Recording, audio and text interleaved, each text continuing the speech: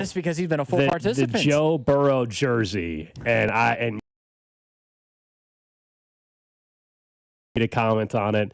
And I didn't say anything about it the whole drive. I didn't say anything about the whole drive. I was waiting because part of me was like, should I wear this tomorrow? And I was like, you know what? He's been a full participant. Yeah, let's go on ahead. And then I thought of you, Gold, and how much you despise that team. Do you think that your injuries this week somehow, like that your injury? So Burrow's ahead of schedule.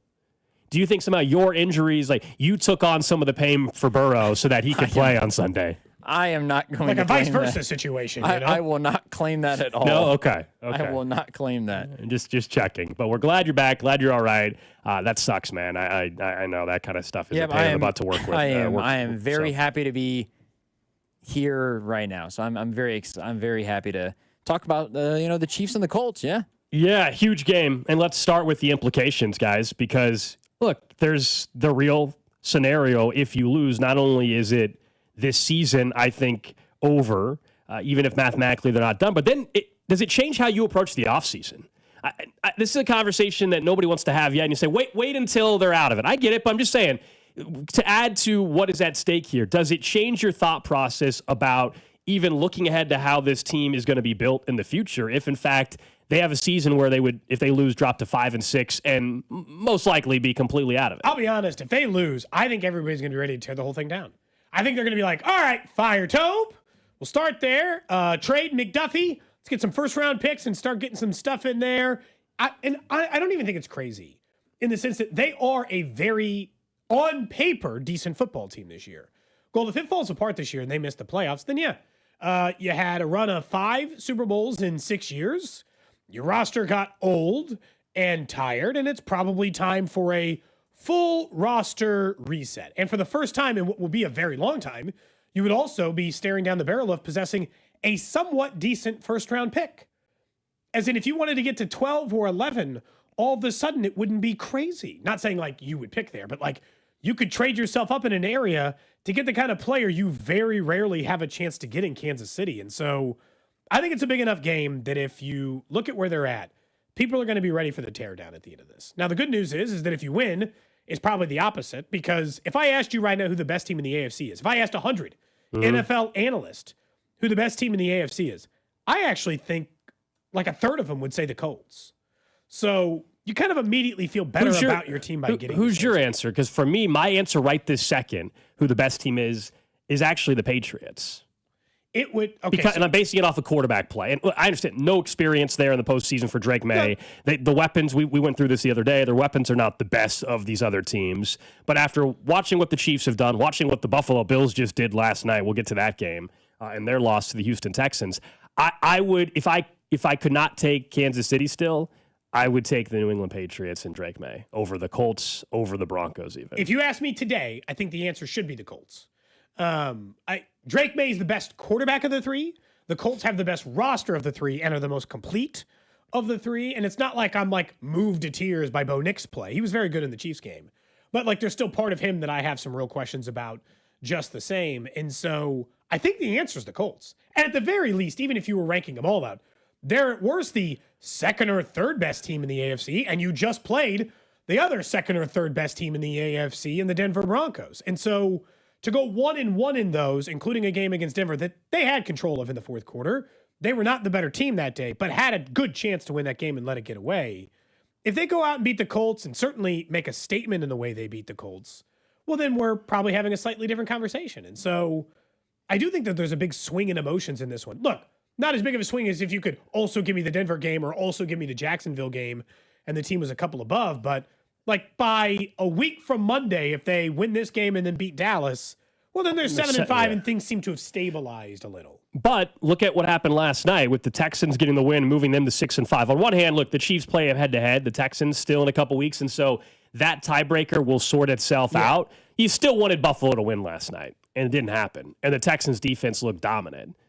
Like flat-out dominant. I don't know about you, the Texans game in a few weeks, if in fact it still matters, if the Chiefs can beat the Colts and beat the Cowboys, if in fact it still matters, that game looks a little tougher now. That defense is absolutely legit in Houston. It was the number one scoring defense for a reason. We saw it firsthand last night on the national stage, what they were to do to Josh Allen and the Bills, even if they were shorthanded. I don't care. That was a 8-sack performance of Josh Allen. It now sets up, though, Cody, if you look at the Cowboys games and NFC games. So if they're going to lose one, that's the one to lose. Otherwise, between the Colts, the Texans, the Broncos, and Chargers, so the other perceived playoff teams or teams fighting, the Chiefs, that's the stretch where they have to go 3-1 in. I think they will beat the Cowboys. This Sunday is one of the other ones I'm talking about. Cowboys actually one of the ones they can afford to lose. They can, but if they win on Sunday. But the stretch of games of Colts, Broncos, Chargers, Texans, now seeing the Texans get to 6-5, and you need that tiebreaker, that's one that you have to win now. Yep. It was already probably, but that's for sure now, I would argue.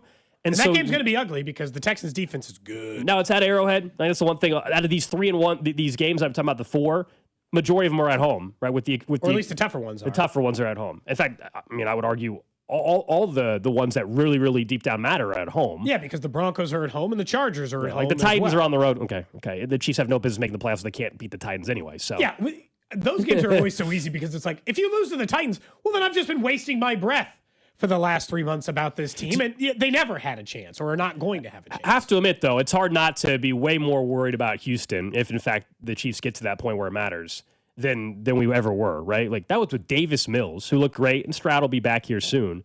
He was great in the first half, but they completely destroyed the Buffalo Bills. Yeah, they did. The fact that the Bills had a chance to score, and like a real chance to score late and win the game. 27. Hook and ladder, man. That was Boise State. Like that was crazy. The fact that the Bills had the ball on a 1st and 10 at the 12 or whatever to win with 40 seconds to go is still mind-boggling, because that was a game in which the Texans flat out dominated. Other than the James Cook touchdown run, the Texans did not give up anything to Josh Allen in Buffalo all night long. I got to say, this is a weird year. No, it's because Josh Allen, this goes back to like the Patrick Mahomes thing. If I look at the stats on paper, it's not like Josh Allen or Patrick Mahomes are having bad statistical seasons or something. But I think we'd be lying to ourselves if we didn't say something isn't right. And for the first time in what feels like, I don't know, maybe since Tom Brady got hurt, I don't know. Because for the longest time, it was 3 quarterbacks. It was Manning, Roethlisberger, and Tom Brady who ran the AFC. And then it very quickly changed to Josh Allen, Patrick Mahomes, and Lamar Jackson that ran the AFC. For the first time in what feels like forever, the AFC has got to be looking at themselves right now and be like, man, all these teams are vulnerable as hell. Bills don't look the same. Chiefs don't look the same. Ravens didn't look the same for a long time. They're on a 4-game winning streak. Do you know who the opponents are?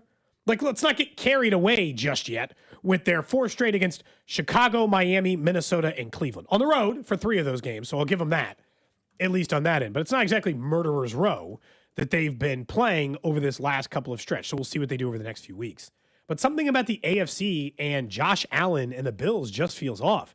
And if I'm the Bills, if I'm a Bills fan, watching the Texans just kick the hell out of us, watching the rest of that matchup and some of these other games, other than the Chiefs game, is like the only time of the year where they look like their normal selves. I'd be fearful that in a year where finally a couple of these other teams are down, I'm getting nowhere. Josh Allen's just giving the ball away again. He's got 9 picks already on the year. It just feels like it feels like a couple of years ago, Josh Allen, where like everything was a little bit off and hinky for a little bit. Not saying they can't make a run in the playoffs. They still got Josh Allen, but there's a chance that you get into the AFC playoff field and none of them are a top 3 seed. The Ravens, Josh Allen, and Patrick Mahomes, there's a chance I don't think any of them are going to be a top 3 seed. I mean, the Ravens win the North, they're going to be the 4th seed. Yeah. So, no, I don't. I think I would argue that's already pretty clear, right? Well, I mean, with that loss last night, you got to think New England's winning their division. That's what I'm saying. So Feels like kind of a lock now. Buffalo's a wild card team. They're going to be the 5 or 6 seed probably. And the Ravens, if they get into the dance, the highest seed they're going to be is the 4. I just like it. Don't you think? It's hard to, yeah, probably. It's hard to imagine a playoff field where the Ravens are the 4th seed, the Bills are the 6th, and the Chiefs are the 7. What the hell am I watching? Well, it's set up for a pretty wild postseason. It's a pretty upside down year in the NFL. And look, there's much worse case scenarios for the Chiefs than if they have to go to Indianapolis and then go to, wherever. Do you think after watching last night on both ends, let's start with Houston. Like, do you think the Texans now are a playoff team? Because if you think the Texans are making the playoffs, then no. then the Chiefs are barring a Jags or Chargers, the Chiefs are not making the playoffs. The way the Texans played last night, that defense is going to keep them in every single game. I also think that a defense like that travels better on a short week, even though they have won 3 games in a row. The other 2, one was against Jacksonville, obviously, a game that I thought they were supposed to, should have lost, but they won. Almost beat Denver, did beat San Francisco. These are their last 5 games. Beat San Francisco, lost 18-15 to Denver, beat Jacksonville, beat Tennessee, beat Buffalo. That's 3 impressive wins. 1 not embarrassing loss. You lost to Denver. That's a good football team. And 1 win that nobody cares about that they almost lost to Tennessee. My problem is every single game they play, Gold, is by the skin of their nail. And so, I think when you play that way, you're going to lose some games. And their remaining schedule is Colts twice, Chiefs, Chargers. And then Arizona, who I don't think is a pushover, in the Raiders. And so I just think their schedule's a little too difficult. I think they'll lose a few too many games. Their offense has been playing, slightly better going in. They're getting ready to switch quarterbacks again. Davis Mills is out, and CJ Stroud Look, will as be good back. as Davis Mills was last night, CJ Stroud, though, still is much more of a problem for your opponent. The Buffalo Bills defense, I don't know how many times they stopped the game last night, guys, for injuries. There was, 3 injuries? Seemed like Some dude minute. Looked like he dislocated his elbow or broke his elbow. Hell, even the ref tore his ACL. They had to stop for that injury. Yeah, it Or was Achilles or something, ACL or popped his Achilles. He got carted off. I've never seen a ref get carted off in a football game. Now, on the flip side, the Bills, do you think they still are going to make it? They're sitting at 7-4. They have the Steelers coming up on the 30th. Then Joe Burrow, it looks like, in Cincinnati. Patriots, who they already lost to once. This time it's in Foxborough. Then the Browns. Then the Eagles at home. But the Browns can make it ugly the way the Texans just And did. then the Jets. Yes. The difference for the is, same though, reason I Davis... think the Chiefs are. Yes. And they've got a 2-game head start on the Chiefs in that regard. Okay, so out on the Texans, Bills still in, you think? Yeah. Chiefs... I still think Chiefs the 7, Bills the 6 or 5. Okay.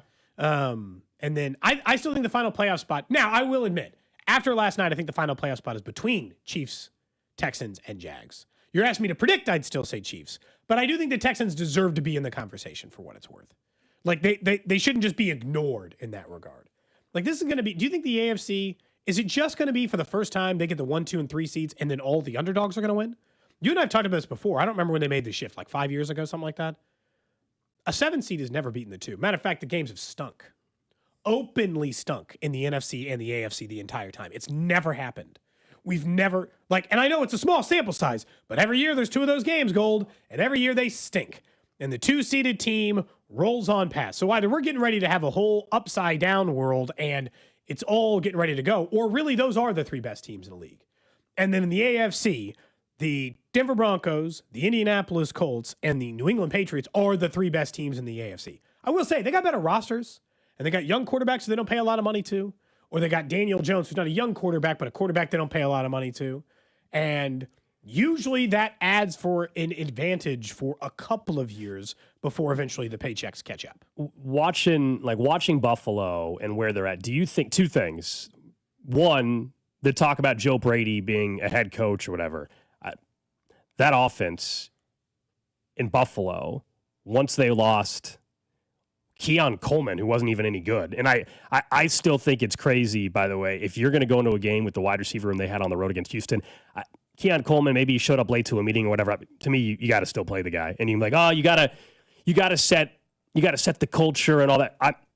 In a game like that on a short week against that kind of defense, for a guy that you drafted a year ago in the first round or whatever, early second round, unless he says did something completely terrible, I think you have to play him. Do what the Cowboys did with CeeDee Lamb and Pickens. All right, they were late to a meeting or curfew or whatever it was. They sat on a drive, and that was it. Yeah, they just benched him. And I'm not saying Keon Coleman is great. He's been a vastly disappointing player, underachieving player. But that kind of stuff makes no sense to me sometimes. With you're so dead set on trying to prove a point when that player though in that spot you kind of needed him at least to give you another option, knowing the weapons you were down in that particular game. But Joe Brady, that guy's going to be a head coach. Okay, they should bring back Brian Daboll as an analyst the rest of the season. They didn't get along. That was part of the reason he left. They should bring him back as an analyst or consultant the rest of the season. If I'm Buffalo, Look. Someone's going to play this in Buffalo and be like, "Are you kidding?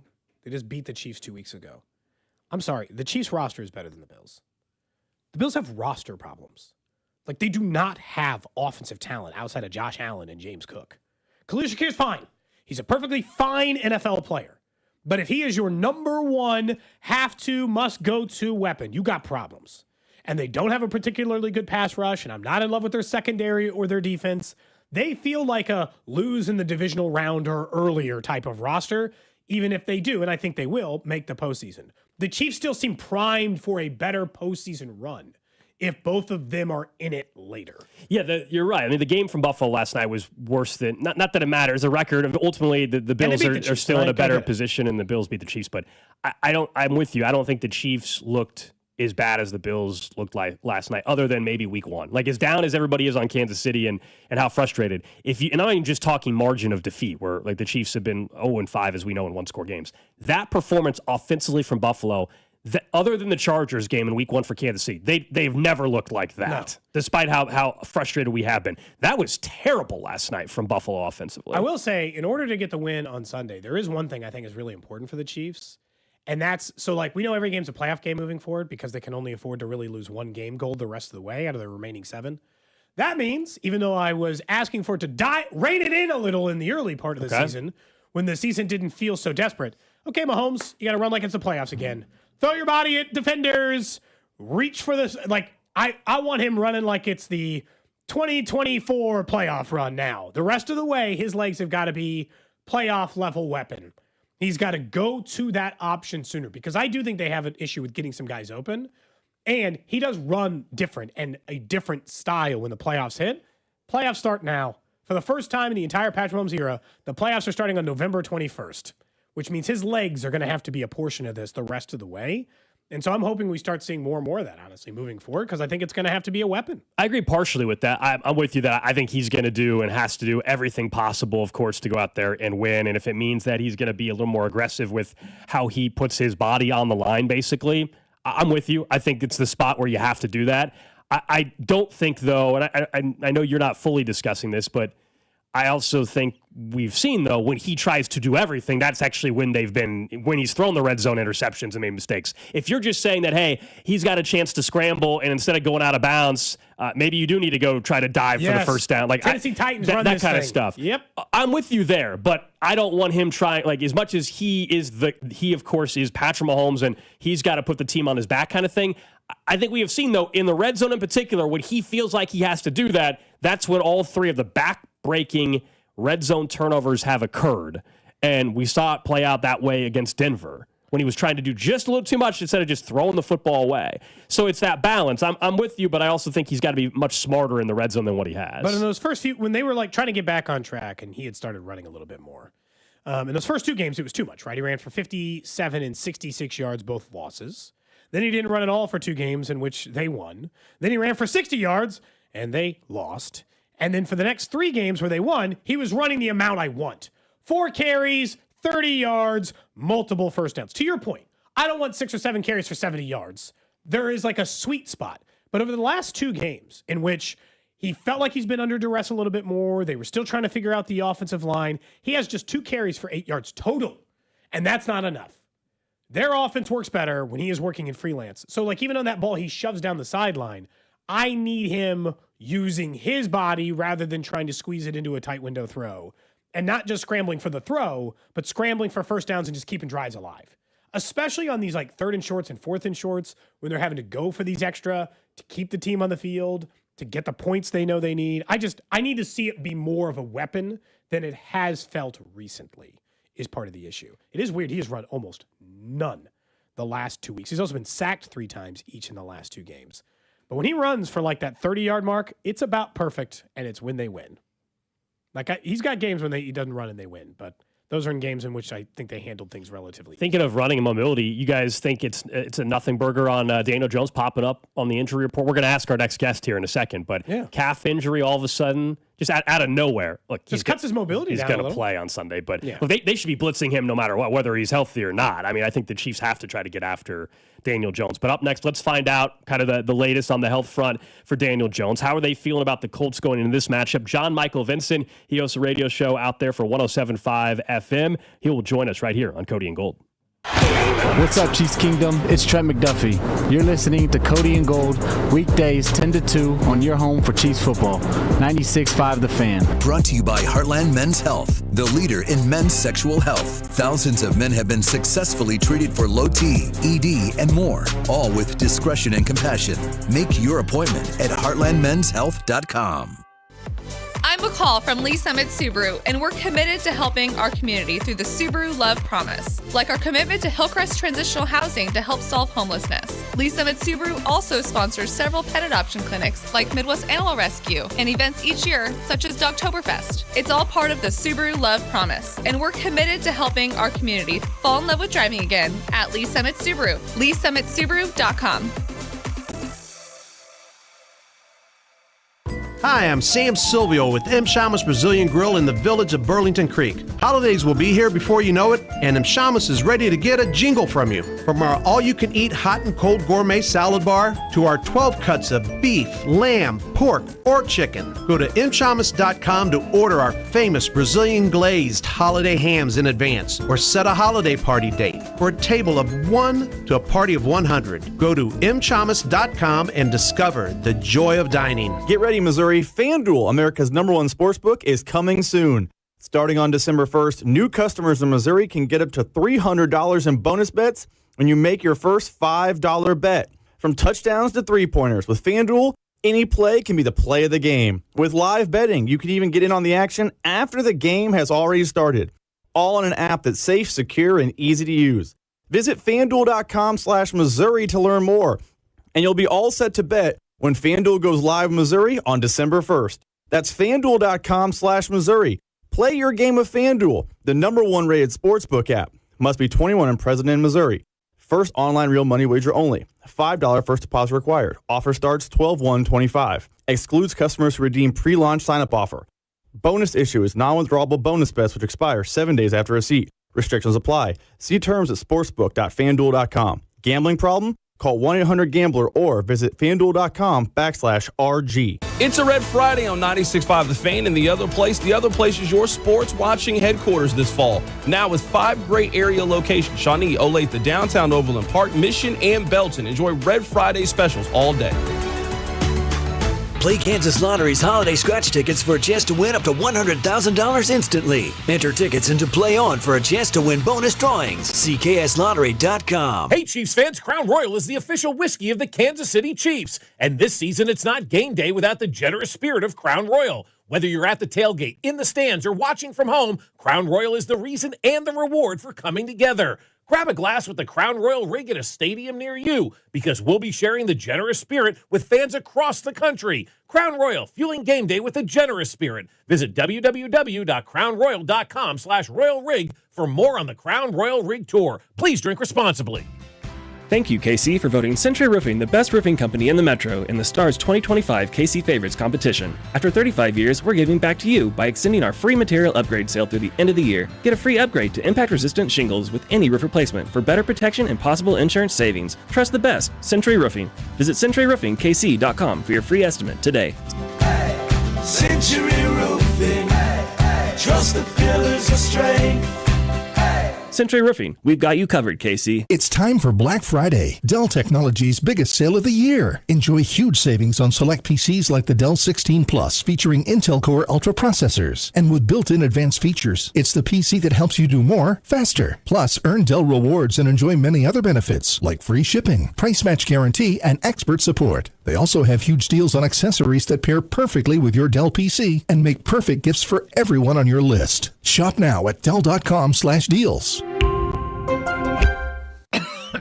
Oh, how's that flu, babe? Did you take Dayquil Intense Flu yet? Nah, I got this.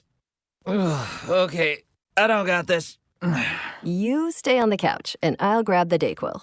Undo your flu symptoms with Dayquil Intense Flu. Dayquil Intense Flu provides powerful relief of your flu symptoms. I'm ready for that to-do list. Wow, you do got this. Dayquil Intense Flu. The daytime coughing, aching, fever, under your flu medicine. Use as directed. Keep out of reach of children. Did you hear? Allstate car insurance now costs even less. So when you bundle with home, you can save even more. Check Allstate first to bundle and save with a new lower auto rate. you're in good hands with Allstate. Not available in every state. Only applicable for new auto insurance business. Rates will vary by several factors, including how you purchase the policy. Potential savings may vary. Allstate North American Insurance Company and Affiliates, Northbrook, Illinois. It's never too early for Lowe's Black Friday deals. Snag some of our biggest savings of the season right now, like 25% off select pre-lit artificial Christmas trees. And get yourself free select DeWalt, Cobalt, or Craftsman tools when you buy a select battery or combo kit before the Black Friday rush. Because everyone loves free stuff, right? Lowe's, we help, you save. Valid through 12/3 while supplies last. Selection varies by location. Oh, hey, welcome to gift wrapping. Whoa, Zoe Saldana. Hey, can you wrap these, please? Wow, iPhone 17s. You splurged. At T-Mobile, you can get 4 iPhone 17s on them. The new center stage front camera is amazing for group selfies. It's the perfect gift for everyone. I'm the worst. I only got my mom a robe. Well, it's better than socks. So I have to trade in my old phone, right? No, at T-Mobile, there's no trade-ins needed when you switch. Keep your old phone or give it as a gift. Incredible. In fact, wrap up my old phone too. For my Aunt Rosa. Forget that. Aunt Liz will be jealous. Sounds like my family. Drama. Oh, I got it. I'll give it to my abuela. I'll take reindeer paper with, hey, where are you going? To T-Mobile! The holidays are better at T-Mobile. Get 4 iPhone 17s on us. No trade-in needed when you switch. Plus 4 lines for just $25 a line. With 24 monthly bill credits and 4 eligible port-ins on essentials for well-qualified customers. Auto pay plus taxes, fees, and $35 device connection charge. Credits end and balance due if you pay off early or cancel. Contact us. Finance agreement 256 gigabytes, $830 required. Visit T-Mobile.com. You're listening to 96.5 The Fan from the DM Injury Law Studios. Mike's got this.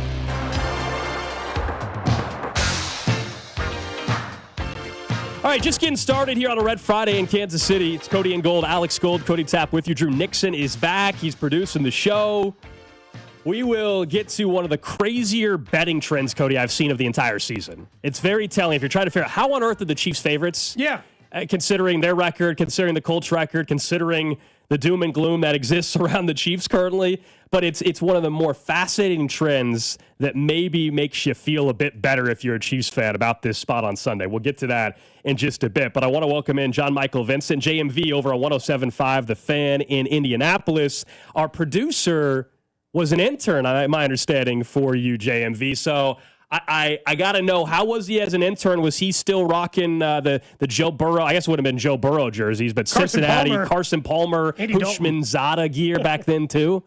Yeah, he was. He was Mr. Bengals back in the day. I mean, he rolled in there with everything, and doing the icky shuffle and all that stuff all the time, man. It would drive you insane. But he had moments with Joe Burrow, obviously, as you guys know, where things worked out. But no, seriously, he was really good, and it does not surprise me at all that he's surrounding himself with good people there in Kansas City, because he was really good. You could tell he was going to be good. You guys know this, right? You could tell when somebody's going to make it, or maybe when somebody's not. You absolutely knew that he was going to make it, make an impact, and continue to do it. I thought you were going to make fun of him. Instead, you turned into a genuinely nice moment. I'm not going to make fun of him. Yeah. We'll wait a little bit, right? So we'll wait a minute. No, I want to. I just was always really proud of him, because he always worked really hard, and sometimes that's hard to find in what we do today, but he does a great job at it for sure. I think we had you on maybe once before, and it was a much different spot for Indianapolis then than where the Colts sit. What is the feeling in Indianapolis right now, coming off of a bye week, seeing what is happening in the AFC right now, and the Colts being right there at the top? Well, a bit of a red flag yesterday, because I don't know if you guys noticed this, but Daniel Jones was limited in practice participation. And coming off a bye week, and especially the past 2 games in which he's been knocked around, they turned the football over 6 times, and his ball security, along with the protection by his offensive line in the past 2 Steelers and Falcons games, have not been good. In fact, that has profoundly affected just how good this was. One of the higher level, if not the highest level offense leading up to that Pittsburgh game that we have seen around here in Colts history. Now, that goes back and predates Indianapolis, goes back to Baltimore, to where you have to find, like, Johnny Unitas numbers. That was even better, their beginning offensively, than that of any year in the Manning era. But it has tailed off in the past couple of weeks, fellas, and the past couple of games, I should say, in this case. And the reason being, the protection hasn't been the same. And Daniel Jones' ball security with that protection not being there has been compromised. That has been problematic, certainly. And hopefully in that bye week, they worked out a solution for that, because I know the Chiefs, they're not a team that this season really prolifically at all get after the quarterback. And Steve Spagnuolo was one of the better defensive coordinators in the NFL, so I'd expect probably trying to dial up some things. But the red flag yesterday was the health of Daniel Jones. Now, everybody assures me that, it's going to be okay, but I think you guys know this with quarterbacks here in Indianapolis. Those are normally famous last words in the past, 15 or so years. So I'm not saying everybody's holding their breath, but I think everybody wants to get a glimpse of him at practice coming up here in just a little bit to make sure everything is going to be okay for Sunday. When the offense was working, what was it and how were they attacking teams? Because what I'm trying to figure out is if they get back to that, how is Indianapolis taking advantage? Well, think about it in this fashion. Okay, I'm going to go old school Kansas City on you guys, if you don't mind. Think about it like the 1985 Royals winning the World Series. They would come at you with a little bit of offense, and then they would bring in a closer, right? So you had a little bit of offense. You get George Brett going, and Brett Saberhagen had a great year. Offense would be humming, and then they'd bring in Dan Quisenberry, who would shut the door. So think about it in terms of the Colts.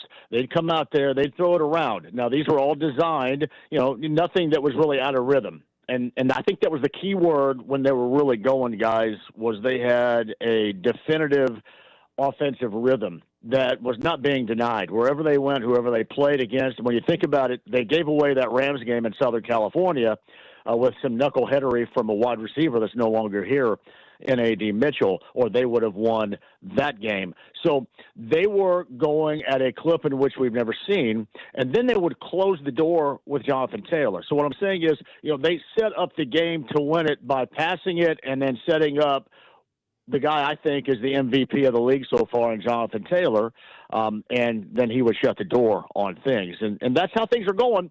But most recently, he rushed for 45 yards. They were really shut down against the Steelers. It was amazing. That was a one-score game at the end because they turned the ball over 6 times. And then if you saw in Berlin, going back a couple of weeks ago, they had to ride his shoulders. Now, Daniel Jones had a great third-down scramble to get them within striking distance on that final drive to tie it up. They completed that fourth-down pass to Tyler Warren, but he had a great third and long scramble to put them in position, but it was all on the shoulders of Jonathan Taylor. So that's flipped, and I don't know, guys, on Sunday if maybe that script may maintain. Maybe they start out with Jonathan Taylor, try to run the football, and then set it up for a more comfortable, relatable pass play playbook that we saw starting the season that was always kind of the lead dog in this. But clearly some things after the past 2 games are going to have to change offensively for the better. We're talking to John Michael Vincent from 107.5 The Fan in Indy. Do you think the Colts are the best team in the AFC? And if not, who is it right now? Here's what's funny about it. I think they are. And they haven't proven to me they're not. I don't know what you guys think. I think others around the AFC have proven that they're not. Maybe with the exception of Denver, but the Colts do have a win over Denver. And I'm not sidestepping at all Kansas City because I think we all know how potent they can be if they get their groove back. And hopefully for Colts fans, it's not coming up there on Sunday. But, you look at Buffalo last night, they kind of knock around. The toughest division of the NFL is the one in which the Chiefs are a part of, the AFC West. And, you don't count on a lot there. You look at the Chargers, look good one week, look horrible the next. Denver, you still question Bo Nix and that offense, I think, and their capabilities sometimes. And there's just really New England. Are you really going to ride on, Drake May and New England? Probably not. So there's not a really good feel. So I got to ask, why not the Colts? The record, I think, shows that. I think they have proven that, but I think that's the rest of the world, and this is why this is going to be a major test for them on Sunday because they don't care about the proving it to the rest of the world, the yip-yapping part, but they do care about it in terms of getting back on track. But there is a part of a proving ground for them in Kansas City. You know, do they really look like an 8-2 team against a really good team, even though that squad at 5-5's not been recently what it has in the past? We've been saying all week that teams don't fear the Chiefs anymore. You know, some of the comments from Shad and Payton, even at halftime of the Broncos game, saying, you know, they're more of a first half team, which that tells me, you know, teams aren't worried about them closing out games anymore. We all know the one score difference from a year ago. The Chiefs were 12-0 in one score games. They're 0-5 this year. Do you sense, whether it's from fans, certainly, and I'm sure not inside the Colts organization, but are people looking at the Chiefs, though, as still that big juggernaut? Are the Chiefs very vulnerable to you guys in Indianapolis? Well, let me tell you, guys, it's funny. Like, people probably would have that sense of vulnerability for the Chiefs because it doesn't look to them as it has in the past. But the Colts have said all the things you have to say. I mean, you still have one of the, if not the greatest of all time, under center. And, you know, this thing could pop back in place in a moment's notice. You just don't want it to happen against you. And, you know, and I think obviously a lot of the mistakes, at least when I have watched them, and not so much under the microscope like you guys will, but when I watch them, you know, Mahomes just doesn't look as comfortable doing what he has done in the past as of right now. But that doesn't mean he can't step into a phone booth and come back out and do it coming up on Sunday. So, I mean, the fans can say that around here. The team certainly is not saying that. They kind of view it as the same old Kansas City. I mean, you're going to go in their building coming up on Sunday. And, you know, really, if you want to break things down, you can break down the fact that the Colts really haven't beaten or played a difficult schedule to this point as it ramps up coming up on Sunday. So they're not going to say this either, but there is a level of proof that the Colts have to show. And that starts, and really you got two teams trying to prove themselves, one trying to stay on course and the other trying to get back on course. Kind of an interesting dynamic, I think, at work at Arrowhead on Sunday. What about on the defensive end? We talk a lot about the Colts offense. Where if the Chiefs can, take advantage of them defensively? We know they've got a lot of weapons, but the Chiefs have obviously not exactly been humming on offense. So where are the Colts weak? Well, it's interesting, guys. Secondarily speaking, they went out and made a big deal. So this has been different. You had some time with Chris Ballard. I know they're in Kansas City. He's not always been the biggest fan of mine, but that's okay because it took like eight and a half years for this thing to get going finally. But he's changed philosophies, fellas.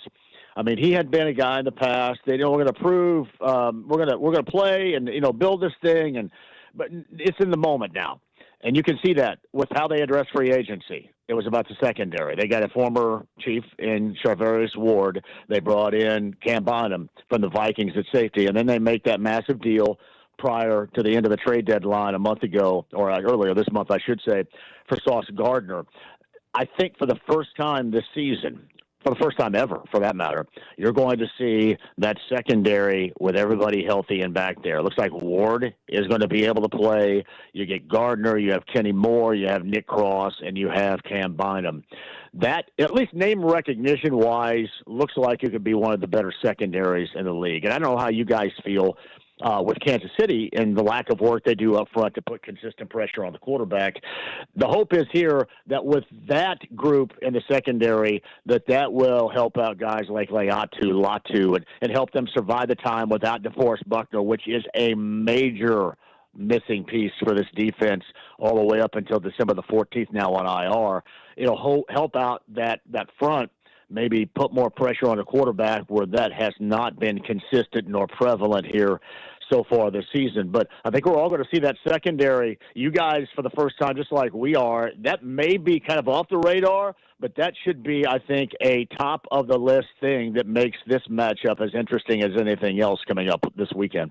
Before we let you go, I got to ask at least about the owner and what from afar has been really interesting, and how much does it get discussed in Indianapolis with Carly Ursay-Gordon. Of course, she's visibly there on the sidelines, and she's wearing the headset. And is it something where do fans love that? They're winning, so I understand that's probably part of it. But is it one of those where if all of a sudden the team wasn't winning, people would say, "What the hell is the owner doing down there?" Fellas, it's the reason why they're winning, right? It's like, for example, you guys would roll in there in like jock straps and nothing else on if you guys dominated like you do the Kansas. You probably are right now, dominating the Kansas City market in what you do in your time slot. It kind of goes back to you kind of are who you are, or in Bull Durham. You are, what you are. If you have, fungus on your shower shoes, that's the reason why you're winning. But if you're not winning, it's meaning you're a slob. So, yeah, Jim Irsay, to me, the late Jim Irsay, people ask me this all the time, guys. Do you think he would have, decided to green light the Sauce Gardner deal or allow the money to be spent and really focus in on this season if he were still there as he was before he passed away back in May? And without question, he would. He always wanted a winner. But I'll say this, Carly Ursay-Gordon has been fantastic with how she has dealt with everything.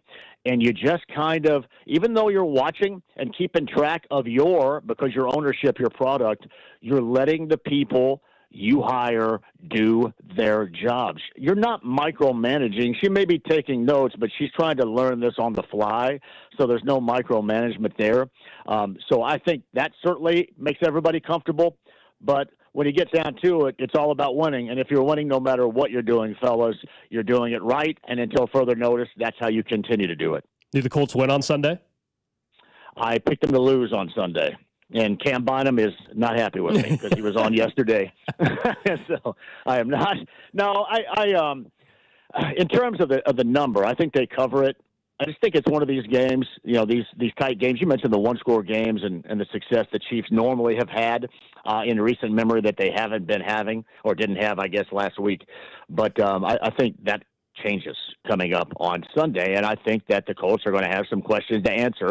And you get a Texans team that's all of a sudden, have new life, decided to be pumped into them by virtue of that win last night of that defense. So, yeah, I think it's going to be a one-score game, actually a one-point game, and I think Kansas City ends up winning the home field, and I think Mahomes is going to have the opportunity to be some old-school Mahomes for us coming up on Sunday. So Colts fans are going to be mad at me, too, for that assessment, but that's just what my belief is. Hey, thanks for coming on the show, and glad you got the shower in before you hopped on the show as well. Hey, I got to be fresh and clean. I got a remote today, man. Are you guys allowed to go out and do remotes and drink beers and stuff for 3 hours? Yeah, isn't it beautiful? Absolutely.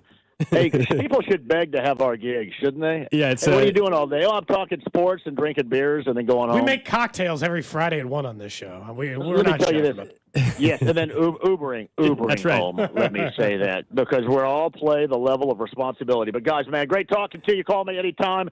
Shout out to Dean Nixon over there. Tell him to take it easy on the Bengals gear, okay? Especially if Burrow returns, right? Take it easy on it. There you go. That's John Michael Vincent, JMV 107.5, The Fan in Indy. Good to check in with him, get his perspective on Chiefs and Colts. Yeah, he sent out a tweet before the show saying, hold on, guys, I'm about to step out of the shower. I'll call you in a second. And so that was in reference to his tweet. But good guy. We've had him on, I think, once or twice before. Certainly different spot, though. So he's picking the Chiefs to win, though, on Sunday. I saw your guys' reaction to that. I thought I was surprised. You guys were surprised. I mean, 8-2 squad. Chiefs are 5-5. The Daniel Jones injury doesn't concern me yet, but it is weird because he's never had any injury pop up on the injury report at all. He's been playing not as good football, and now they're saying it's a calf injury coming off of a bye. Like, I think that people are lost in that. It's not like he played a game last week. He was gone for an entire week on a bye week, came back, and then had a calf injury. Yeah, they just tweaked something, ever so slightly in practice. That's why, as he said, when they practice here in a little bit, people be keeping an eye. Like, what's his mobility? Is he a full participant? Is he limited? I think we all believe he's going to play, but just is it enough to where there's actually an impact on that? One thing I will say I mentioned before we had him come on the show, which is there is always trends. You can use a trend to make your point for picking anything. We've talked about that, right? Your stats teacher in high school will tell you this very quick. You can find a trend to make you feel good or back up support your point if you want to. This one is not unique to Kansas City because like the history that Mahomes and the Chiefs have had. Look, this year, a lot of that just has been thrown out the window. They have not hit the same benchmarks, whether it's the one-score games or whatever. This one is more about what has happened to other teams prior to Kansas City in these spots. So the Chiefs are 3.5-point favorites. And on paper, you're like, why? Right. And they were 4.5-point favorites at close against Denver, and they lost outright. So I am not saying that they know every single result. Of course not. It's not that simple. But the Chiefs are the 15th team since 1990 that was 5-5. So 35 years? Or worse. And they've been favored against a team that's won 80% or more of their games. That's so a scenario. 8-2 or maybe more. Yeah, so that's a scenario. 5-5 or worse team, 8-2 or better team. The 14 other times this has happened, the 14 teams that were in the identical spot basically as the Chiefs, those teams, perfect. 14-0. And also, if you care, they covered 12 times, pushed twice. That's pretty crazy. So why are they when the books have had a team even at 5-5 favored against a team record-wise that is perceived to be way better, the team that was favored for a reason basically won outright and covered at a 90+% clip. It is I mean, look, that's obviously a pretty strong favor of the Chiefs to have that stat working there. It goes back to my problem this year, which is they historically have been very good at either maintaining these kind of stats or defying them. This year, they've been bad at it. And, like, why have they been bad at it?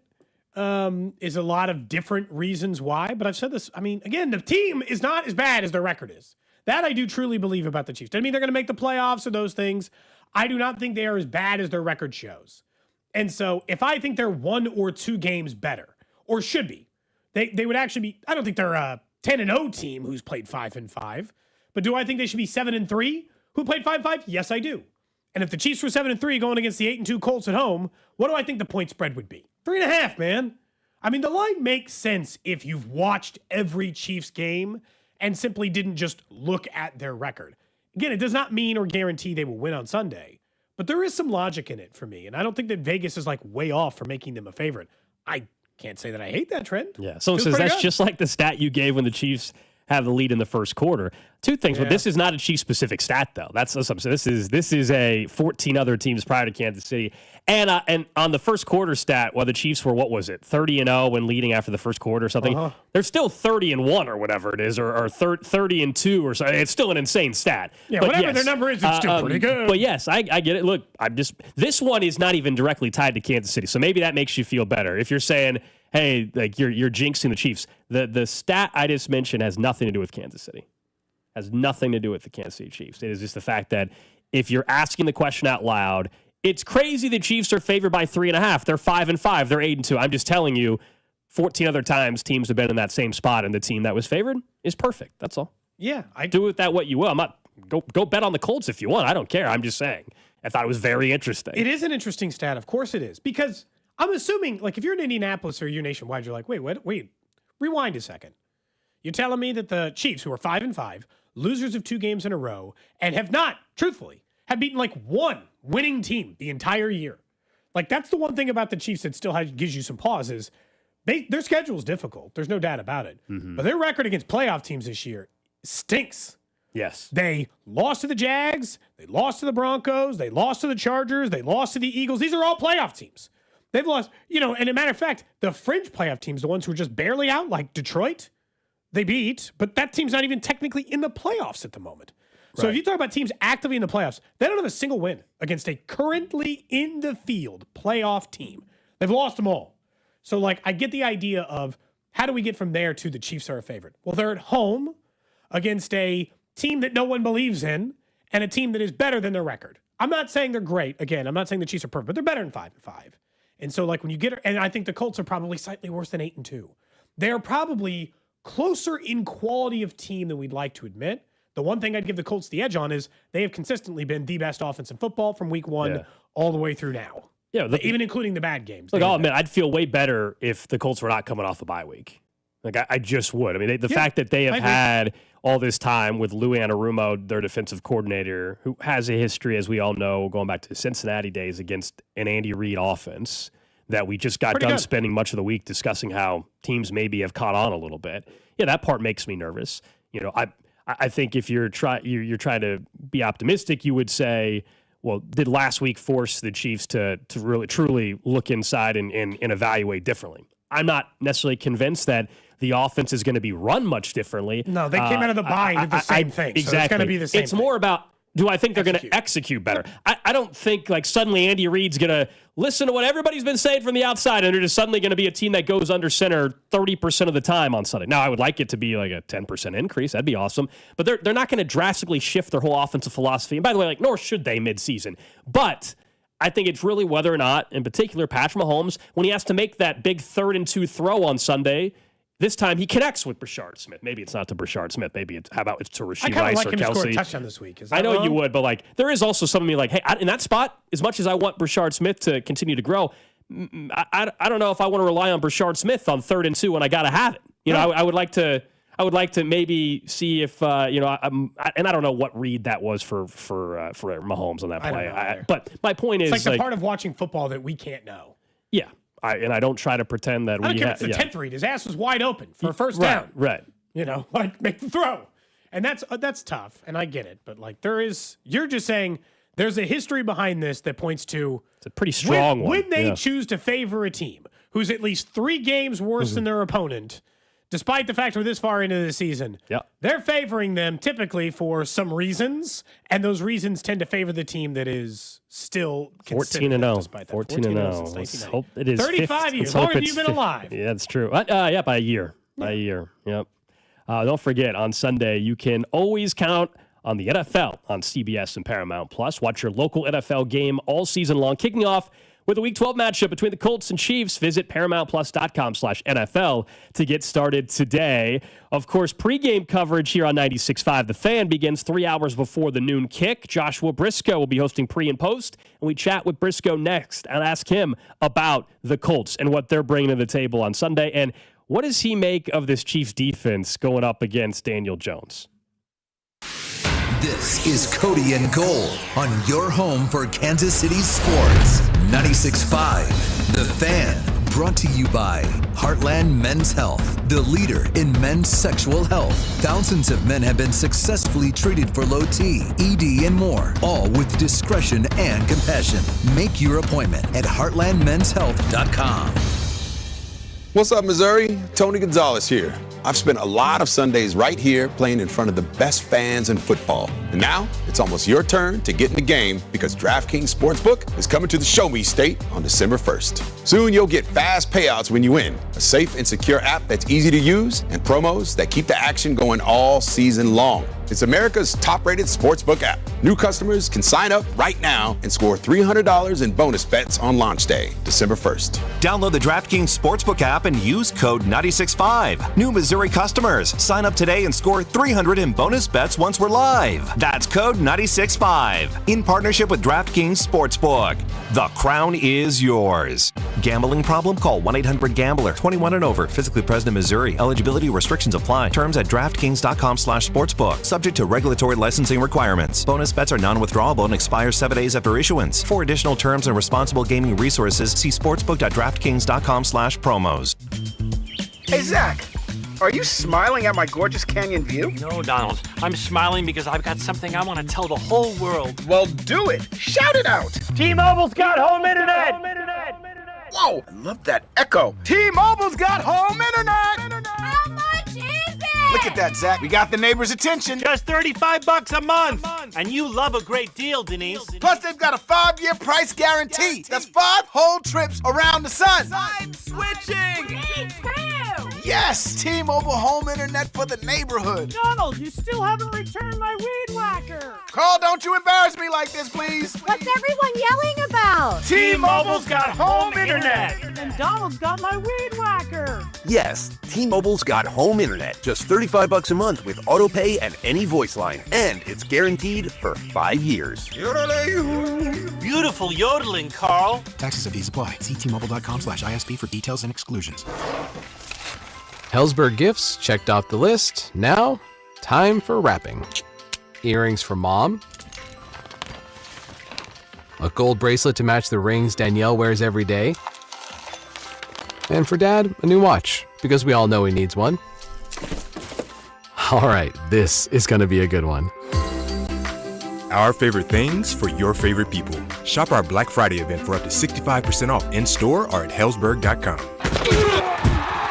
You don't need to be a financial MVP right out of the gate. At Main Street Credit Union, we're here to coach you through it. No matter where you're at, lining up for your first play or deep in the game, we'll help you move the ball forward.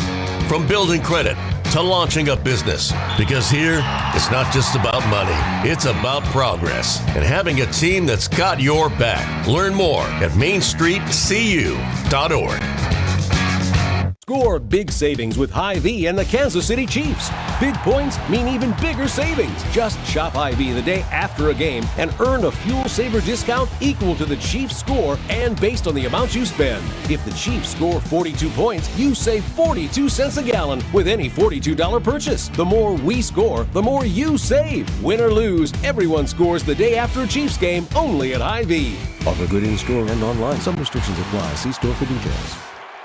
Imagine this. It's Thanksgiving Day, and instead of juggling pots and pans, you're actually enjoying it. Hy-Vee's got your holiday covered with convenient pre-made meal packs for any size gathering. Fresh, ready-to-heat favorites like juicy turkey, honey glazed ham, or prime rib, plus all the classic sides, rolls, and desserts. And don't forget to swing by the wine and spirits department to make it a feast to remember. Pick up your meal the day before, heat it up, and serve it like you cooked all day. This Thanksgiving, let Hy-Vee do the cooking. You get the credit, only at Hy-Vee. I'm Mitch Holtis, voice of the Kansas City Chiefs. Choosing the best doctor for your eyes is one of the most important medical decisions you'll ever make. Whether you're considering blade-free LASIK, all laser cataract surgery, and premium lens implants, or want a world-renowned doctor to help with your glaucoma, macular degeneration, dry eyes, or diabetes, trust my doctor, Dr. Steven Silverstein. Call Silverstein Eye Centers to make an appointment, 816-358-3600. Experience the best eye care in Kansas City. Target brings more taste, more flavor, and more deals to your Thanksgiving table. Save big on affordable holiday crowd pleasers, like select elevated sides and appetizers from Good & Gather for only $4.99. Favorite day pies for a sweet finishing touch, also just $4.99. And don't forget, great tasting turkey for only 79 cents a pound. So many cravings, so many ways to save. Step into the holidays and elevate your Thanksgiving today. Only at Target. Restrictions apply. Too many tools, too much stress, and way too many bills. Odoo replaces it all. One connected platform for every part of your business, so you can work faster, smarter, and for less. Odoo, the only software you'll ever need. Try it free today at odoo.com. That's ODOO.com.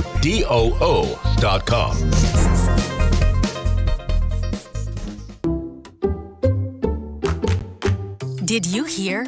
Allstate car insurance now costs even less. So when you bundle with home, you can save even more. Check Allstate first to bundle and save with a new lower auto rate. You're in good hands with Allstate. Not available in every state. Only applicable for new auto insurance business. Rates will vary by several factors, including how you purchase the policy. Potential savings may vary. Allstate North American Insurance Company and Affiliates, Northbrook, Illinois.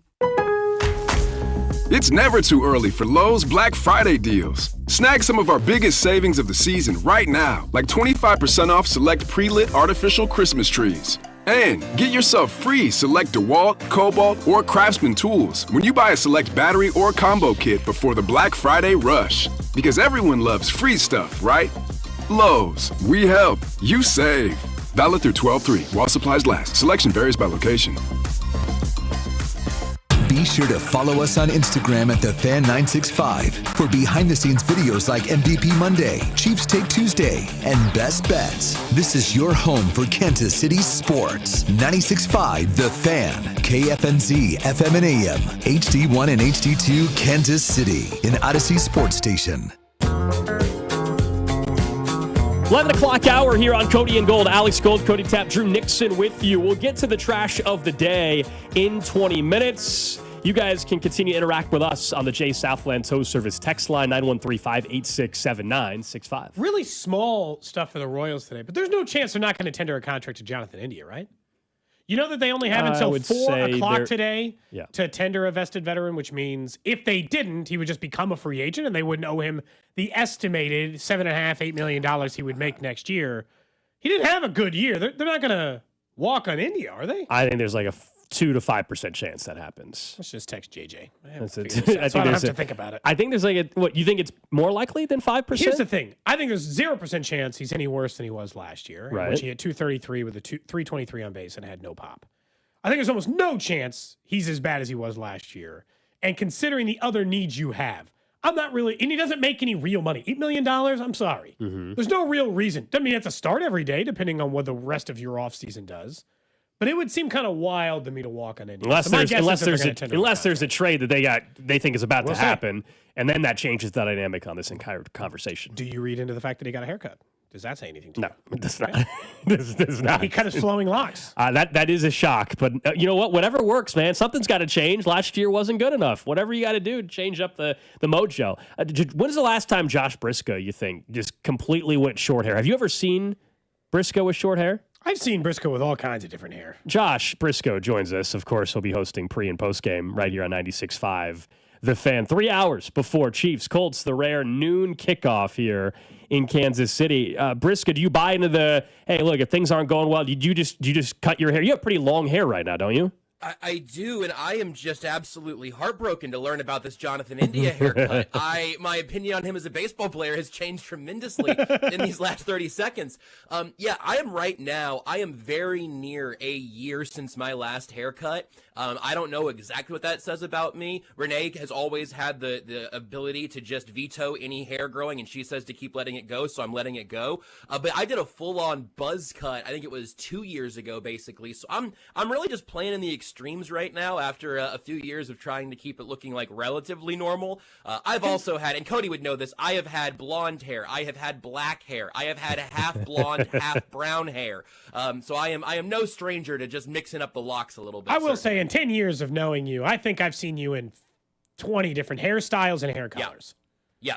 And that's just the kind of energy that I provide. You know, I like to be able to bring a little bit of mystery. You know, we hear this voice on the radio talking about the Kansas City Chiefs. What's his hair look like? That's what people are asking on Sundays. Win or lose, people are there for the post-game show wondering, man, I gotta know what Josh is working with in the lettuce department. I like to keep him guessing. Maybe we're on the hair game. Should Mahomes go back to the old hair?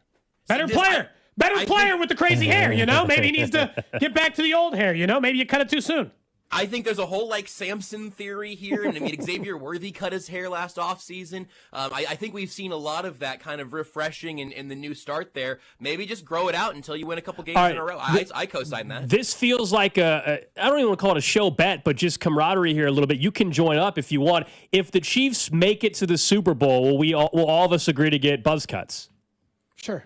I might line up to get a tattoo or something. I'll agree to not cut my hair until they lose another game. If you think that it means they'll win the rest of the way. I do kind of like. I like. Do you know how bad my hair would Cody. look? Whew, I've never had long hair. Yeah. I think Cody grows it out, gold shaves. I think okay. That's the split. There it I is. feel like Drew has done both, probably, right? Drew's bleached his hair before or whatever. Yeah, same. So Drew and I will do whatever I imagine. Okay, so there again, that's the deal. I will go buzz cut if the Chiefs just don't have to just make it to the Super Bowl. I will have a buzz cut Super Bowl week.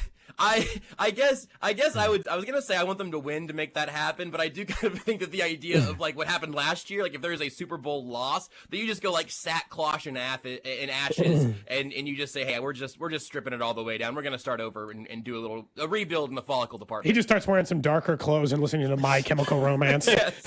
Head shaved. All the things I can help you out with, Gold. If you need help on darker clothes or My Chemical Romance, yes. I got you. Yes. Hey, I'm going to be honest. I'm going to withdraw from any of these bets because hey, Josh, I'm still waiting on a bet that potentially has me wearing a Hooters outfit here at the end of the season. So I'm going to. Josh, that's happening. If Cincinnati, once they're officially eliminated from the postseason, Drew is going to be wearing a Hooters outfit, which is going to be disgusting. Drew, you want to shave your head when they trade Joe Burrow to the Rams this offseason? Okay, stop. No. Please stop. Please he stop. doesn't need that. Please. Let's talk about the game this Sunday. Vegas has him favored. I know there's lots of reasons to be like, the Colts have been the better team the entire year. There's no doubt. I guess just for starters, do you agree with us that the Chiefs are a better team than their record? Not that they deserve to have a different record, but that they are better than 5-5.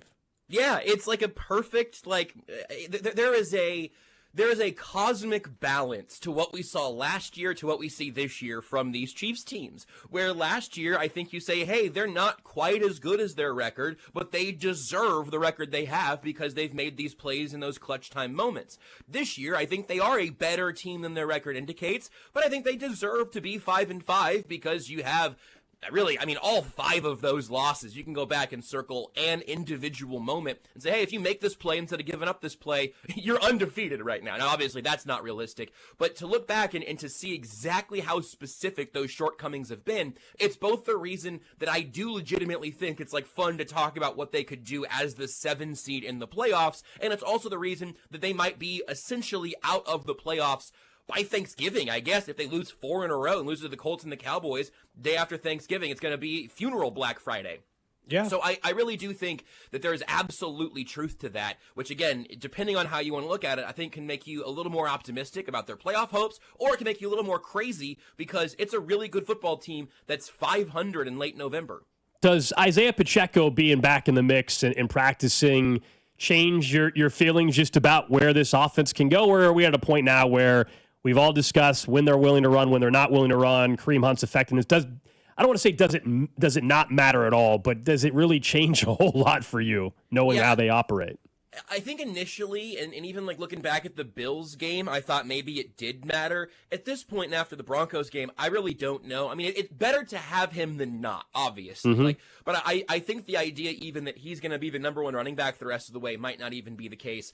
And I think that was always the plan for him through the first act of the season. And the Chiefs didn't add a major name in the running back room this offseason, I think in large part because they thought another year of Isaiah Pacheco with a full offseason off the injury would really lift the room. And frankly, I believe that. I think I was in studio with you guys during the Kareem Hunt signing, which was after the Elijah Mitchell signing. And I remember having that conversation about the running back room. All that to say, the problem hasn't been Kareem Hunt. I mean, especially with how good he's been in short yardage and under center and on third downs. Like, those are specifically the types of situations where you want to have a running back who you can rely on. And frankly, much to his physical detriment, just seeing the wear and tear Kareem Hunt has taken these last 2 seasons, Hunt has been really good at that. He really has come through in those moments. So, again, better to have Pacheco than not. Maybe it makes it a little bit easier to give Pacheco 5 carries that Hunt wasn't going to get just because it immediately follows a play where Hunt has to roll off the field just because he's taken such a beating.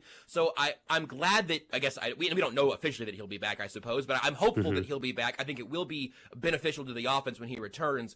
But I think if they're going to run the ball 20 times, they're going to do it with whoever they've got. And obviously they're not a team that runs the ball 20 times very often. Do we overestimate their weapons? Xavier Worthy's obviously having a step back year up to this point.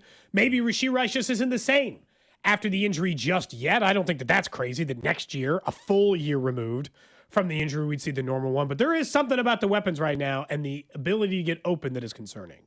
Oh, yeah, it's absolutely concerning. I know this is a crummy radio answer. I don't know. I haven't figured it out. I haven't decided for myself.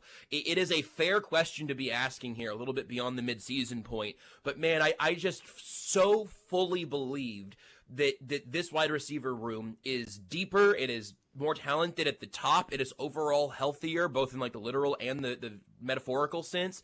I really, really believed in this version of these weapons making life easier for Patrick Mahomes, and we know the offensive line is better. That one, I do know it's better, even though the offense has still had its issues.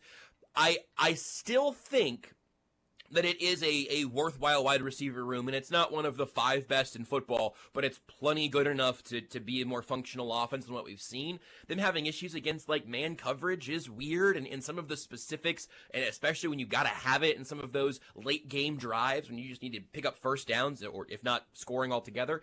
I really think the only 2 options for me, just to be honest, the only 2 options for me is either that I got it wrong and the Chiefs got it wrong in terms of what we believe this group was going to be, or for some reason they have not been able to equal the sum of the parts. I still lean towards the second one, but it's obviously a reasonable conversation to have when the offense The offense has those good underlying metrics that show you that the health of the unit altogether is better than it seems. But the overall health of the unit doesn't matter very much when in the fourth quarter you got to have it and you can't get it. So it's really frustrating. Do you think the fourth quarter issues, do you think those are more Patrick Mahomes or play calling, or like what do you attribute to in the final 8 minutes of the game for whatever reason they've stunk?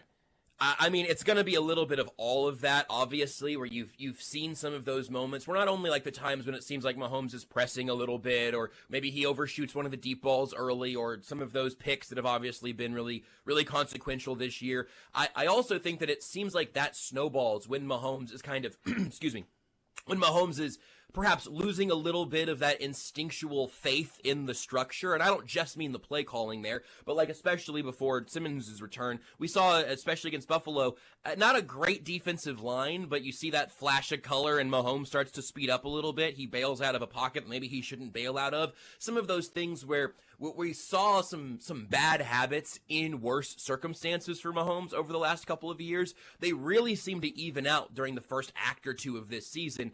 And now seeing some of those things return, I think you can point to Mahomes there.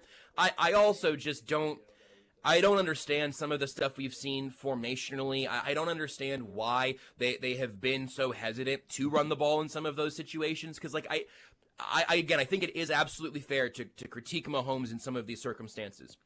But when you've got 4 minutes left in the game, 6 minutes left in the game, and you're either protecting a lead or just trying to march down the field and keep this thing together, it makes Patrick Mahomes' life easier if his first decision is on 2nd and 5 rather than 1st and 10, 2nd and 10, 3rd and 10 punt. The ability to just run the ball a little bit better and to get ahead of the sticks, run the ball a little more consistently even. I don't think they need to run it a lot better. I think creating a few more of those scenarios where Mahomes doesn't have to feel like he's got to do everything, I think that would go a really long way. Now, of course, the first time Kareem Hunt gets stuffed on 1st and 10 and now it's 2nd and 11, then you're going to see that pattern continue. We're talking to Josh Briscoe here on 96.5 The Fan. He'll have pregame and postgame coverage on Sunday for the Chiefs radio network. Looking at the AFC, especially after last night, what you saw from Houston, what you saw from Buffalo, I think we all know, the Chiefs have to handle their business first and foremost, and so that'll settle a lot of this. But did that change your view of, I guess, mainly the Texans and how challenging that could be if that game hopefully still matters in a few weeks? Yeah, it really did, and I know that this isn't the first time that anyone has seen the Texans pass rush, and I feel like I've seen them mostly in flashes on Red Zone or days after looking back at the games. I don't feel like they've had a lot of primetime showcases for that pass rush, but holy smokes, man. I mean, it's just, that is one of those pass rushes where you just start hearing the Jaws music, and you just go, oh, no, okay, this is a unit that is not only really good, that is dictating terms, that is limiting what Buffalo wants to do, that is getting to... He has an opportunity. I think I lost you guys. You're good. We got you. Here. Oh, he doesn't hear us. Okay, sorry. Yeah. I heard a noise and I lost my connection. It is such a dominant unit that is able to rattle an opposing quarterback that way, and they're doing it, man. They're doing it with Davis Mills. Like, I know that they didn't beat the Bills because of Davis Mills, but I really thought, like, okay, if this is going to be a significant absence for CJ Stroud, this is a Texans team that's has flaws of its own, and they started 0-3. I mean, yeah, they're fine. They're a fine team, but they were one of the teams that I kind of had circled that would be more likely to drop out of the race in the second half of the season rather than surge into it. They get the Colts next week. That'll be fascinating, obviously, depending on how the Chiefs show up on Sunday and then what that game looks like the week after. But really, really impressed with the Texans, and that I do find them more of a serious contender now than I would have told you they were yesterday. Briscoe, are you with Vegas, I guess, lastly? Do you think the Chiefs beat the Colts on Sunday? Man, I don't know. It is fascinating that they're favored in this game, and I guess I understand why, because the upside of the Kansas City Chiefs is so significant. I think I do. I'm certainly, I'll tell you this, I will not be needing to go to Vegas or even to open an app to make that I was going to let this sucker play. But I really do think that this is the last time the Chiefs can call benefit of the doubt. They talked about a sense of urgency, the not overreacting and believing in what this team has done in the past, what they still can do going forward. It really takes a lot of air out of my sails that they looked so similar against Denver like they did before the bye against Buffalo. If this was the game out of the bye, I'd probably be able to talk myself into it all over again. I will very, very narrowly nod in the Chiefs' general direction in this game. I am not in any way confident about it, but if they win this game, I think we're going to feel unbelievably different on Monday, and we're going to be able to start doing the fun look ahead of, okay, they're probably not winning the division either way, but here's the path to the 7th seed, to being the most frustrating thing for a 2 seed to host in the actual playoffs in January. Or Indy, who's been excellent this year, if Indianapolis wins this game, I mean, we are going to be doing some like fan fiction where we're counting up losses where the Jags and the Texans and the Ravens could all stumble because they would need that. But I'll give them the benefit of recent history one more time here for the game on Sunday, and very, very, very much hope that they're able to get it done. Lastly, 2 people, 3 people, 4 people now, I guess, on the text line wanting us to ask you, are you going to see Wicked? I guess the second one. Yes, I will at some point, I'm sure. It honestly, I like to think of myself as a relatively cultured man, but I really didn't have any particular affinity for Wicked, but my wife did, so we went and saw the first one. I saw it once. We may rewatch the first one. This was a recent topic of conversation. There's a lot of football on TV, so I don't know. But I'm sure I will end up at part 2 here at some point, although I can't say it's my personal passion. I will be there. I will go to the movies. I will celebrate cinema, and I will stay married. You didn't answer whether or not you're a Glinda or Elphaba, so we can't be sure that you're serious about it, you know? No, I know. That's the thing, is I have offered to fully cosplay whatever color palette I need to work with, and at some point I think Renee decided, you know what, I'm not gonna put you in a costume. We're just gonna get you there. There you go, Josh Briscoe. Appreciate it, man. There you go. He will be hosting pregame Sunday morning as the Chiefs get set to kick off at noon against the Colts right here on 96.5 The Fan. Well, somebody's cosplay taking fans? cosplay fan, like dressing up. Briscoe just said, hang on. Hang on, no. Like, define cosplay fans. Like, oh, we just learned a little bit more about Drew. No, but you can't. I did it. I asked it on purpose. The way that I asked it was on purpose. I tried to be as awkward as possible, and it worked. Are you? No. Okay. No, to answer your question, no. No, as a family members went and saw the new Wicked on Tuesday night, Wednesday, whatever opening night was. My daughter Wednesday wants to night. go see it, so they went Wednesday night. They enjoyed it. My wife, my son has already professed an interest to not go. Okay. So it'll either be me or my wife taking. I didn't see the original or the one last year or 2 years ago, whatever it was. So, but I've heard it's very, very good. I definitely have heard that. All right, we'll have a Chiefs Red half hour here in 10 minutes, but first, Trash of the day. All right, let me read a couple headlines, and you guys can tell me which one you want to dive deeper into. So, 1, police helicopter had to dodge a UFO over a U.S. airbase. A man has to have surgery after accidentally getting a ceramic cup stuck in his butt. An Amazon driver found a fox trapped in the delivery van engine. Or a Washington State business said had no clue a man that was playing Santa killed his wife years ago. Well, that's God, that one's dark. Feels too early. Can we save that one for after Thanksgiving? Sure. We'll save the Santa one till after Thanksgiving. I want 1 or 2, please. Either a guy claiming to accidentally get something stuck in his butt. Yeah, here, we'll do that one. Accidentally. We go to 41 years of life, I never accidentally got anything stuck in my butt. Yeah, it's weird how that works. You know, you never have I thought you just sitting in a chair and had to worry about that. But a man in Taiwan had to undergo major surgery after a ceramic cup got stuck in his rectum. He said, of course, it was an accident. I don't know why they give the dimensions of the cup, but they do. And it showed up on an x-ray scan at a hospital. The unnamed man had come to the hospital complaining of stomach swelling for 3 days, unable to go to the bathroom.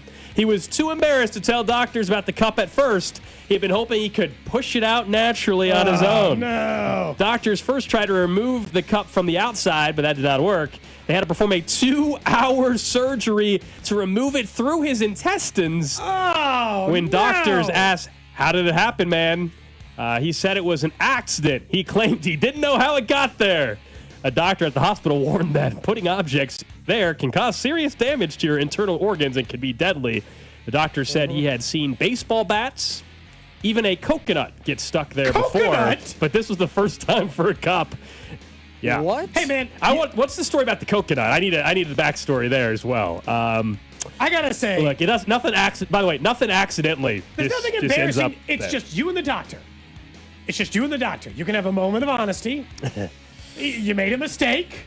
I don't know why you chose cup, but accidentally, Gold, I've been alive for 41 years. You've been alive for 33 years. How many people are just tripping and falling and actually getting, I just don't think that's possible.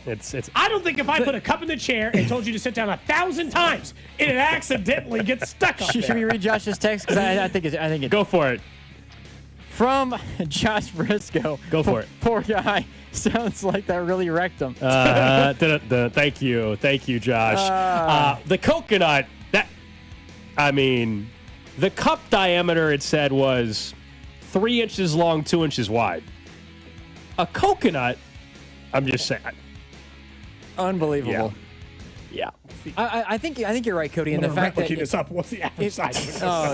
If you're going to say that it happened by accident, but then you say I don't know how it got there, then the doctor's not stupid. It doesn't accidentally end up there. Here's the other part of it. If it did, I'd have no embarrassment. If I tripped and fell, and then a cup ended up in my rectum, I'm going straight to the doctor. Yes. Immediately to the hospital. I can't believe this happened. I got to get the hell to the doctor now because this can't be good for my body. So I got to solve this problem immediately. You don't wait 3 days if it ended up there accidentally. And then say you don't know how it got there. Yeah, you might. Yeah, you're telling on yourself. He's making it sound like he's that old infomercial guy on the ladder, he's talking about where he's falling down, Yes. can't work the measuring tape.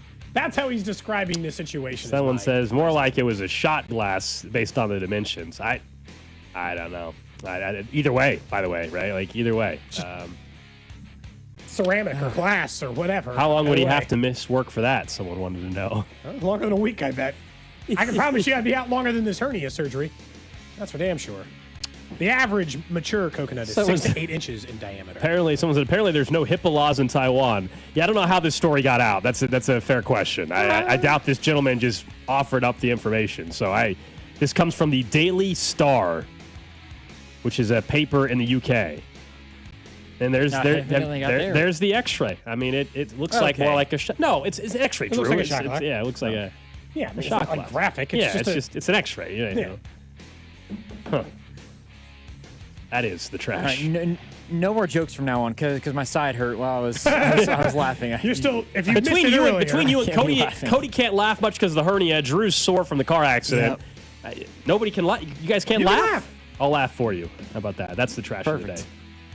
Up next, the Chiefs Red Half Hour. Why they've been so bad in one particular area defensively, and no, it's not just getting after the quarterback. And we have to play you the latest piece of audio. We've played it for years. This time, it's Colts and Chiefs. It's never been more fitting. There's a new one that's out. We'll tell you what it is next. What's up, Chiefs Kingdom? It's Trey Smith. You're listening to Cody and Gold weekdays 10 to 2 on your home for Chiefs football. 96.5 The Fan. Brought to you by Heartland Men's Health, the leader in men's sexual health. Thousands of men have been successfully treated for low T, ED, and more, all with discretion and compassion. Make your appointment at heartlandmenshealth.com. I'm worth more. I'm worth more. I'm worth a lot more. And I completely agree. That's why I'll pay more for your car at GiveMeTheVin.com. That's the name of our new campaign. I'm worth more. You are worth more, and your car's worth more. And that's why I will pay more. And remember, if I don't beat the price on a CarMax or a Carvana deal, I'll pay you $100 at GiveMeTheVin.com. Sell us your car. GiveMeTheVin.com. So easy you can do it in your underwear. It's a Red Friday on 96.5 The Fan and the other place, especially with these great game day specials. 8 wings and a basket of tots for $12 plus $4 domestic OP cups. The other place, the next best thing to being at the game. Listen to the Chiefs versus the Colts this Sunday on 96.5 The Fan. Sponsored by Kansas Lottery. Download the Kansas Lottery Play-On app to play anytime, anywhere in Kansas. More than a few of our patients have talked to me about their first time. But it's not the first time you're probably thinking about. It's the first time that erectile dysfunction ruined the moment. This is Jeff for Heartland Men's Health. And if you're over 50, it's likely that you've had that first time yourself. But the good news is that if you're like most men, that first time can be the last time that ED impacts your sex life. At Heartland Men's Health, we're experts in treating ED. We've treated tens of thousands of men using protocols with success rates well over 90%. And those treatments have, in most cases, made sex great again for both them and their partners. You could even find that you're performing like you haven't in years. So if ED has been affecting your intimacy, it's time to make the last time that happens the last time that happens. For just $99, you'll receive blood work, a medical consult, and if medically advised, a test dose. And if that test dose doesn't work in the office, your visit is free. Call 844-447-6600. That's 844-447-6600. Or go to heartlandmenshealth.com. FanDuel Friday is turning it up with NBA Happy Hour. Every Friday from 6 to 7:30 p.m. Eastern, FanDuel is dropping limited time specials to get you in the zone. Boosts, bonuses, surprises, all designed to bring that Friday energy. This isn't just another promo, it's your weekly pregame. NBA Happy Hour every Friday, 6 to 7:30 Eastern, only on FanDuel, official sportsbook partner of the NBA. Visit FanDuel.com/Alex to grab your reward before the clock expires. FanDuel is the official sportsbook of the NBA and 96.5 The Fan. 21 and present in Kansas. Opt-in required. Rewards are non-withdrawable. Restrictions supply, including bonus and token expiration, leg requirements, and max wager amount. See terms at sportsbook.fanduel.com. FanDuel is offering online sports wagering in Kansas under an agreement with Kansas Star Casino, LLC. Gambling problem? Getting help is your best bet. Call 1-800-522-4700 or visit ksgamblinghelp.com. Need to sell your house in Kansas City but not sure what the best option is? Selling a home, especially when dealing with foreclosure, divorce, job relocation, or an inherited property, can feel overwhelming. That's why I don't just make offers. I help homeowners understand all their options so they can make the right choice with no pressure and no obligation. I'm Rex, a local homebuyer and resident right here in Kansas City. Whether you're looking for a fast cash sale or just want to explore your choices, I'll walk you through the pros and cons of selling to me or listing with an agent. If selling directly is your best move, I'll offer you a fair cash price and a closing timeline that fits your needs in as little as 7 days or on your schedule. No repairs, no commissions, no hidden fees. Just a transparent, hassle-free process so you know exactly what to expect. Let's talk. Call 816-330-6000 or visit rexbuyskc.com for a free, no-pressure consultation. Rex Buys KC, helping homeowners make informed decisions with confidence. Here we go! Count on Sundays with the NFL on CBS and Paramount Plus. This is incredible! Watch your local NFL game live all season long. And he's in for a touchdown! Visit ParamountPlus.com/NFL to get started today. Out here in the middle of these acres, it can feel like you're the only person on earth. That's how it feels when you're struggling with your mental health. But you don't have to feel alone. Find more information at loveyourmindtoday.org. Brought to you by the Huntsman Mental Health Institute and the Ad Council. This is the story of the one. As a custodial supervisor at a high school, he knows that during cold and flu season, germs spread fast. It's why he partners with Grainger to stay fully stocked on the products and supplies he needs, from tissues to disinfectants to floor scrubbers. All so that he can help students, staff, and teachers stay healthy and focused. Call 1-800-GRAINGER, click Grainger.com, or just stop by. Grainger, for the ones who get it done. It's time for Black Friday, Dell Technologies' biggest sale of the year. Enjoy huge savings on select PCs like the Dell 16 Plus, featuring Intel Core Ultra processors. And with built-in advanced features, it's the PC that helps you do more, faster. Plus, earn Dell rewards and enjoy many other benefits, like free shipping, price match guarantee, and expert support. They also have huge deals on accessories that pair perfectly with your Dell PC and make perfect gifts for everyone on your list. Shop now at Dell.com/deals. This is the story of the one. As a custodial supervisor at a high school, he knows that during cold and flu season, germs spread fast. It's why he partners with Grainger to stay fully stocked on the products and supplies he needs, from tissues to disinfectants to floor scrubbers. All so that he can help students, staff, and teachers stay healthy and focused. Call 1-800-GRAINGER, click Grainger.com, or just stop by. Grainger, for the ones who get it done. At Audion Hearing, our mission is simple: to make better hearing affordable for everyone. This Black Friday, enjoy exclusive savings on our high-quality rechargeable hearing aids. Clear, comfortable, and ready to use right out of the box. And here's a study worth hearing. Research shows that wearing hearing aids can reduce your risk of dementia by up to 61%. Join over 1 million happy customers and shop Black Friday deals before they're gone at audionhearing.com. That's AUDIEN hearing.com. Chiefs coverage sponsored by Renner Garage Door, RENNER, forward and back. Hey, it's almost Andy Reid. Who knew a Halloween costume would change my life and lead me to Renner Garage Door? Renner's KC's go-to team for service, repair, and replacement. RENNER, RENNER. You're listening to 96.5 The Fan from the DM Injury Law Studios. Mike's got this.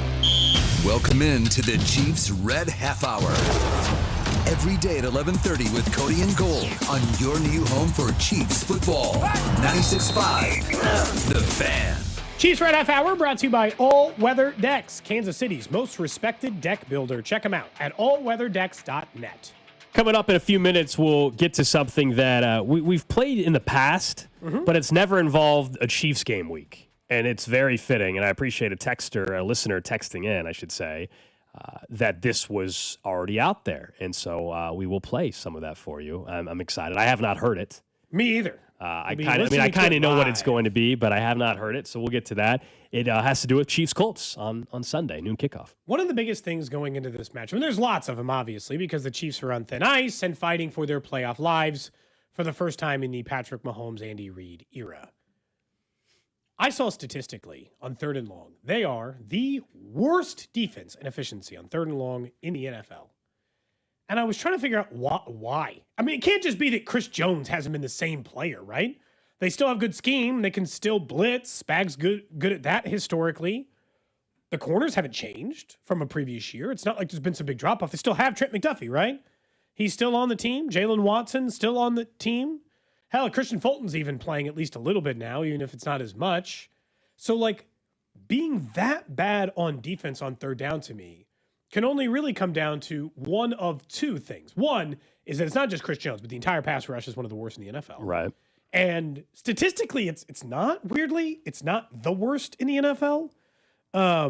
You would think that it is just based on watching this team consistently week in and week out. I think that they have the issue of, I think Spags is blitzed less because he's afraid of getting burned on the back end in these closer games.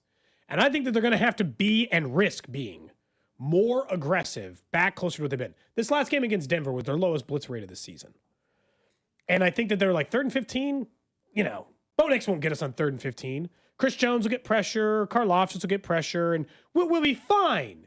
And they weren't. And on those moments, even on 3rd and 15, I think they're going to have to go back to what they used to do back when they were winning games regularly and by a lot, which is even on those downs being aggressive. Some of it's play and some of it's talent. I'm not deciding that, but you shouldn't be dead last. It's never one thing with any of this kind of stuff, but I think very clearly that if you were to say the number one reason why the Chiefs have struggled on 3rd downs, it's the front four. It's the front four not being able to consistently get after the quarterback. So, yes, Chris Jones is part of that equation. So is Karlaftis. And more importantly, I would say it's that they do not have the third piece in there like they had a year ago. And honestly, I think we all underestimated the departure of Turk Warden. Now, I would not have paid him the contract he got. Even with seeing the results this year, I still don't think... You should have replaced him in a different way. Yeah, Turk Warden was a really, really nice third option or so. Mike Dan was better a year ago. Charles Omenihu, of course, later in the year when he got healthy, was an impactful player. This year, there's been glimpses, but it just hasn't come together yet. Could some of this be Justin Reed? That they don't have the coverage skills in the back end of they're not as lined up as well because they don't have, we talked about this before the season, a veteran safety that they've always had on their defense the entire time. Jaden Hicks is barely even playing though. I know. I don't know what the exact stat per se, but not as much as we thought. Let's put it that way. What I'm saying is maybe they miss having a veteran safety. Veteran safeties seem like they'd be important on third and long specifically, don't they? Somebody to make sure that people are at the distance they need to be, stop things from going the way they're going. No, it could be. I would say at some point though, when you have guys that you drafted a year or two earlier, or you have a veteran still back there in terms of being able to help kind of coach up Mike Edwards. I'm not saying his individual play, but just somebody that you at least brought back, I thought, to kind of coach up some of the young guys too in the secondary. At some point, you do have to hand the keys off. So this is I get why they moved on from Justin Reed. I'm not second guessing that decision at the time. You might be right that it has hurt them, but I understand why they moved on. And it was time to get, it was time for Jaden Hicks and other guys to step up. But I still think so much of this is they have to blitz to get pressure. The front four do not generate consistent pressure. Chris Jones just simply has not been as good, even if he's being double teamed. He just hasn't been as clutch of a player in the biggest moments. Kind of like how we say Mahomes on offense. I mean, when we agree that they're struggling in these tight moments, one or two plays. A year ago, Mahomes made every play, and a year ago, Chris Jones is more impactful. If we're really like dumbing it down to the biggest stars and leaders on the team, that's why. But bigger picture, yeah, I think Steve Spagnuolo is going to have to blitz Daniel Jones and take the risk that he's able to be really, really smart and quick with his reads, and they're going to beat you, and Tyler Warren goes after, goes off against you. So be it. But you, to me, have to go down swinging, as in blitzing, after Daniel Jones. You cannot sit back and just let him carve you up. Cody, are you talking from like a leadership, from a communication and leadership standpoint more than anything else? Because yes, is that what you're talking about in regards to Justin Reed more than any play sort of thing? We talked about this in the offseason, and this is why I'm bringing it up now for the first time, because they're struggling so much in this area. When Andy Reid took over, he immediately was like, I need a veteran safety, a guy who leads this defense, and they went out and got Tyrann Mathieu. And then immediately after Tyrann Mathieu was gone, they spent top-end free agent safety money on Justin Reid to get yet another veteran guy who knew what he was doing. This year, they just said, good luck, Connor, good luck, Cook, and we'll use Hicks more, although he's playing less than 50% of the snaps at the moment overall, and said, we'll go that route instead. And what's happened is they've gone single high safety, and it's been more linebackers, and then Connor got stuck in this wash of playing corner instead of really playing safety for a while. I don't think they've solved safety at any point this year. And I do think safety is an important thing for third and long. Pass rush should matter for third and long, but with 15 yards, you shouldn't need a pass rush to keep their ass off the field. I agree. Yeah, I agree. Like, you shouldn't need a pass rush to keep them from getting a first down. It's 15 yards. I would agree with that. You know? I think there's probably some truth to, going way back beginning of the season, we were wondering about Christian Fulton, and, he finally just really played in a game this past week, that they have not been able to mix and match and find out who, I guess in Spag's mind, he either trusts or he thinks is most effective. Noah Williams, we looked really good early on the season and promising. He suddenly is not really getting on the field anymore. Nope. They at one point Joshua Williams was back there, then he was inactive. Like, they have not found the right combination of guys, and it's November 20th or 21st now. November 21st, they have not been able to find the right combination. Usually that's something that Spags has excelled at. And I don't know what the exact reason is that, what the reason is for that. Is that all coaching? Is it just some players truly just have not come along as much as they would like? Something has really been an issue with finding the right pieces to have on the field at the same time, personnel-wise, to what you're saying. I just think the simple answer is that they don't get pressure on the quarterback. And I just think whether it's Daniel Jones, whether it's going to be Dak Prescott on Thursday, a week from yesterday, they have to blitz. And if they don't get home, they're going to get burned. But I think that's how you have to go and approach it kind of the rest of the way. What's crazy is I'll say they're 19th in the NFL in sacks. Okay. They are 3 off from being top 15. So it's like they're not good enough, but they're not so bad that there's no redeeming qualities to it. Now, obviously, they're way off of Denver and Houston. Denver's, by the way, as much as you just watched Houston's defense last night, Denver is still 16 sacks ahead. And they just got 8 last night. Of Houston. So, like, if you just, and maybe it hasn't updated with last night's game, so at best they're still 8 sacks ahead. Yeah. If for whatever reason ESPN's hasn't updated the number yet, although it does say 11 games, they've played 11, I think. So that'll give you some sense of where those two teams are and the differences between it. Look, they're not good enough, but I still think I think it's a multitude of problems, but they got to be better on third down, plain and simple. So over the last year or two, we've played this occasionally, but it's never happened when the Chiefs have played the Colts. And each week there's this Colts fan that goes viral. He writes a song, right? And you'll hear it and you'll say, I think I might have heard it. It's the official Colts theme song from this fan. And he goes by the Instagram handle Blue-Eyed Seth. Okay. And he calls himself Seth DeFlo Jones. Okay. But this song is geared towards the Chiefs. At the beginning, my understanding, Drew was explaining the video, that you'll hear this kid, he's holding a football and he appears to be throwing a football, but just keep that in mind at the beginning of the video. Hey, watch out for the Smithies! Yeah, gotcha! This is our Colts. This is our team. We bleed blue. This is our Colts. Whether win or lose, we love them. For the shoe, beat the Chiefs. Mahomes can't beat us. This is our team. Go Colts. I gotta say, this guy's got to work on his lyrics. Mahomes can't beat us. This is our team. Go Colts. Is that a nay at the end? Yeah, it's supposed to be a nay. Yes. Okay. Not his best. Someone said he's the Colts version of Cody. No, that's an insult. You just listen to that 816. Don't let me in with that guy. Oh my goodness. This is our Chiefs. We bleed blue. We This bleed is red. our Colts. Whether win or lose, we love them. You should absolutely do a remix with the same beat, but do it for the Chiefs and just see how. If see they win, that I guess it's hits. probably worth it, you know? This is our Chiefs. We bleed red. And then, I don't know. Mahomes What's the version of can't May? beat us. This Daniel Jones can't beat us. I just make the same lyrics, you know? Goodness. I mean, Somebody says, I'll never complain about another 96.5 yeah, fan original it could be song worse. again. It could be worse. I will yeah. say this though. Shout out to Seth because he's been doing this for years now. I think, Yeah, yeah. and he's been consistent regardless. We've of played older everything, versions. yeah. I don't know if we have the other ones. This one obviously is fitting. It's Chiefs week, but I thought they we used to do be have longer. This felt short. Colts fan song. This is from Micah over in the text center earlier said he had to apologize last week because he said something about breaking someone's back in the song. this is other one. last week. This is our Colts. Whether win or lose, we love them. For the shoe, beat the Broncos. Let's show them who the real horse is. I like those lyrics better than the Chiefs one. Oh. Someone says, "Was that Colt tap?" Well done. Well done. Leave me out of this. It had nothing to do with me. No No. one says that guy sounds like he broke his hernia.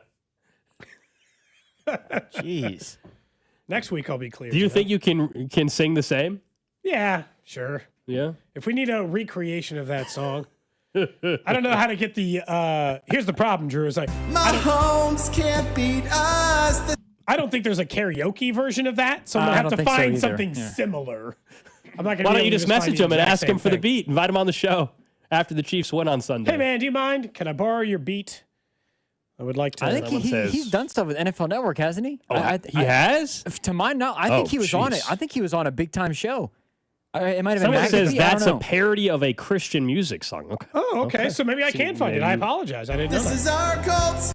What's the name of the song? But I think he's been interviewed before. Oh, is it like "This Is Our Lord" instead of "This Is Our Colts"? Colts. I was just thinking about what could replace Colts in the lyrics, or is it not "This Is Our"?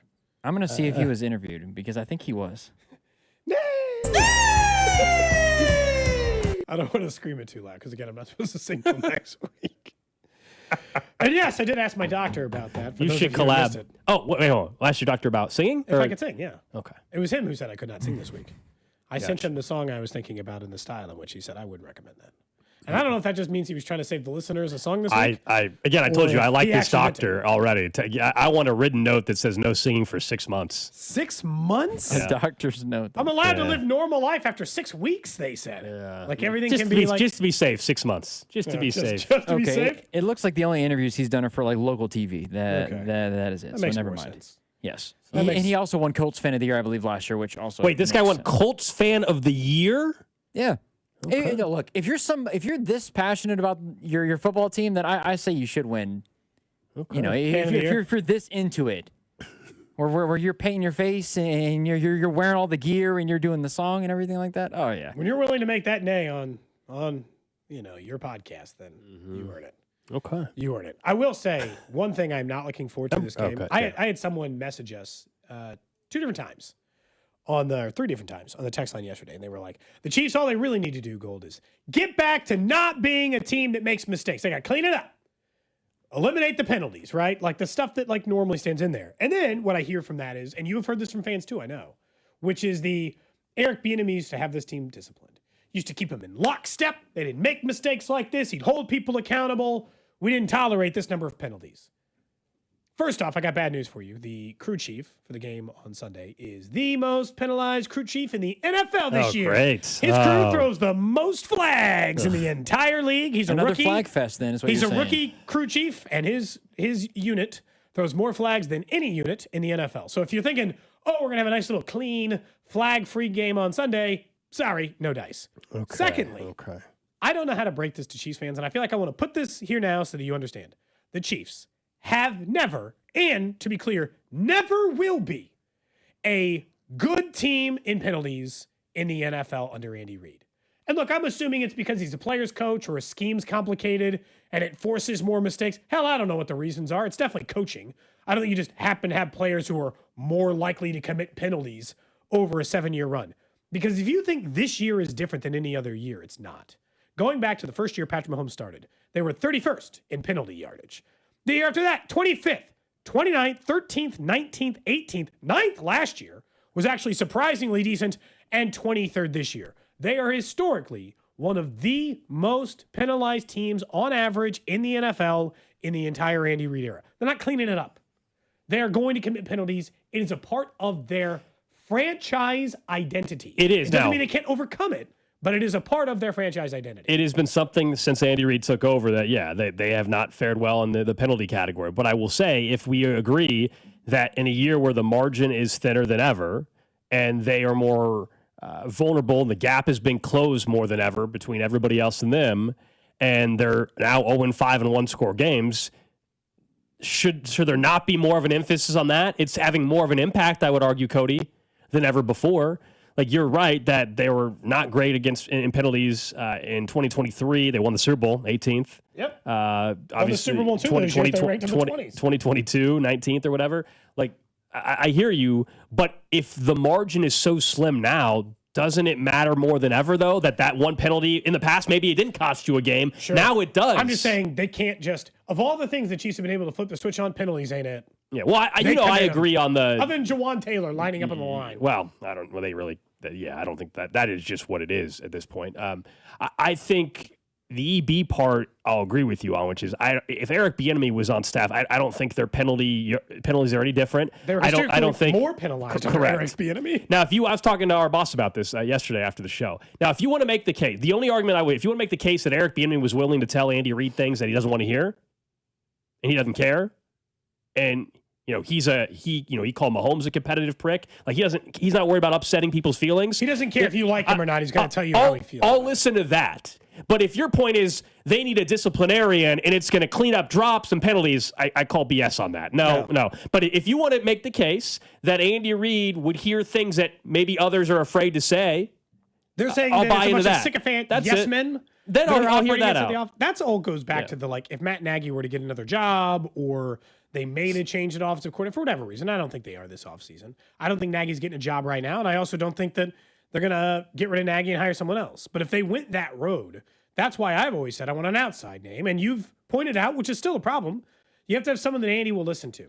Andy will listen to you if you're firm in your opinion. That's about as close as I can get on it. But again, they're going to commit penalties. They always do. And then this crew is certainly not going to make me feel any better about it, is, again, they are the most flag-heavy crew in the NFL. I mean, I wouldn't like that if I'm the Colts either. That just sucks. Nobody wants to watch an NFL game or play in an NFL game where every 3 plays you feel like there's a stop. I mean, last night was terrible, too. Oh, it was. I thought the Texans-Bills Chiefs-Broncos game stunk. And then the one flag they didn't call was the clear roughing against Mahomes. And it's like, hey, you're going to throw a flag on every play, and then you're just going to let that one slide? Yeah. I don't know. And they missed calls. I'm not talking about it as far as against the Chiefs. I just mean in general. I hate games full of flags. Nobody wants, a game that is heavily influenced by officiating because they're calling the game extremely tight. Said he has the most flags thrown this season and the most total penalty yards. A total of 82 flags have been thrown on the home team. 84 flags have been thrown on the away team, so consistent. 3.14 more penalties called per game than the league average.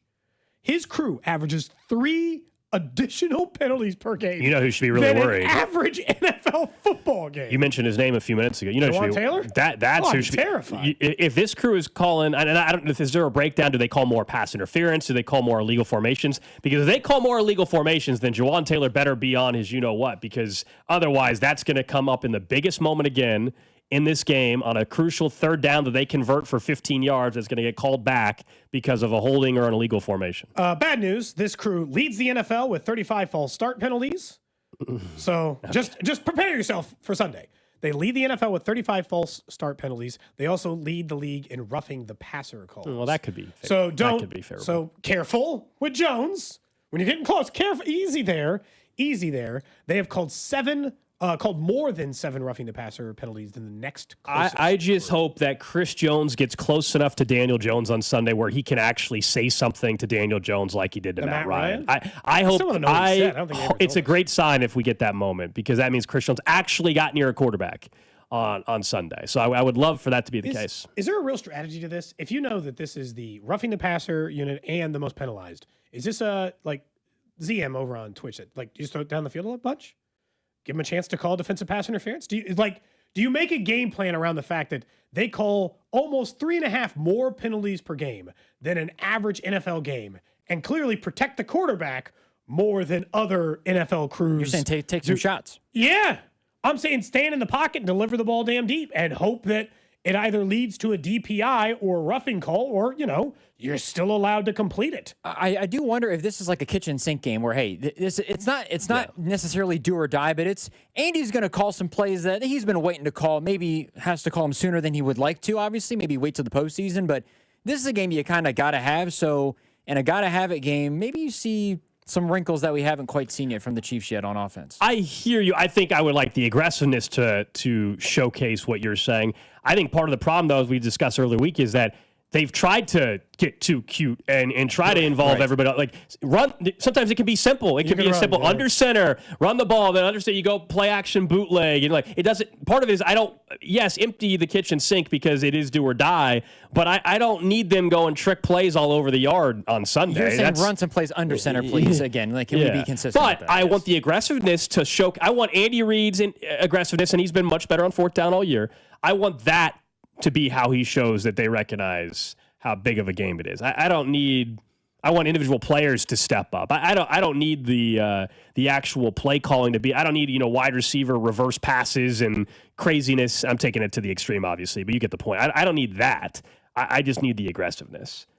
All right, coming up next, guys. Let's get to what's trending here on Cody and Gold. We'll also talk more about what happened with the Bills and Texans and the Golden Locks on Cody and Gold. This is Cody and Gold on your new home for Chiefs football. 96.5, The Fan. Brought to you by Heartland Men's Health, the leader in men's sexual health. Thousands of men have been successfully treated for low T, ED, and more, all with discretion and compassion. Make your appointment at heartlandmenshealth.com. Hellsberg Gifts checked off the list. Now, time for wrapping. Earrings for mom. A gold bracelet to match the rings Danielle wears every day. And for dad, a new watch, because we all know he needs one. All right, this is going to be a good one. Our favorite things for your favorite people. Shop our Black Friday event for up to 65% off in-store or at hellsberg.com.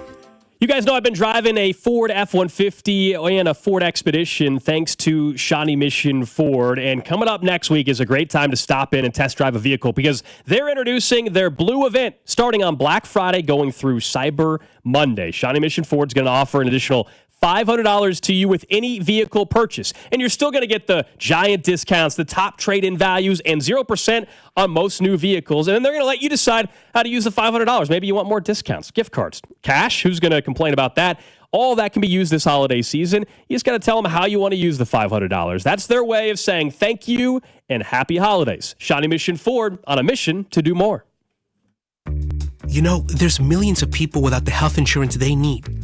I get it. You feel like it's too pricey, a headache to deal with. You deserve something better. And better health. We're on a mission to get everyone high-quality, affordable health insurance. you have health insurance needs. We have plans with low out-of-pocket premiums, with in-network preventive care at no cost to you, and a network of local doctors and hospitals.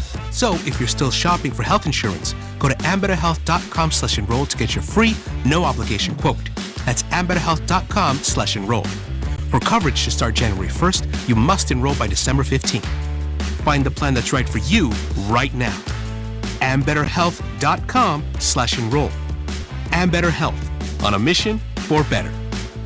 Ambetter Health is the brand name for health insurance products underwritten by subsidiaries of Centene Corporation. Go to ambetterhealth.com to see offerings in your state. This is a solicitation for insurance. Get ready, Missouri. FanDuel, America's #1 sportsbook, is coming soon. Starting on December 1st, new customers in Missouri can get up to $300 in bonus bets when you make your first $5 bet. From touchdowns to three-pointers, with FanDuel, any play can be the play of the game. With live betting, you can even get in on the action after the game has already started. All on an app that's safe, secure, and easy to use. Visit FanDuel.com/Missouri to learn more. And you'll be all set to bet when FanDuel goes live in Missouri on December 1st. That's FanDuel.com/Missouri. Play your game of FanDuel, the #1 rated sportsbook app. Must be 21 and present in Missouri. First online real money wager only. $5 first deposit required. Offer starts 12/1/25. Excludes customers who redeem pre-launch sign-up offer. Bonus issue is non-withdrawable bonus bets which expire 7 days after receipt. Restrictions apply. See terms at sportsbook.fanduel.com. Gambling problem? Call 1-800-GAMBLER or visit fanduel.com/RG. I'm McCall from Lee Summit Subaru, and we're committed to helping our community through the Subaru Love Promise, like our commitment to Hillcrest Transitional Housing to help solve homelessness. Lee Summit Subaru also sponsors several pet adoption clinics like Midwest Animal Rescue and events each year, such as Dogtoberfest. It's all part of the Subaru Love Promise, and we're committed to helping our community fall in love with driving again at Lee Summit Subaru. LeeSummitSubaru.com. Hi, I'm Sam Silvio with M. Shamus Brazilian Grill in the village of Burlington Creek. Holidays will be here before you know it, and M. Shamus is ready to get a jingle from you. From our all-you-can-eat hot and cold gourmet salad bar to our 12 cuts of beef, lamb, pork, or chicken. Go to mshamus.com to order our famous Brazilian glazed holiday hams in advance, or set a holiday party date for a table of 1 to a party of 100. Go to mshamus.com and discover the joy of dining. Oh, hey, welcome to gift wrapping. Whoa, Zoe Saldana. Hey, can you wrap these, please? Wow, iPhone 17s. You splurged. At T-Mobile, you can get 4 iPhone 17s on them. The new center stage front camera is amazing for group selfies. It's the perfect gift for everyone. I'm the worst. I only got my mom a robe. Well, it's better than socks. So I have to trade in my old phone, right? No, at T-Mobile, there's no trade-ins needed when you switch. Keep your old phone or give it as a gift. Incredible. In fact, wrap up my old phone too. For my Aunt Rosa. Forget that. Aunt Liz will be jealous. Sounds like my family. Drama. Oh, I got it. I'll give it to my abuela. I'll take reindeer paper with, hey, where are you going? To T-Mobile! The holidays are better at T-Mobile. Get 4 iPhone 17s on us. No trade-in needed when you switch. Plus 4 lines for just $25 a line. With 24 monthly bill credits and 4 eligible port-ins on essentials for well-qualified customers. Auto pay plus taxes, fees, and $35 device connection charge. Credits end in balance due if you pay off early or cancel. Contact us. Finance agreement 256 gigabytes, $830 required. Visit T-Mobile.com.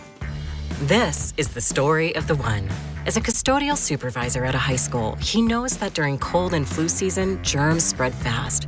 It's why he partners with Grainger to stay fully stocked on the products and supplies he needs, from tissues to disinfectants to floor scrubbers. Also that he can help students, staff, and teachers stay healthy and focused. Call 1-800-GRAINGER, click Grainger.com, or just stop by. Grainger, for the ones who get it done. At Audion Hearing, our mission is simple: to make better hearing affordable for everyone. This Black Friday, enjoy exclusive savings on our high-quality rechargeable hearing aids. Clear, comfortable, and ready to use right out of the box. And here's a study worth hearing. Research shows that wearing hearing aids can reduce your risk of dementia by up to 61%. Join over 1 million happy customers and shop Black Friday deals before they're gone at audionhearing.com. That's AUDIEN hearing.com. What's up, KC? It's Drew Tranquil. Tune in on game days to hear the play-by-play with Mitch, Danon, and Kling on your home for Chiefs football. 96.5 The Fan. KFNC FM and AM, HD1 and HD2 Kansas City, an Odyssey sports station.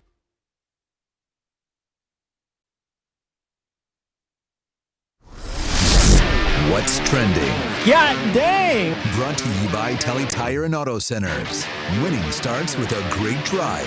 Since 1942, Telly's certified techs have delivered complete car care with top brand tires and expert auto service.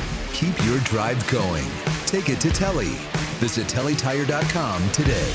Number one on What's Trending, it's a Red Friday in KC. The Chiefs getting set to take on the Colts. We all know the implications with the noon kick there at Arrowhead. We'll talk more about it throughout the remainder of the show today, getting you closer to kickoff. A couple things on the injury front from yesterday, and then we'll hear perhaps from Andy at 1. Also, Travis Kelce at some point is expected to speak. Sometimes he'll be at the podium before we get off the air. So if that's the case, we'll carry some of that. But Isaiah Pacheco, Kingsley Sumatia, and Xavier Worthy were all limited yesterday. Worthy, it's that ankle again. Kingsley, we all know he's still at concussion protocol. And then Pacheco, it still stems from the knee sprain that he's been dealing with for weeks. But although he is expected to play this Sunday, Kingsley's more the one in question. I would assume Worthy would play as well. Next up on What's Trending, Sam Laporta had back surgery. His injury went from bad to worse. Is now unlikely to return this season. That, according to head coach Dan Campbell at their press conference earlier this year. So a major blow to a team that you and I were both thinking was going to make the playoffs. I don't know, man. No Sam Laporta. I still think and they the will. 8-seeded Detroit Lions certainly makes that slightly more in question. Jackson Dart officially ruled out. Mike Kafka said he won't play on Sunday, targeting a return next week. Bucky Irving targeting a return next week as well. Sure and the Cincinnati Bengals, he hasn't played in forever. And the Cincinnati Bengals are officially listing Joe Burrow as questionable. They have said that they will not make a decision until later in the weekend. They have until 3 o'clock on Saturday to make a decision about whether or not to activate him onto the roster. Also, some reports out of Cincy that they might have Joe Burrow be a two-way player and play cornerback as well. That's right. If he can play all-pro level corner, then maybe, just maybe, it'll actually work out for Cincy. If he does that, he's the MVP, hands down. I don't care if he's only played one game. Okay. I'll agree to call him the MVP if he gets him in the playoffs and wins the next 7 games in a row and gets him every tiebreaker. College football locally, MU taking on Oklahoma. There's a chance Prabula could be back in the mix on Sunday. Unquestionable, right? They upgraded That's right. KU at Iowa State. Probably the best path if you think Kansas can get to bowl eligibility. They got to have this one. They still have Utah on the schedule, but feels like this is the one they got to have. They are 3-point dogs. K-State, 17.5-point underdogs on the road at Utah. I actually think K-State can cover.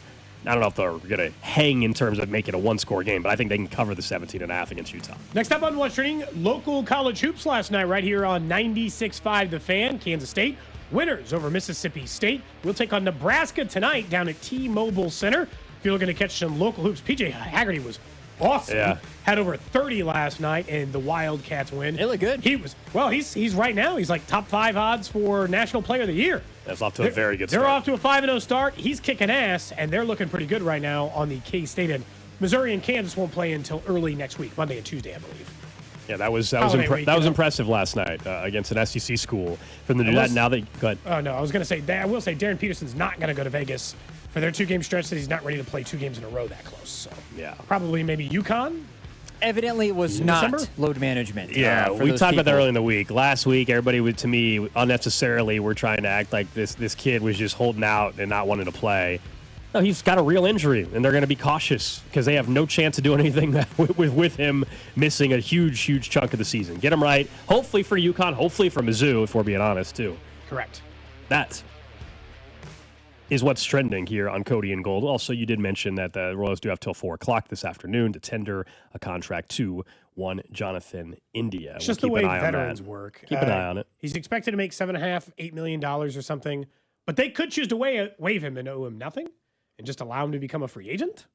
I don't think they'll do that. Yep. But, for some reason that happens. I bet Carrington will get you covered. Wasn't planning on talking about this. We can address it for a second because I saw a couple texts come in, 913-586-7965. A few people mentioning from yesterday the news that the Texans had waived their running back, Dameon Pierce, and as if the Chiefs should sign him. Too late. I don't need another mediocre running back. Thanks. Too late. If this was week 2 or 3, sure. If this was the offseason, sure. He has basically been inactive almost every single game, I think. Maybe he's played. Or they don't like him? Well, Woody Marks and Nick Chubb have been doing a better job. So he's been inactive. Remember, they also had Joe Mixon, who's been inactive. Like, he couldn't get on the field for the Texans. You really think he's going to jump in end of November and do anything for this team. Guys, Elijah Mitchell's been inactive all but one game. Brashard Smith, as you said, Cody, barely can get playing time. Who is he active over? Not over Brashard Smith, not over Kareem Hunt, not over Isaiah Pacheco. So unless you want to sign him in like January to a futures contract or whatever they call it. Yeah, the old Tyquan Thornton deal? Fine, Sure. Fine. You want to do that because next year the only running back you have under contract is Brashard Smith? Fine. But in terms of if you think signing him is doing anything for this year, no. If they come back and they're right, I will say, and this is the only way in which Dameon Pierce applies to this conversation at the moment. If it is October 1st or no, September 1st next year, whenever the first game of the year is, and their damn running back room is they gave Isaiah Pacheco a 1-year deal and they brought back Kareem Hunt and Brashard Smith, I'm going to lose it. I don't think they will. If they run back this aging running back room again, I'll be furious. I don't think they're going to do that. Even if it's just Brashard Smith and Dameon Pierce, which feels like the same thing but different, at least it's not the same thing. They got to draft a running back anyway. I agree. That's the range I would be in. Brashard can have a role and role can continue to grow, but yeah, there's still like a limitation in it. And then meanwhile, I watched the game last night. And one, I can't help but be more impressed with the Texans and realize that they're not going to go down without a fight in the final wild card spot standings. I still think if you can't get past the Texans, then the Texans don't matter for the Chiefs making the playoffs in the sense that if they can't get past the Texans, they weren't getting past the other 3 teams like the Chargers and the Jags and these other teams that stand, I think, still more in their way into the postseason. Their pass rush is real. They're going to make every game ugly. And that game 2 weeks from now, when they take on the Texans, is going to be a fight. Bigger takeaway in that game than even them is the Bills look so meh. In a weird way, despite the fact I know they are 2 games better than the Chiefs in the standings, they look worse. They look worse than the Chiefs. I'm less convinced they could make a run is maybe the better way of putting it. They got real roster problems. They got hurt in the game. Some of it is injuries now. I mean, last night they had guys just dropping left and right. I think some of it is what we know. The Bills get up for playing the Chiefs. They, it's always been like a joke, but I actually think there's validity to it. The Bills treat the Chiefs regular season game like a mini Super Bowl. Yep. And they play their best football. And in this year, though, that win over Kansas City could be devastating for the Chiefs. It hasn't been in the past, but it could be devastating for the Chiefs.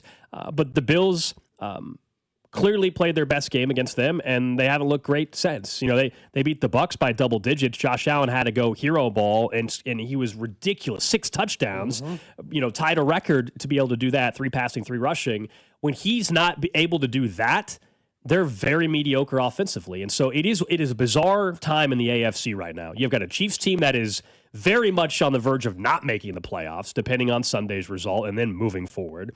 You've got a Ravens team that currently is not in it, although we all kind of think they're going to win the North, but still they're not there yet. And then they're 2 games back, And then the Bills, I think the Bills will be a wild card team. The division to me is over for the Bills. They're going to probably be a 5 or 6 seed. They have so many injuries, and one of their top receivers, they've been benching the last 2 weeks because they don't like how he's handling his business, yet they don't have anybody to throw the football to other than Khalil Shakir right now. It's weird, man, with this outlier type of season. Specifically in the AFC. The NFC is not that weird.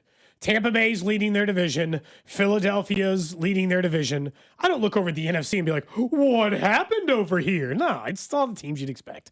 Like, it legitimately is, for the most part, the NFC is going, I would say, to plan, other than Chicago outperforming themselves maybe slightly more. Although there's plenty of people who thought Chicago was going to be a playoff team. But you're telling me right now, Bo Nix in year 2, who's not even playing that well, Drake May, who's playing really well in year 2, and Daniel Jones off the street are the 3 best teams in the AFC? Meanwhile, the Ravens and Chiefs would miss if the playoffs started today, and Josh Allen's team would be sitting in the 6th seed looking like, I don't know, average team? It doesn't make any sense right now. And I can't figure out if it's just, I should accept that it's a weird year for the AFC and this is the way it's going to be, or if at some point the upside down is going to get flipped right.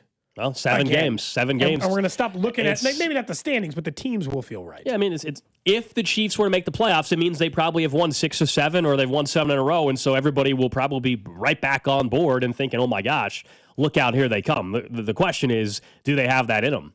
Do they have 6 of 7 in them? Do they have? I mean, certainly, do they have? Could they win out? I don't think that's going to happen. I gotta say, and Sunday, this game on Sunday is everything. It just is. Yeah, it keeps you. It's not necessarily a play-in game, but it definitely is a play-out game for Kansas City against the Colts. They play in. You got to keep joining the party and continue on the tour. You lose, They're not winning out. So that's why it's all about Sunday. Because I think, as you were mentioning earlier, we could be sitting here a week from Monday and suddenly the team's 7-5 if they handle their business, and it's a whole different feeling moving forward. But they're at a point now where they have to win at least 3 of their games against the combination of Texans, Colts, Texans, Broncos, Chargers. Yeah. They have to win 3 of those. They can afford one loss, and that means they can't lose anywhere else. Right. Like they're going to have to still. Or if they were to slip up against the Cowboys, they have to run the table against those teams. I would say of all the stats I pointed out, offensively and defensively, that actually point to the Chiefs being significantly better than 5-5. There is one stat that is the single most concerning stat for the Chiefs, and that is their record against teams currently in the playoffs. They are 0-5. They are 0-5 against teams actively in the playoff field. You want to know the other teams who do not have a win against a playoff team right now? There are 4 of them who also are 5 total, but 4 others. The Titans. Correct. The Titans are 0-6 against playoff teams. You want to keep taking a guess? Guess bad teams will be here. The Jets. The Jets, 0-5 against playoff teams. I can't say the Raiders. They beat the Patriots week 1. Nope, not them. They're good. They're safe. Did I say the Saints? Nope, they're 0-7. Against teams actively in the current playoff field. You're missing 1. So far, you're 3 for 3. Well, it's pretty easy. I mean, I'm trying to think who are the other bottom 4 teams in the Arizona Cardinals is the last one. You might have gotten through Yeah. a few on those. Saints, Titans, Cardinals, and Jets, who might have 7 wins between them, are the other teams who do not have a single win against teams currently in a playoff spot. The hell is going on? And so that goes back to on Wednesday when I came in and we were talking about Travis Kelce's comments and all this other stuff. And the thing that feels off about this team and yet feels still so obtainable for this team. And it does start with this game against the Colts on Sunday. And that's where, when I watch, at least I know this for the Chiefs, I'll say, is that for the Ravens, going back to the Bills game last night, the Texans, if the Chiefs do get it together and get the playoffs, in which you and I both think they'll have to go 6-1, which means they'll be going into the playoffs playing good football. They have to in order to have won 6 of 7 games. This is not a playoff field I deeply fear. I do not deeply fear the Bills or the Colts or the Broncos or not the Titans, or any of these teams, the Steelers, the Ravens. They are all at their core flawed teams, similar to Kansas City's fault. They've done a better job of winning this year, but there is no perfect AFC team this year. 913-586-7965. Someone says, what happens if they lose the next 2 weeks? Well, What do you do from there when you know you're not going to the playoffs? Yeah, well, then they're just like a lot of teams, a lot of years, which is play Brashard Smith a lot more. You play Brashard Smith, but they still are trying to win football games down the stretch. Like they're not pulling. This is not pulling Patrick Mahomes the final month of the season. Just pray that a bunch of teams fail. They'll still, in their mind, think that we win some games and the math will hopefully work out in their favor with tiebreakers. I mean, it'll suck, but that's. Look, if you've lived in Kansas City long enough, that is what happens for a majority of teams in the NFL. We've been spoiled that the Chiefs haven't missed the playoffs since 2014. So it is. I mean, this is what happens in just about every city, if in fact that's what occurs. I think they're winning Sunday, though. Normally, it's a major injury that causes that. Over on Twitch, Dan says feels like an NFC Super Bowl year. I can't disagree with that. Based on the mediocrity of the AFC, it definitely feels like a Eagles-Rams NFC title game to go win the Super Bowl kind of championship game. I mean, I get, it'll go down that way, but you know what I'm saying. I get the thought, but you guys know how this goes. If whoever comes out of the AFC will have been playing pretty good football as well. If you're saying, will they be the underdog in the Super Bowl? If it's like the Colts or the Broncos or Patriots, and it's the Rams on the other side, sure. I don't know many people that would be picking the Rams to lose to the Colts in the Super Bowl, if that's what you're asking. If that's actually the matchup that it came to be. Stafford MVP winner maybe against Daniel Jones, or Drake May against Stafford. That would be, if the Chiefs are not there, that would be a very interesting Super Bowl matchup with May and Stafford. But I just think by the time we get there, you know this, we've seen it enough with the Chiefs. I mean, once you get to the Super Bowl, man, anybody can beat anybody in that game. Yeah, it doesn't matter who the better team is going into the game.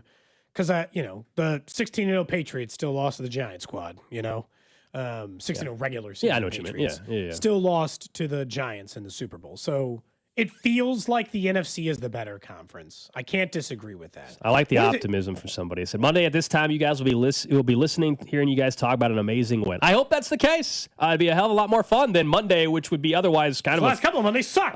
Monday would be basically an end to the season funeral if in fact they lose on Sunday. I really believe that. So I hope they win as well. I hope so. It'd be more enjoyable. Be a nice way to head into the holiday versus the alternative. And then win on Thanksgiving, eat a little turkey with the family, hang out. You like turkey? Oh, yeah. Ham? Okay, I don't know. I don't know. Some people don't like question turkey. is that? Do I like turkey? Some people don't like turkey. Prefer dark meat, but I'll eat white meat if the turkey's cooked right. The white meat's not dry. You're good there too. Dark meat's better. I agree. Dark meat has more flavor and all that. Totally, I would prefer dark meat. But if the white meat's not dry, which it shouldn't What's your be, favorite side dish? mashed potatoes. You know that. I love mashed what's your potatoes. second favorite? I should have known it was mashed potatoes. I wanted to get deeper down the roster than that. I wasn't expecting. Mashed potatoes by far. After that, let's leave rolls out of it. That's not a side. That's okay, just that was going to be my next. That's just answer. a thing. That was going to be my next answer. It's not a side. It's just. I agree. It's just a roll. It's its own category. I agree. So I don't mess. So this is where I'll get a lot of heat. I don't mess with the cranberry stuff. Okay. And I don't typically go with like dressing and stuffing. That's not No my, stuffing. Yeah, huh? I know. Any casseroles? Any green bean or corn casserole? Or those hit the plate? Like if you tell me my plate. Yeah, what's on your plate? If you, now? I know we're doing this a week early. If you, we're only here Monday next week. If you tell me my plate has a bunch of dark meat turkey on it, a huge pile of mashed potatoes and gravy, but I'll do it either way. With gravy's great. And a roll, I'm actually pretty happy. And I'll go back and have a couple more plates of just that. Not even a single vegetable on this plate? Potato. Green vegetable. I mean, look, if I think my parents and the family we're doing Thanksgiving with and everything we're doing, I think there'll be some broccoli. I'll have broccoli on the plate. Maybe we do this next year. Over on the 913, someone says y'all should do a station Friendsgiving. Who's hosting it, though? Hey. Well, I think we would find a venue to host it at. I'm not like inviting all the listeners over to my house for Friendsgiving. And my house isn't big enough. Venue? Yeah, just like a small venue. Yeah. Potluck style. So you got to bring something. I can do that. Maybe you can make the turkey. You deep fried one year. I Didn't you did. for your family? Not deep fried, smoked. Oh, smoked. I put on the Traeger. Hey. I thought it was very good. It was different for sure. I thought it was good. We had multiple options. The thing with Thanksgiving this year is tricky. I don't know how you guys are navigating the football game.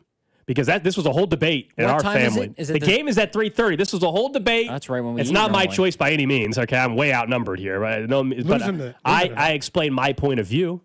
I said the kickoff is at 3:30. Do you really want people? Because normally, guys, everybody's family is different. We would eat at like 3:30 or 4 normally.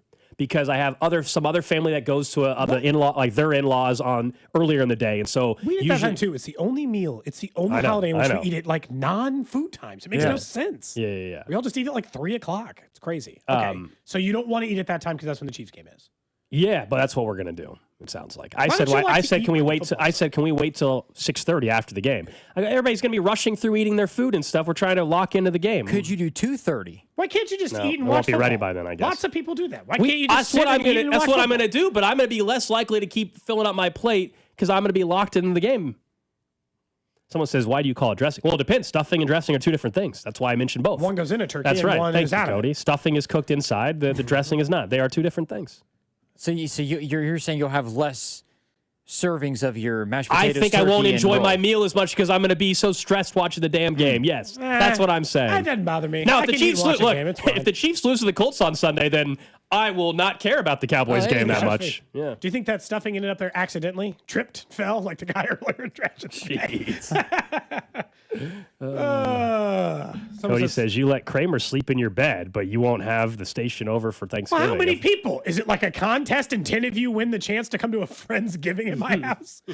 Like, you want me to limit the number of invitations, or do we want to have like a true larger Someone says Friendsgiving? mac and cheese gold. Oh, if there's mac and cheese, I'll eat it. We have there's like a cheesy corn bake. I forgot about that. That'll be on the plate. Okay. Yeah. There you go. Cheesy corn bake. Someone said, Gold, I have an invention for you. It's called a TV tray. Well, typically Well, for that's not- Thanksgiving, you we're eat at together at a table, Thank correct? you. That's right. Yeah. We're not going to all be eating with plates on the couch during the no. Yeah, or go your separate ways. During you the know, game, you that's might. for the leftovers. In fairness, there's too many. Not of my us. house. There's no. It's not mine. So will I can't say, make that decision. This is the benefit of the smaller group versus ours. I'll just tell you right now.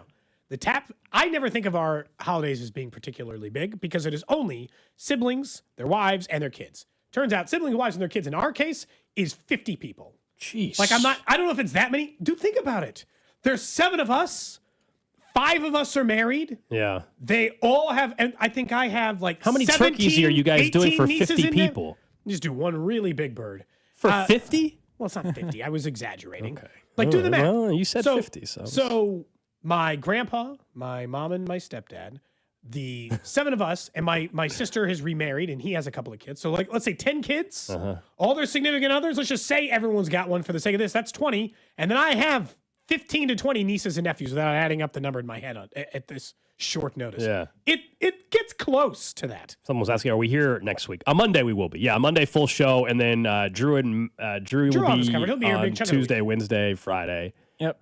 So, yeah, we'll have each show will be a little different next week. But Monday, we're all three on the show. Now people are just asking, is ham acceptable for Thanksgiving? Sure. Yes, but I feel growing up we had both. I think we can all agree though that ham is better than turkey, but turkey is a must. It feels like it's Gold a doesn't must like on it. Thanksgiving. We cannot all agree on that, actually. Gold doesn't like really? ham. We cannot all agree. I don't remember when I learned that, but Gold mentioned at some point he doesn't enjoy ham. Yeah. Nope. Okay, never mind. Yeah, we But can. that's fine. Whatever you like, but I don't know if we all agree. Well, I thought Don't look it was at Alex with this anti-turkey stance.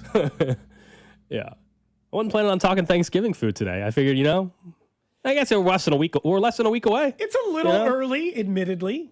What's your contribution? Does your sisters make it all, or do you bring some? My sister. You bring some rolls. You bring some Hawaiian rolls or So something. my sisters and my mom, they make it. They make all of it.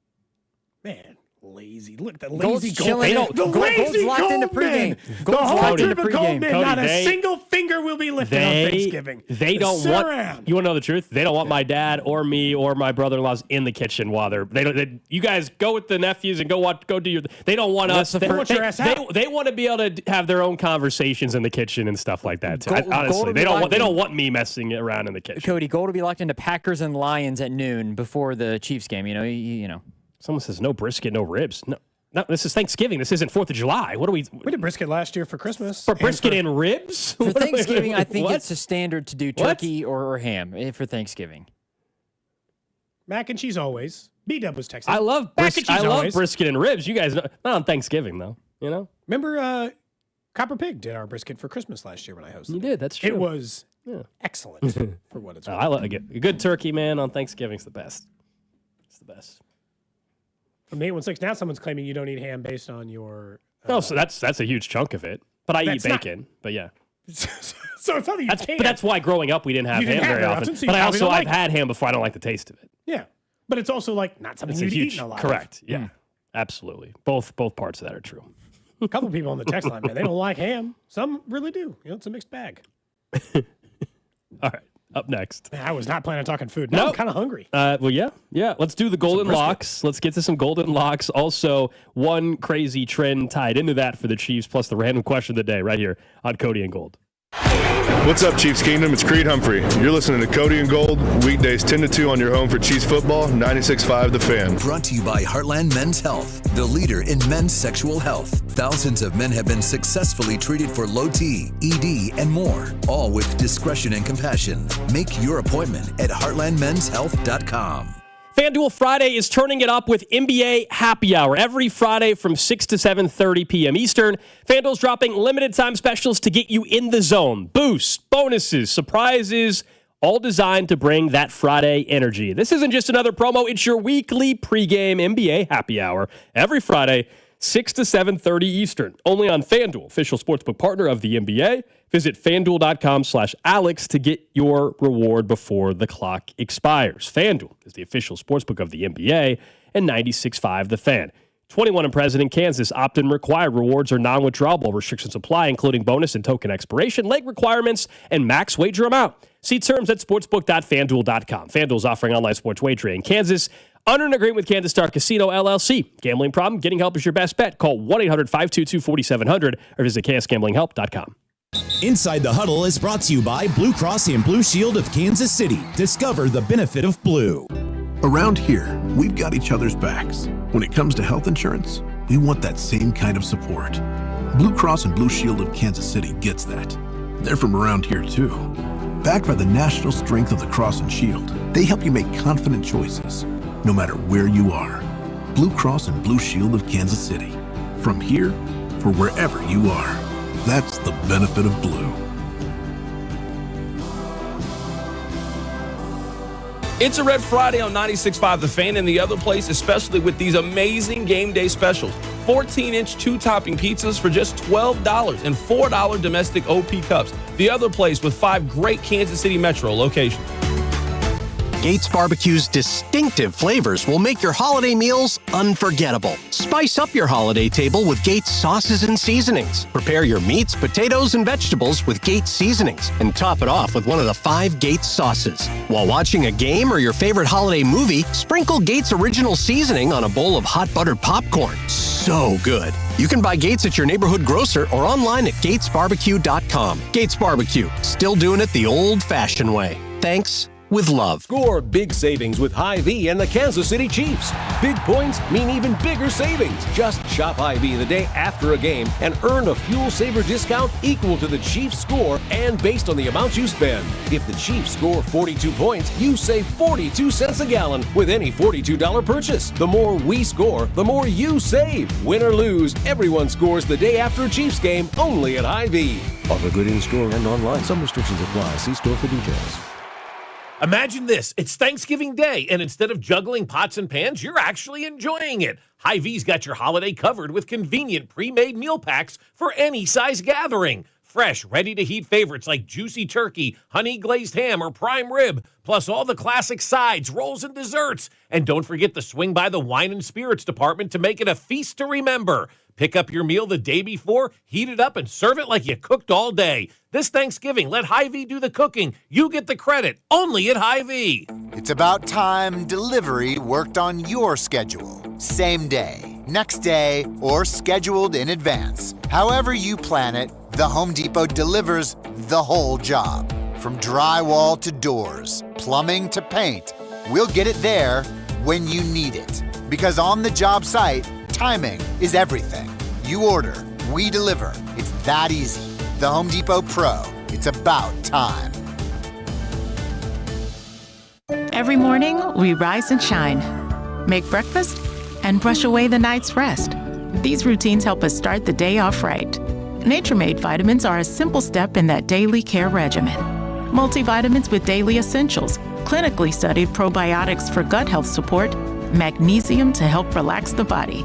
Nature-Made is made to care for you every day. These statements have not been evaluated by the Food and Drug Administration. These products are not intended to diagnose, treat, cure, or prevent any disease. Now that I'm a dad, I can't stop thinking about what would happen to my kids if something happened to me, like losing the house or not affording college. Yeah, that used to keep me up at night too. It's why I finally got life insurance from Ethos. It's 100% online. No medical exams, just a few health questions. I got $2 million in coverage for around $2 a day. I never realized it was that simple. Get your free quote at ethos.com/game. That's ethos.com/game. Rates may vary. Bill monthly. Sample rate 10-year term life policy for a 35-year-old healthy non-smoking male. At Audion Hearing, our mission is simple: to make better hearing affordable for everyone. This Black Friday, enjoy exclusive savings on our high-quality rechargeable hearing aids. Clear, comfortable, and ready to use right out of the box. And here's a study worth hearing. Research shows that wearing hearing aids can reduce your risk of dementia by up to 61%. Join over 1 million happy customers and shop Black Friday deals before they're gone at audionhearing.com. That's AUDIEN hearing.com.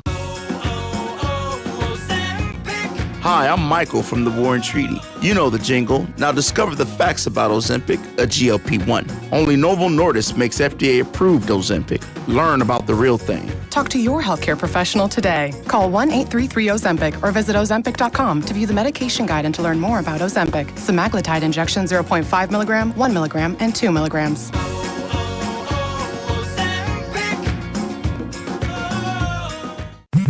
Straight Talk knows the best holiday gift is simply saying yes. Yes, you can stay up late. Sure, more cookies. Of course we can watch that movie again. That's why we give you real unlimited data, so you can say yes to all of your family's streaming, scrolling, and sharing. And now at Straight Talk, get another gift worth giving: a free 5G phone with select plans. Because yes is the best gift to give. Yes! And receive.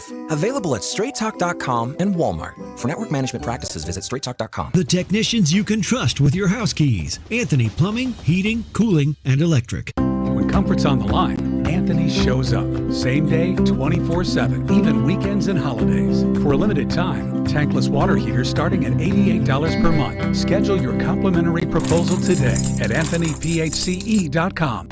You're listening to 96.5 The Fan from the DM Injury Law Studios. Mike's got this.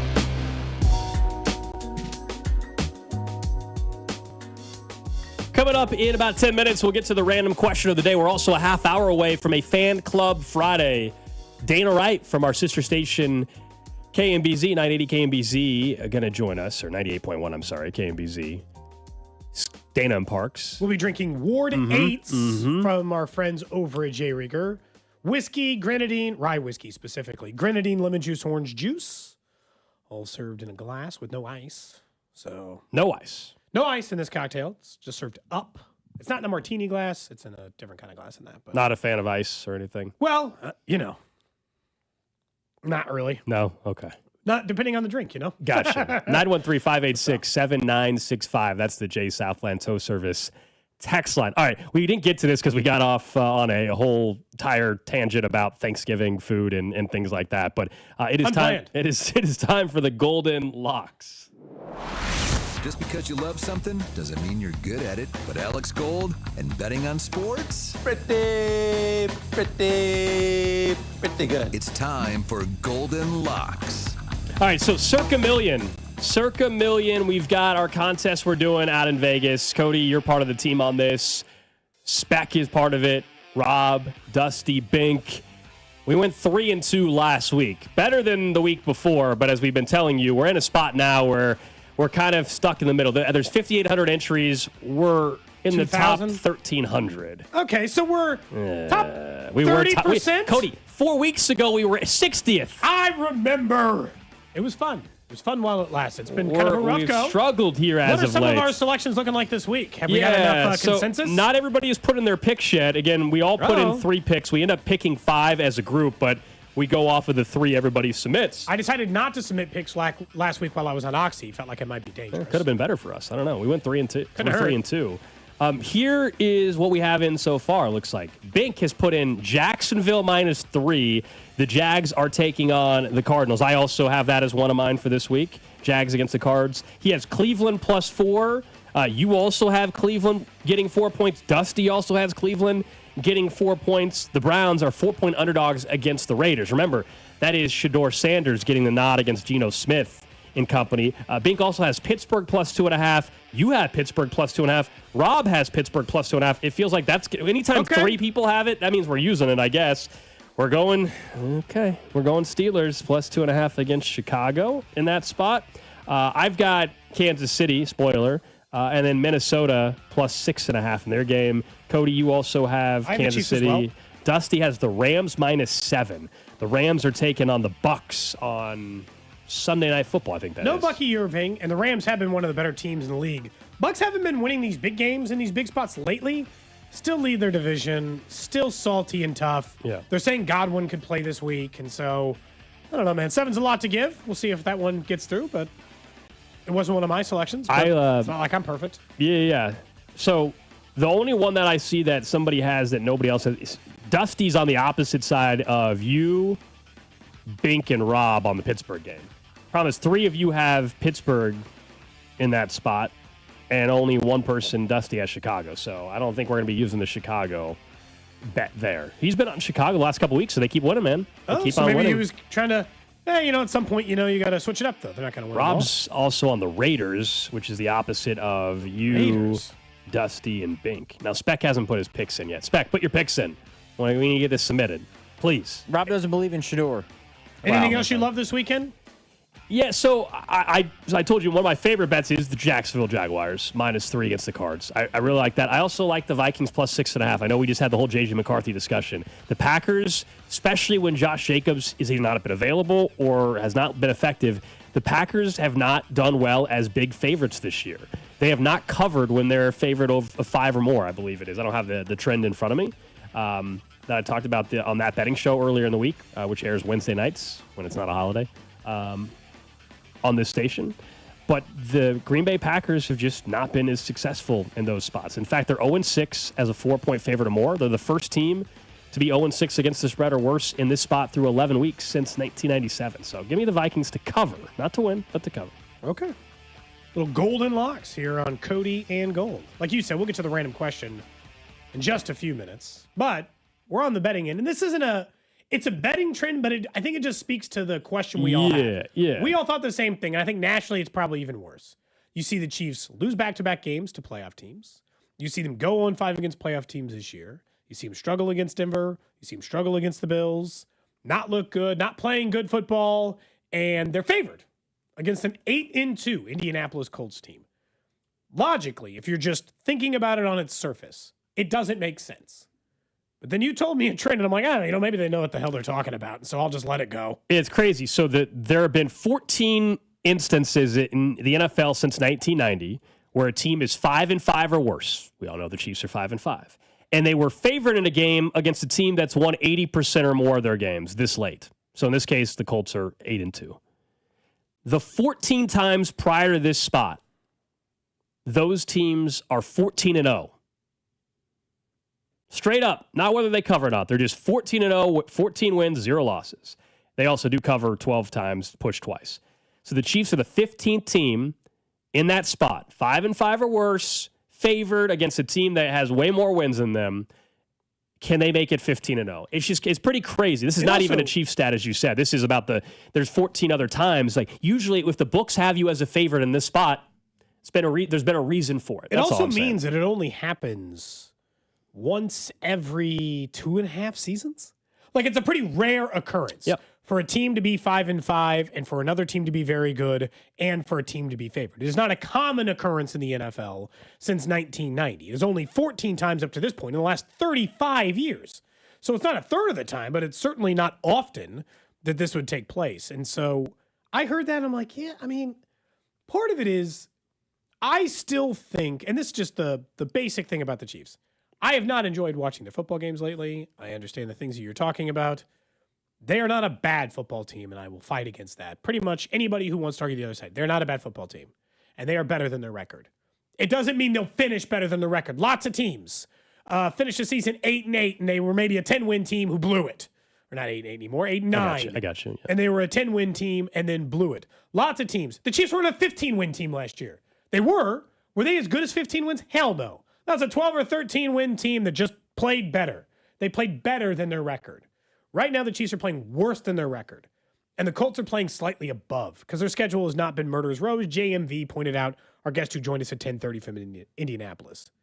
What the simple thing is if you ask me what I think the true records were, if what I think they would be if everything was just like normal, I would say the Chiefs would be 7 wins right now, 7-3. And I would say the Colts would be like 7 or 6. Yeah, you're saying the Chiefs, instead of being 0-5 in one-score games, they'd have 2 of them, maybe. Maybe they'd be 2-3 in one-score games. So I think they'd be 7-3, and the Colts would be either 6-4 or 7-3. So am I surprised the Chiefs are a home favorite? No, I'm not. Because I think if everything just went the normal way, but you'll agree, and things don't go the normal way. They don't like wins back or anything like that. You would agree though, if the Chiefs lose on Sunday though. None of that, but just none of this stuff matters anymore. No. When it comes to anything how we think the team should actually be, they will be a 5-6 football team and under 500 with 6 to go if they lose on Sunday. That is the fact of the matter. Correct. Versus, of course, the alternative, which I think people will start talking themselves back into the Chiefs if they were to beat the Colts, because it would be a playoff team win finally. It'd be against a Colts team that had 8 wins, a Colts team that is actually fairly healthy. I know there was the update from Shane Steichen today. Daniel Jones, they're saying it's actually a fibula injury, but he's good to go. He was a full participant in practice today. Also, Charvarius Ward, yes, the same Charvarius Ward, will make his return. Fibula sounds more concerning, actually. For all we know, he bruised. I was going to say, he could have ran in the corner of a table like you do at your house or whatever, and all of a sudden bruised his fibula. He also made it sound like that this has been recurring. Like this isn't the first time. Maybe they've not been avoiding it, but like he had maybe said something before. Here's the part. Yeah. And I know all the tiebreakers are against him. I've never denied that, and you and I have talked a lot about that this week. You do realize that there's still 42% of the season remaining. So, like, to write off the Chiefs at 5-5 and just say, well, this is how they play and this is who they are, at 42% remaining of the season, I'm not going to do that. And that's why I still think they have a chance to do it. But Sunday, just because of they those have to win. spots, they have to win. Is a must-win. I will give them 1% chance to make the playoffs if they lose to the Colts on Sunday. Not 0, because I'm not I don't know, because I said they had to go 6-1, and I guess there's some hypothetical world in which they win their remaining 6 games, although I will no longer be thinking that's even really plausible. So I said 1%. I just refuse to count Patrick Mahomes out 100%. But this game is interesting on Sunday because there are some matchup parts that work for the Chiefs, and Daniel Jones has been turning the ball over and making mistakes, and turnovers can help the Chiefs get a more comfortable win because they're not good at getting the ball away from the other team. The win probability index stuff says if the Chiefs win, 53% chance to make the playoffs. If they lose, it goes all the way down to 26. That feels... And they have everybody's. You can find a different site that has them with a 58% chance. But this is NFL Network, NFL.com. That feels about currently right to me. a 44% chance to make it. If you're wondering, the Texans prior to last night had a 49% chance. Crazy. The Chiefs haven't even been that bad in the turnover differential this year. They don't take it away, but they don't give it away. They have 2 absolutely backbreaking penalties this year, and both in the red zone by Patrick Mahomes. I mean, and 3 actually, because the one to Travis Kelce that kicked off of his damn arms. True. So they have 3 backbreaking red zone turnovers. 2, which were Patrick Mahomes' fault. The one that he threw to Devin Lloyd that went back for the 99 yards. The one last week when he shouldn't have thrown that ball on the sideline and turned it over for Denver, even though it felt like they were going to take some control. And the one that went off Travis Kelce's arms.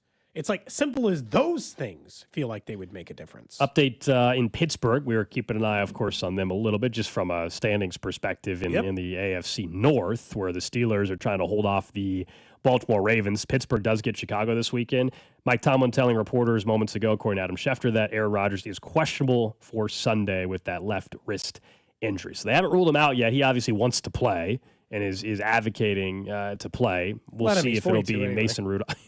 Difference. Cody's like, once you reach that age, Cody's like, you know what, forget it. How many games you got? It's the same feelings I had. I told you last week. My grandpa, who is now back at home. Yeah, well, good. Had a brief hospital stay because he's 95 years old and was having a little bit of a health hiccup. He's back at home.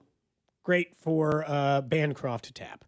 He, when he was in the hospital, was asked for KC barbecue, and they were at the time still looking at his heart. I'm like, I don't care. Sure, you can have it. 95. Yeah, you want barbecue, my guy? I got you.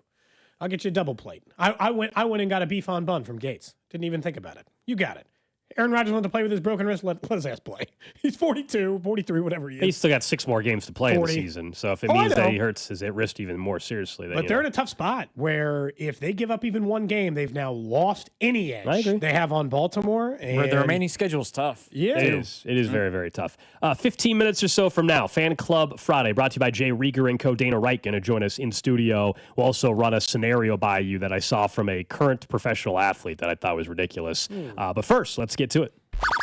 Random question.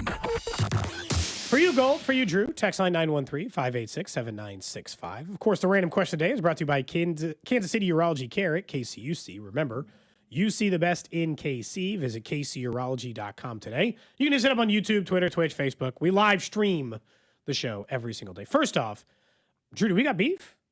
Because somebody said you said your questions were more elegant or highbrow than mine, and then mocked. And then I heard you use Chat GPT. Couldn't even come up with a question. So what the hell happened while I was gone? So this is that not true? This is not true that I threw shade at you. That was suggested by the text line. Okay. Because I said we're gonna have a deeper question. Let's have a deep question. It feels like a shot. Feels like a shot. I can't just ask my questions. Because your questions. There's nothing wrong with your questions. It's just that traditionally they don't hit a. Not a therapy type of level, but a level of higher intelligence. Is that what you're getting at? He's calling me crass and so No, I can hear it. No, he just don't want to say it in his head. Somebody basically suggested that the questions that I like to ask are ones that you think about when you're high. Basically, what was the suggestion from the text line when we asked them? Okay. There was one in particular that it's like this is way too deep. It was a would you rather. And it was a, would you rather not have any memories of your past and start new ones, or would you rather not have any new memories going forward, but you remembered everything from your past? And I said I would rather not have new memories going forward because I know what I would be missing. I understand the excitement of like, hey, you have a bright future, what's ahead of, and you've got your kids in your case and stuff like that. But also, I don't want to lose all the memories that I do know exist. I don't know the future memories, so what is it to me? I mean, you know that they're going to be some. But you don't know what they are. I had these memories. You know, I had it for 41 years. We had a good run. So that was the question. Start. I thought it was a good question that he had a week or two ago, Cody, if I must say. Sure. Interesting that my question does not. People said more thoughtful and meaningful questions. Shut up, text line. I don't need any of your crap today. My question actually is a little more. Oh. Wow, look at this. Well, we'll be the judge of that. Let's all right, go. we'll be the judge. Okay, relationship-based question, Oh, Gold, boy. for you in the future, or Oh, for Drew gosh. now, or me Okay. now. Okay. Very simple question. If you would you choose, if you could, to selectively listen to your partner's thoughts at any time you wish, but, and so it's not just on all the time. You get to choose when you're listening or all that stuff. But they have the same ability to do it back to you.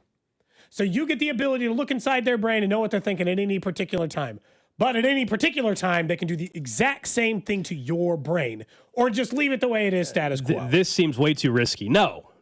You don't want them thinking. No. You don't want them to know what you're thinking. I don't know how your answer wouldn't be no as well. You're the married man on the show, like of the two of us here at least. But like, I think absolutely. In a marriage, though, I could be like, hey, don't look into my brain unless I say it's cool. You know, you might be able to.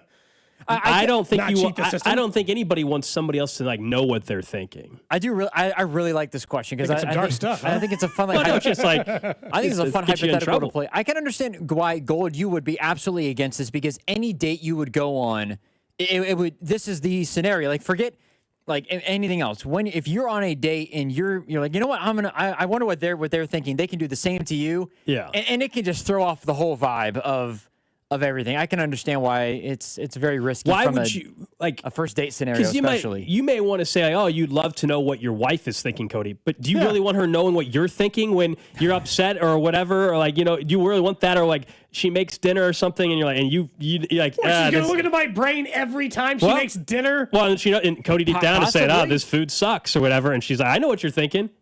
Don't say it. I actually don't think it'd be that bad. I don't think you're that to get called out. Then, yeah, at that point, yeah, I think you're setting yourself I'll up. say, I think you're only setting yourself up a couple times a year. You know, when you're thinking something, you're like, when you're in a darker place, I guess, for the short period of time. But maybe that would lead to more meaningful, deep conversations, Drew. I know. I agree. Maybe instead of avoiding a difficult conversation, maybe you'd have more of those difficult chats. I do agree that I think it would cause for more conversation on that side of things. Also, though, I do. Some things are not that it's not good to know what people are thinking, but sometimes it's just better off if you just let it be. You know. Yeah. Somebody says this is the exact same question as looking through someone's phone.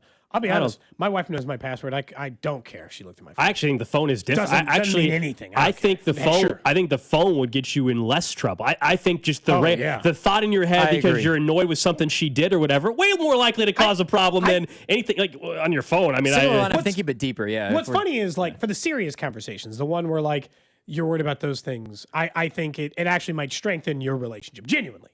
I think the ones that would concern are the times when you think of stuff when.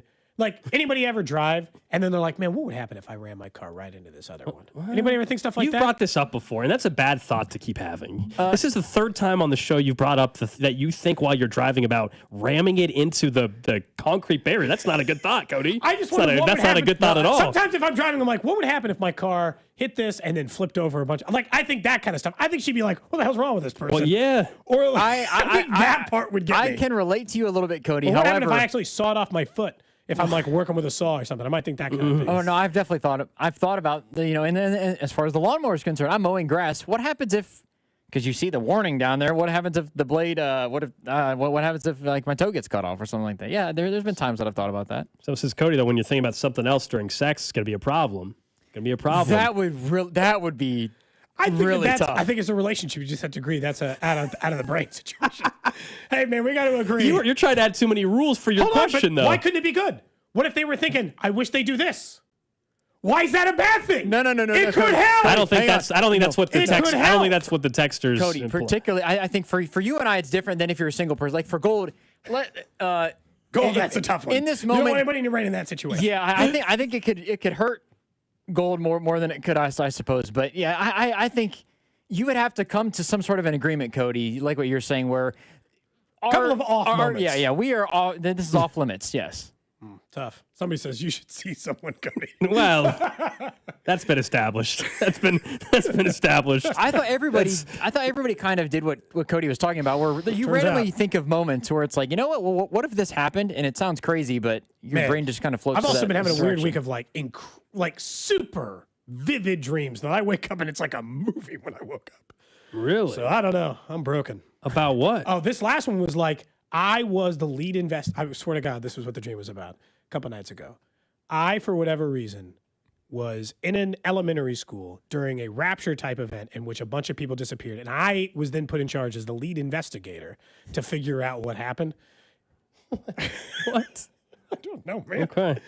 Brains are crazy. Someone says, They work Cody, a lot of weird ways. Cody, I'm an Amazon driver. I have those thoughts too.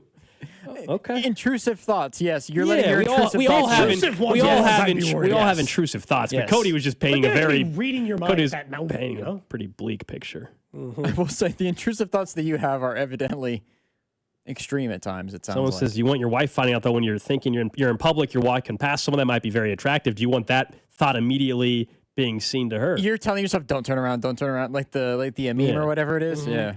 As someone said, as someone Drew who has lost part of their total mower, it is not as great as it sounds. Well, man. yeah, no kidding. Not as great as it sounds. We've given Drew the warning on the mowing with the shoes. I have, learned in his fairness, lesson. I have not mowed my grass. Well, one, I don't have any grass to mow. I haven't mowed any grass, including my parents, since I moved here to Kansas City. So now maybe this is something where you guys and everybody coming after me a little bit, I will now always be wearing shoes. And of course, if Drew is back from a couple days. He told us early in the show. He got in a pretty bad wreck. By the way, you using that car reference, so what if I slammed into this other car just a few minutes ago? my bad. You're time. giving him PTSD over here. This guy was in a pretty bad. serious wreck. That's why he was Yeah, he gone was. the last I couple will days. say, I'm glad you're okay, other than you're Yes. sore. Yeah. I'm just really sorry. Is it your back or what's the worst part right now? It's my side, like Ribs? my oblique and ribs are very sore on my right side. But I did have a little like PTSD moment, I guess, if you will, on Tuesday. The night of it, like I couldn't go to sleep, and I was like, I got to distract myself because I kept on kind of. Well, that was the day of the accident. Replaying everything. So, but yeah, I'm very, very thankful that it is just some bruising and soreness. It's nothing else. Do you see this entire Could've been a lot breakdown from the What's text this? line of this What's feeling? this? From the 816, that experience is commonly referred to as a call to gosh. the void. Is this a From the French, psychiatrist texting l'appel in? de vide, or more broadly, is an intrusive thought to the fleeting urge to do something dangerous. Like swerving into traffic, even though you have no intention of acting on them. Okay. That person gave a whole psychological. I wonder, breakdown. is this a psychiatrist that's texting in? I don't These know. are the questions that we need more. These are the ones, Cody. This is a good Someone a also is convinced your dreams right now. Are you still on your pain medicine from the surgery? I haven't had any in a week. Okay. I took my last pain pill last Friday, so Okay. I don't know. Other than like an occasional ibuprofen, I don't. Your recovery's been good though. Yeah. I haven't taken one of. They only gave me 10 of those anyway. It's not like those are going to last forever. Oh yeah. Cody said he has some left over, Drew. I got 3. Actually, I should have brought them in for Drew. That's not what. It's not super legal. Not is it? legal. No. Not legal to do that. I meant for him to look at. For sure. Not to take off, Someone says, was Drew shirtless looking at him? I was not, no. Mirror. I was not. Oh, my goodness. I was not. That's not what happened, unfortunately. Or fortunately, I don't know, either way. All right, let's get a drink. Yeah. Up next. I've been taking Tylenol. Am I able to have a drink still? I feel Tylenol? like Yeah, you're good on that. You can. The label will say you're not supposed to have excessive alcohol consumption or whatever while taking the medicine, but It's usually for the harder stuff. I think one drink, I think you'll be all right. For one Tylenol, I think you'll be good. All right, up next, let's get to Fan Club Friday. Dana Wright is going to join us. We'll find out why she missed last week. She's got quite the story, I am being told. And we'll also get to a hypothetical that exists from a professional athlete about going out to dinner.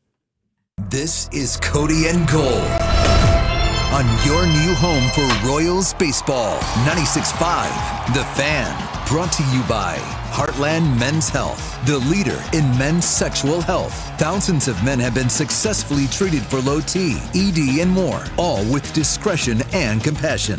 Make your appointment at heartlandmenshealth.com. Around here, we've got each other's backs. When it comes to health insurance, we want that same kind of support. Blue Cross and Blue Shield of Kansas City gets that. They're from around here too. Backed by the national strength of the Cross and Shield, they help you make confident choices, no matter where you are. Blue Cross and Blue Shield of Kansas City. From here for wherever you are. That's the benefit of blue. FanDuel Friday is turning it up with an NBA happy hour every Friday from 6 to 7:30 p.m. Eastern Standard Time. FanDuel is dropping limited time specials to get you in the zone. Boost, bonus, surprises, all designed to give you that Friday energy. This isn't just another promo. It's your weekly pregame NBA happy hour every Friday, 6 to 7:30 Eastern, only on FanDuel, an official sportsbook partner of the NBA. So visit FanDuel.com/KFNZ. Use my promo code to grab your reward before the clock expires. Celebrate the beginning of the NBA season in style. FanDuel is the official sportsbook of the NBA and also 96.5 The Fan. 21 and present in Kansas. Opt-in required. Rewards are non-withdrawable. Restrictions apply, including bonus and token expirations, league requirements, and max wager amount. See terms at sportsbook.fanduel.com. FanDuel is offering online sports wagering in Kansas under agreement. Kansas Star Casino, LLC. Gambling problem? Get out with your best bet. Call 1-800-522-4700. Visit kansasgamblinghelp.com. I'm McCall from Lee Summit Subaru, and we're committed to helping our community through the Subaru Love Promise, like our commitment to Hillcrest Transitional Housing to help solve homelessness. Lee Summit Subaru also sponsors several pet adoption clinics like Midwest Animal Rescue and events each year, such as Dogtoberfest. It's all part of the Subaru Love Promise, and we're committed to helping our community fall in love with driving again at Lee Summit Subaru. LeeSummitSubaru.com.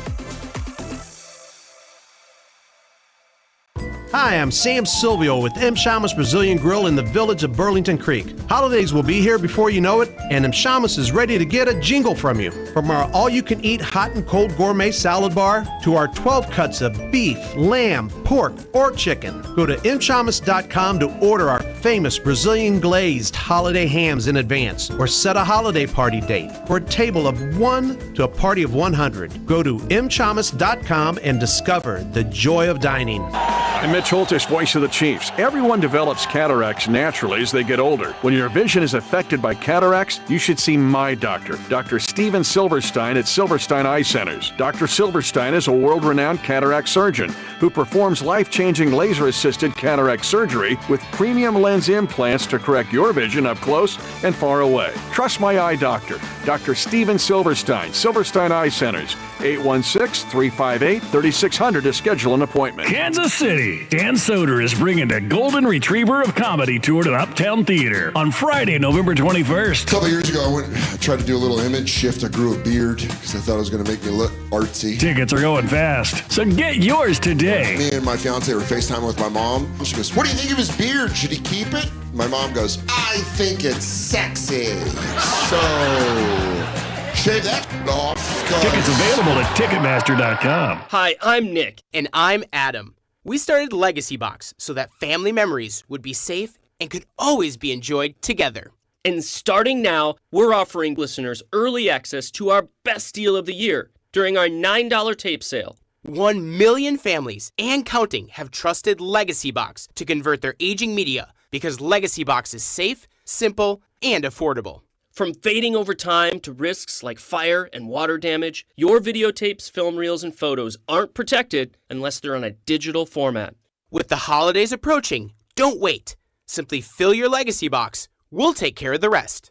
It's the most meaningful thing you can do this holiday season, and the perfect time during our best sale of the year. Visit legacybox.com/value to get early access to our Black Friday sale and digitize your memories for only $9 a tape. Visit legacybox.com/value. legacybox.com/value. Now that I'm a dad, I can't stop thinking about what would happen to my kids if something happened to me, like losing the house or not affording college. Yeah, that used to keep me up at night too. It's why I finally got life insurance from Ethos. It's 100% online. No medical exams, just a few health questions. I got $2 million in coverage for around $2 a day. I never realized it was that simple. Get your free quote at ethos.com/game. That's ethos.com/game. Rates may vary. Bill monthly. Sample rate 10-year term life policy for a 35-year-old healthy non-smoking male. At Audion Hearing, our mission is simple: to make better hearing affordable for everyone. This Black Friday, enjoy exclusive savings on our high-quality rechargeable hearing aids. Clear, comfortable, and ready to use right out of the box. And here's a study worth hearing. Research shows that wearing hearing aids can reduce your risk of dementia by up to 61%. Join over 1 million happy customers and shop Black Friday deals before they're gone at audionhearing.com. That's AUDIEN hearing.com. Inside the Huddle is brought to you by Blue Cross and Blue Shield of Kansas City. Discover the benefit of blue. Listen to the Chiefs and Colts on Sunday with pregame starting at 9. Kickoff at noon with Mitch, Danon, and Kling. Right here on your home for Chiefs football. 96.5 The Fan. KFNC FM and AM HD1 and HD2 Kansas City. An Odyssey Sports Station. Welcome into the Fan Club. Step 1, we buy into this club. Step 2, we roll over to the club, either in your Mercedes-Benz or my pre-owned Acura Legend. It's not as much as a club as it is a couple middle-aged dudes in sweatshirts talking about sports. Bounce, bounce, bounce, bounce. Now all the ladies saying bounce, bounce, bounce, bounce, bounce. But you get the gist. Here's Cody Tapp and Alex Gold. It is a Fan Club Friday. The drinks are being made. Cody's whipping up the cocktails. Thanks to Jay Rieger. The drink today, Ward 8. 2 ounces of some rye whiskey, some grenadine, lemon juice, orange juice. Cody is finishing up the drinks. If you're watching on video stream, you should check out. This drink, I would never guess it was a wintertime drink. It's very bright. It's like very, very bright red. I haven't had a sip of it yet, so maybe the taste will feel different there. Admittedly, this is a cocktail I have never had before. Yeah, I have not heard of a Ward 8. Now, Dana Wright's going to join us in a second. I was going to wait till she joined us to have a drink, but go ahead. You have a sip then. I don't Try care. a sip? Let's Yeah, try. I'm curious. I was going to wait, but let me know what. Does it taste the way it looks? I guess is that. It's good. It's very. Drew will like this one. I think. So I think for some people, this is one of those like. Someone's like, I don't like rye whiskey. Drink this and tell me like it's got whiskey in it, but it is not like. It's very good. Whiskey punching you in the face. I like that. That's very good. So a little Ward 8, 2 ounces rye whiskey. We put these things up on our Instagram. Like you said, if you want the exact measurements, 2 ounces rye whiskey, 3/4 ounce grenadine, 1/2 ounce lemon juice, 1/2 ounce orange juice. It's served typically up. You've got the correct glass over there. It's called like a little Nick and Nora glass. And then, that way you can serve it. You can serve it in a martini glass. Or I feel like I should be outside at Electric Park, getting ready to watch the Kentucky Derby, holding this up. Oh, I know they do the mint juleps, but I feel like these are the same type of glass that you would see for something like that. Yeah, Drew, this one, this is probably one of your favorite ones, I would guess. I like it. We'll see what Dana thinks when she joins us here in just a moment. I was to understand, she was supposed to be on Fan Club last week. Here she comes. And she comes. Missed out. I've already poured you a drink. For good reason, though, I believe. We'll let her get set up here in a second. She was very excited, I think, to join. She felt bad, I think, for last week, but you had a good reason. We were wondering last week, all of a sudden, when Drew texted me and he's like, hey, yeah, she's not coming in. I'm like, what do you mean she's not coming in? Like, that was all I got. Like, she's just not coming in. I'm like, okay, is everything all right? I know, posted on your Facebook, but has everything been resolved? You basically said you guys had an issue at your home. Yeah. And it's pretty scary stuff. Like, we should be dead. Like, legitimately, we should be dead. Cool. I mean, right? So, Station's cursed. Like, I get this call from Spectre, hey, are you doing the sports show? And I'm like, I don't even know what day it is right now, right? And so I am very sorry about last week. Can I take a sip of this? What is Yeah, it? go for it. This is a Ward 8. So rye whiskey, grenadine, lemon juice, orange juice. Oh, my. Strong? You don't like it? We all like it. That is whiskey. That's good. It is whiskey. You like whiskey, don't you? Yeah, that's something. So we, just moved into this historic home, and the heater stopped working like a couple weeks ago. We're like, oh, okay. I had never had a home warranty, but when you buy a house, sometimes it just comes with it. Yeah, or you can ask for it. Yeah, as and part so of the we just closing got and it with the house, for like if the microwave, like whatever. But I wasn't used to dealing with it, so we call the number. We're like, our heat's out, but can we just call the people we normally use? And they're like, no, that's not how this works. We're gonna send you a guy who works out of his trunk, who has no certification whatsoever, and you're probably gonna die. So if they had been honest, that's what they would have said, but they didn't. So guy comes over. He's there about an hour. He's like, I cleaned out some debris. You're good to go. Fired it up. We're like, great. Heat was on. Yeah. Speaking of bourbon, Johnny sits down. He's having a bourbon. I've had like 2 glasses of wine. We're watching a movie. We're getting very sleepy. Just like settling in for the night. And October 28th, he put in carbon monoxide detectors. And I know that because he's such a detail guy. He wrote on the little sticker that you're supposed to write, October 28th. We're sitting there watching a movie, and all of a sudden we just hear, evacuate now, evacuate now. Oh, no. Like, and it's like the voice actively, I didn't know. And so I look at him and I'm like, all right, we just put these things in. Like, is this for real? Yeah. So, you don't smell anything. Mm-hmm. We just go outside. Fire department comes. They're like, yeah, you need to get out of the house. Because, it could explode or kill like you. at any moment. And literally I say to the firefighter, can I get my wine? I swear to God. Of course, Dana's like, I got to get my glass of wine. I feel like it was Monday Night Football was on. This was Monday night. And I was like, it's right there on the counter. We'll go out back. Like, we can watch the game. And the firefighter was just like, no. Yeah, as he should. Yeah, so the carbon monoxide level, for those of you who understand these things, 10 is bad, anything over 10. And our home was 238. Oh, holy cow. Had we gone to sleep, it would have been a very peaceful sleep from which we would not have woken up. Jeez. So that was, then it was just like, oh my God. Like, it took about a day before I was like, did that actually just happen? Did that guy cause the carbon monoxide issue? Yes. Or is that why that why the first Oh, you guys, can you prove that? Yeah. He when we started digging, of course, and he was accredited from the Better Business Bureau for 4 weeks. I mean, I don't think he meant to kill us, but honestly, we just called the warranty company back and said, we're good.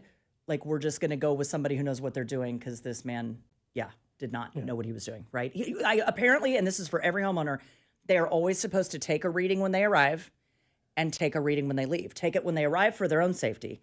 Take a CO reading when they leave for your safety. Mm-hmm. That was clearly not done. Small thing out of the, not small, I guess, but Andy Reid does say Isaiah Pacheco will be out once again for Sunday's game against the Colts. So he's not going to play. That's a surprise, actually. He said Kingsley needs to clear his final phase of concussion to return to participation protocol, but says that looks good and on track. So good chance Kingsley plays on Sunday, but Isaiah Pacheco will be listed as out for Sunday's game against the Colts. that is surprising. Although, as we asked Josh Briscoe earlier in the show, I don't know if that doesn't feel like matters all that much for this game on Sunday. Like, Pacheco is their best back. Maybe I can make a case as Kareem Hunt. If we lose one more, is it done? Are we just done? Yeah. So they need to finish 6-1 at minimum the rest of the way. Right. So they And they the can't. Bills lost last night, which is also not good. Correct. Now they get the Texans head to head. We can get into some of the tiebreaker stuff and everything in a second if you want. I want to go back to the story. Yeah, though, we can for a talk about whatever second. you want. I'm supposed to be dead, Alex. Yeah. I'm riding high on life right now. We can get to sports. Nothing to lose. We got a bourbon here. we can get to sports, but honestly, so someone on the text line was asking, is is there any repercussion here? Okay, so we said to the warranty company, this person, we do not believe this person was qualified to be here, because once we started talking to other heating and cooling people, they're like, well, he had to have taken a reading. That's what you're supposed to do. Right. He did not. He is no longer working with the warranty company. Okay. And we said to them, I don't want to get anyone fired, but the thought that he would then the next day go to someone's house with 4 children. Yeah. You know what I mean? I'm a mom. My daughter was in that house 2 weeks ago.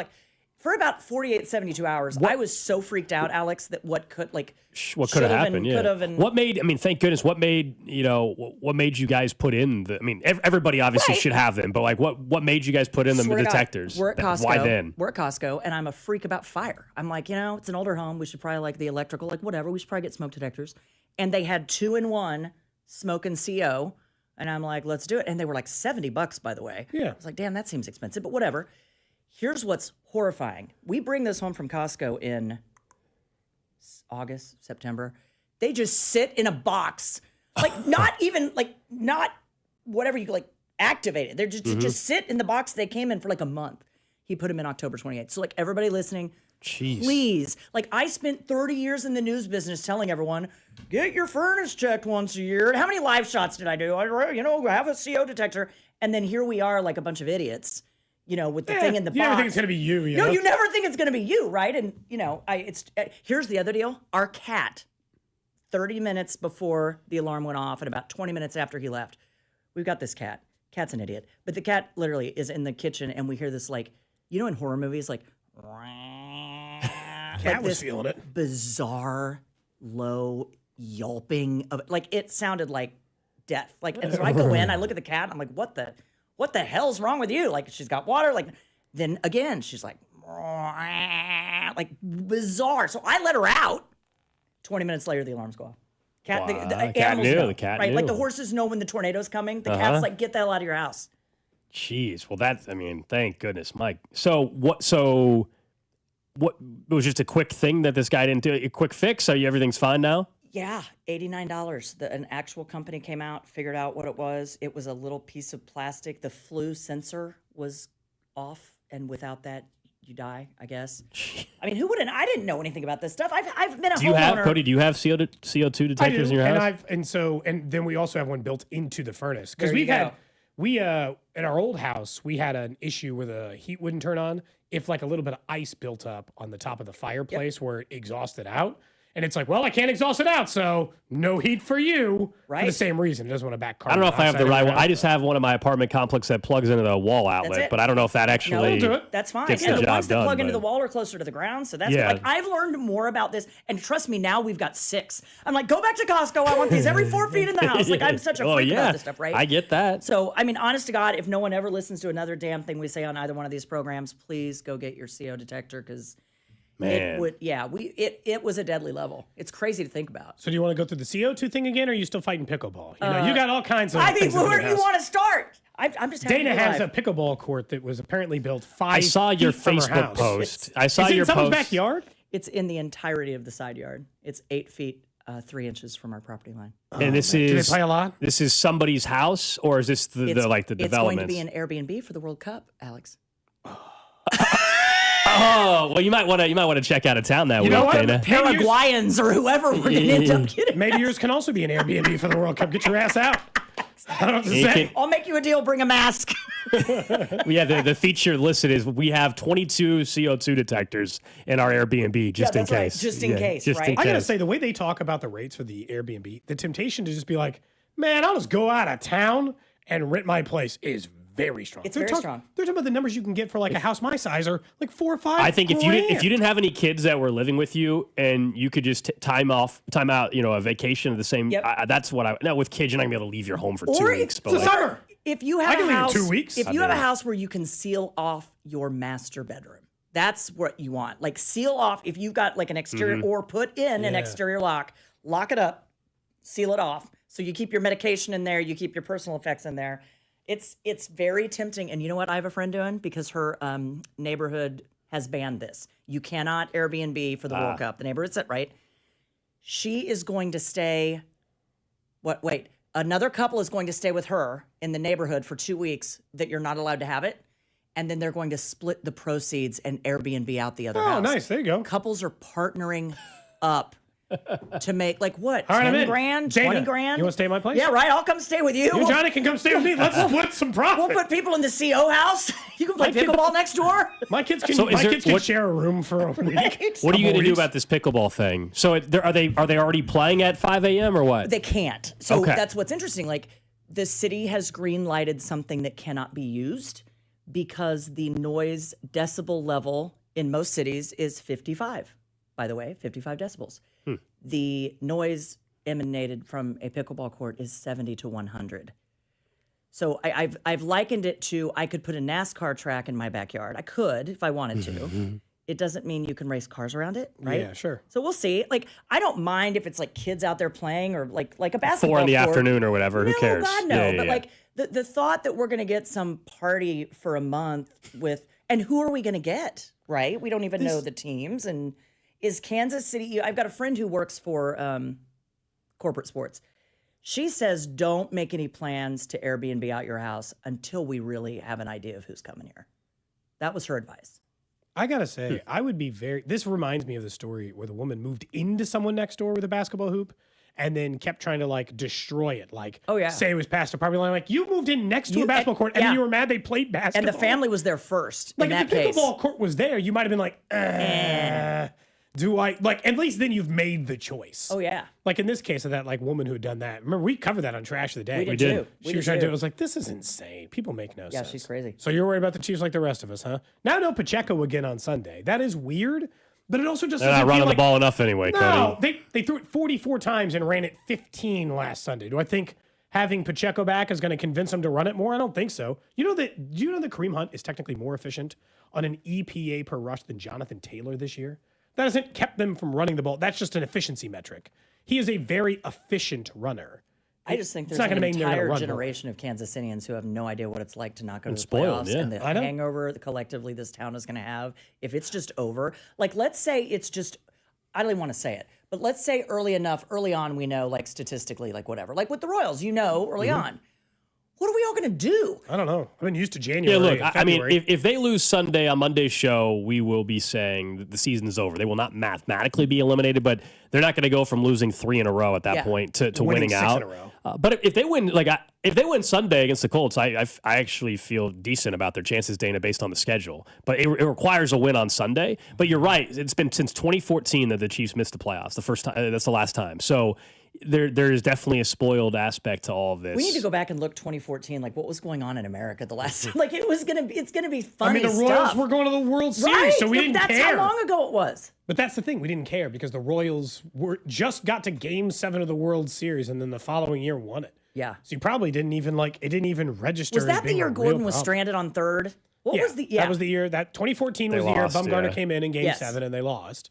But so if they would have missed the playoffs later that year, it'd have been like, what are the Royals up to? You'd have cared more about spring training the following. Have either one of you been to 1587? I haven't. It's I get most people. It's hard to get reservations. Have you gone? No, we have friends who went for their anniversary, somehow got a reservation, and then we have other friends who waited just to go to the bar, and they said it's worth it just to wait. And they said they were not allowed in. You can't just loiter waiting to get to the bar.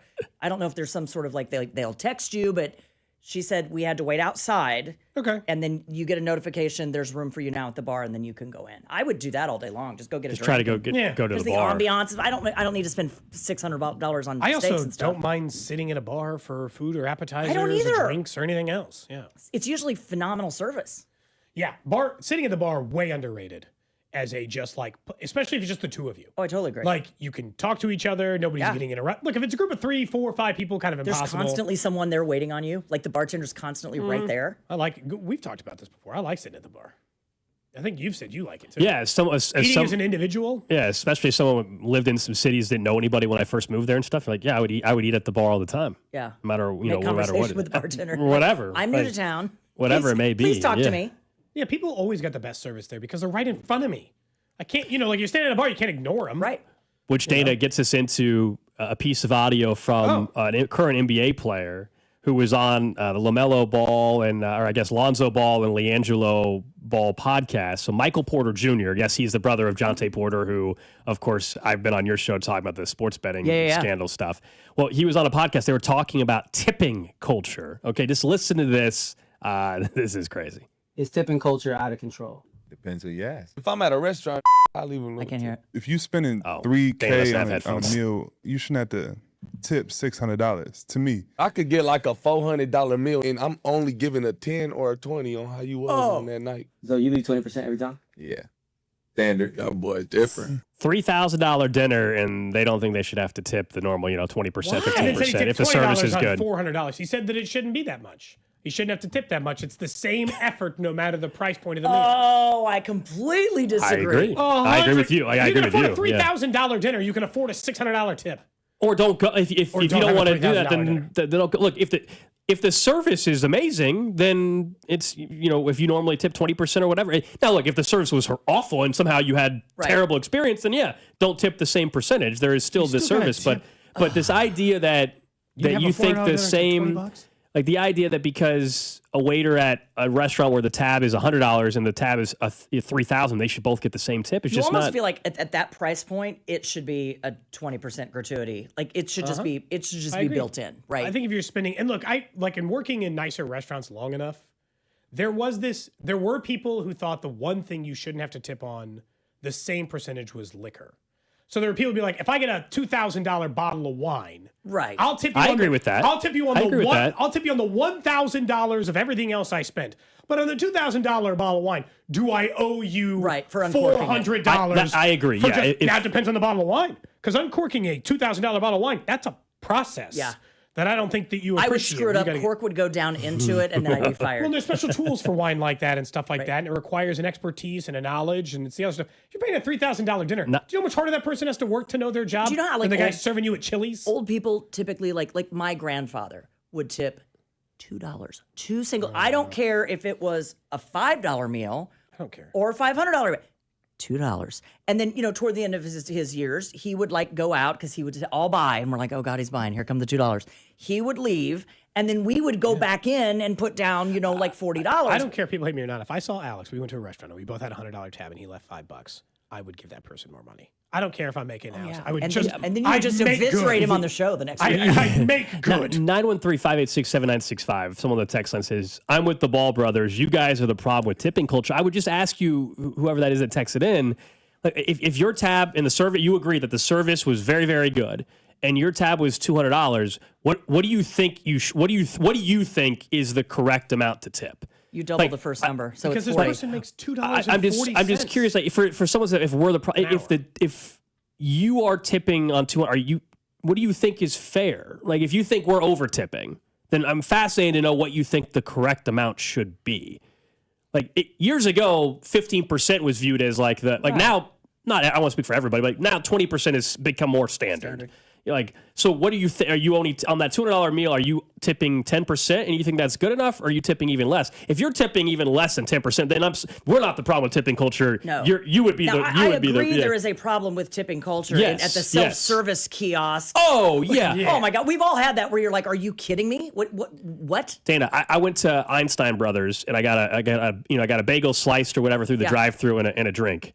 And they'll stick the the card reader out, and they'll have the tip. I'm not I had out of guilt, but I'm not tipping through a drive-through for a bagel and an orange juice. But a sit-down restaurant in which you receive service is a completely different. I'll tell you, I stopped going to Starbucks for that very reason, because they hand you that little thing, and then this is what they say. They go, and it's just going to ask you a question right there, and then you can just do.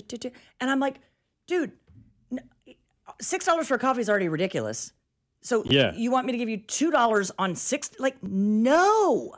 It just depends. Like, the ones that kill me are the ones. Like, the only ones in which I adamantly disagree with is carry out. Occasionally, when you're carry out, I think depending on if you got to go to the bar and that guy's got to handle this stuff because you got to do some amount of work. I don't think it has to be 20%.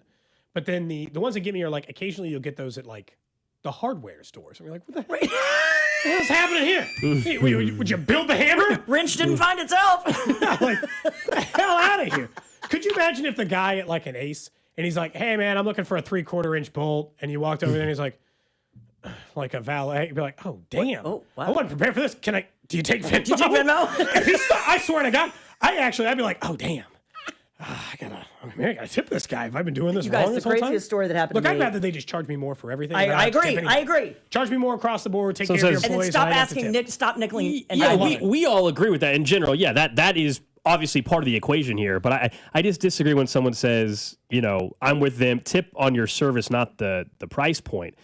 Look, 20%, the person that is bringing out, the hamburger and fries at a Applebee's, are they doing quote unquote the same job as the person bringing out the steak? Yes, but that's it. We talk about 15% or 20%. If the service is great, then that's just the percentage. It's not nobody's thinking like there's just a flat menu of fee. Bring out food. 5 equals $5 tip for server. Like there's not a menu for the waiter on. They bring you 2 drinks. You got to add another $1. That's not. What about your hair? Why would we tip that way? Like like what do I tip? Yeah.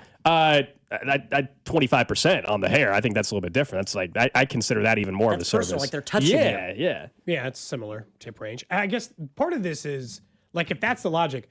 My guess is that anybody who's ever said I tip based on the service, not based on the price, ain't ever tipped $50 on 50 because the service kicked ass. I bet they still capped it at a percentage, don't you think? Yep. But they still found a number under the bill total or under the 20%. So you're still deciding a percentage. If it's I can tip $100 on a $500 meal because I thought it was awesome, well then you better, and you think it's just tip on based on the service. Well then if you get kick-ass service from the person at Applebee's who refilled your kid's pink lemonade 80 times, tip them $100. Have you noticed they've started writing on the receipt too? Gratuity 8 because no one can do math. They've started writing 18% is this, 20 is this, 25 is this. Although sometimes the math's I always tell the kids, if it's under $100, you double the first number. If it's over $100, you double the first 2 numbers. It's very simple. If it's $100, it's $20. Yeah. If it's $90, it's $18. You just double the first number. And someone says, "What if the service is crappy?" I'm not saying that you should tip 20% if it literally, if the waiter did not come by your table for 25 minutes and you got your order. I'm not like, maybe some people are. I'm not advocating that it should be 20% every single time, even if the service stunk. I'm saying if the service was on par, it's that I don't care if there's a $100 meal or a $5,000 meal, I will be tipping 20%. That's just what I do. Well, especially if you're a bajillionaire, whoever that person was that was saying. NBA player. An NBA player, come on. That is the weirdest time to be stingy, admittedly. Right. In my opinion. Are you kidding me? It's like you just bought a $3,000 dinner. You're like, whoa, I got to tip $600? You're like, I mean, oh no. Michael Porter Jr. went to Missouri. His I'm like pointing that out. Oh, I'm just going through. I'm just going through his. Because Jayhawks tips so well. I'm just going through his Spotrac page. It just says college listed at Missouri. I was just pointing it out. It says guaranteed at signing $150 million on his 5-year, $179 million contract. Then why are these people gambling their lives away for $12,000? Man, I don't know. Nobody's got that answer yet. God. Pure greed, ignorance, and confidence that you'll never get caught. Which is wrong. I'm fascinated. I'm actually obsessed with that story because I love to gamble. I love sports. And I'm obsessed with why anyone would do something so stupid.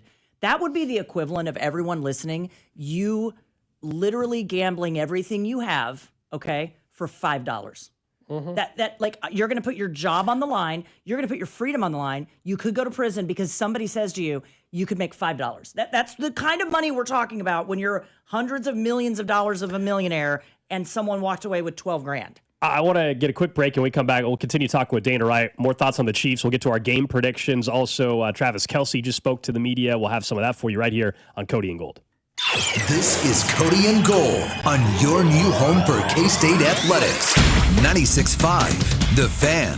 Brought to you by Heartland Men's Health, the leader in men's sexual health. Thousands of men have been successfully treated for low T, ED, and more, all with discretion and compassion.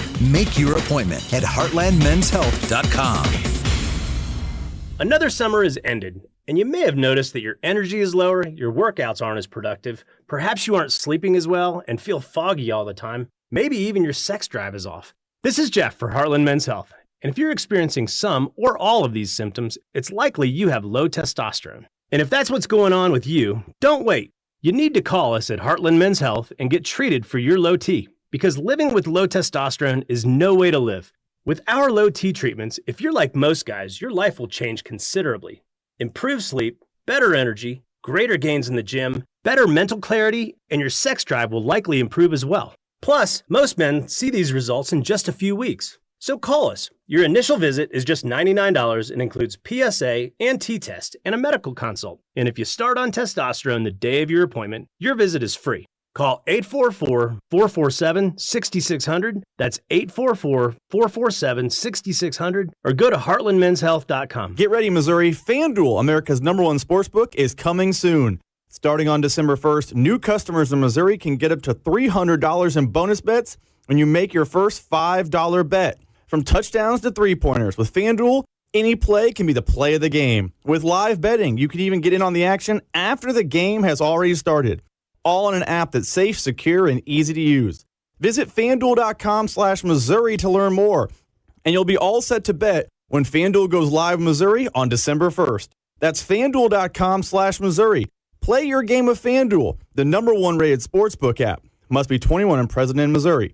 First online real money wager only. $5 first deposit required. Offer starts 12/1/25. Excludes customers who redeem pre-launch sign-up offer.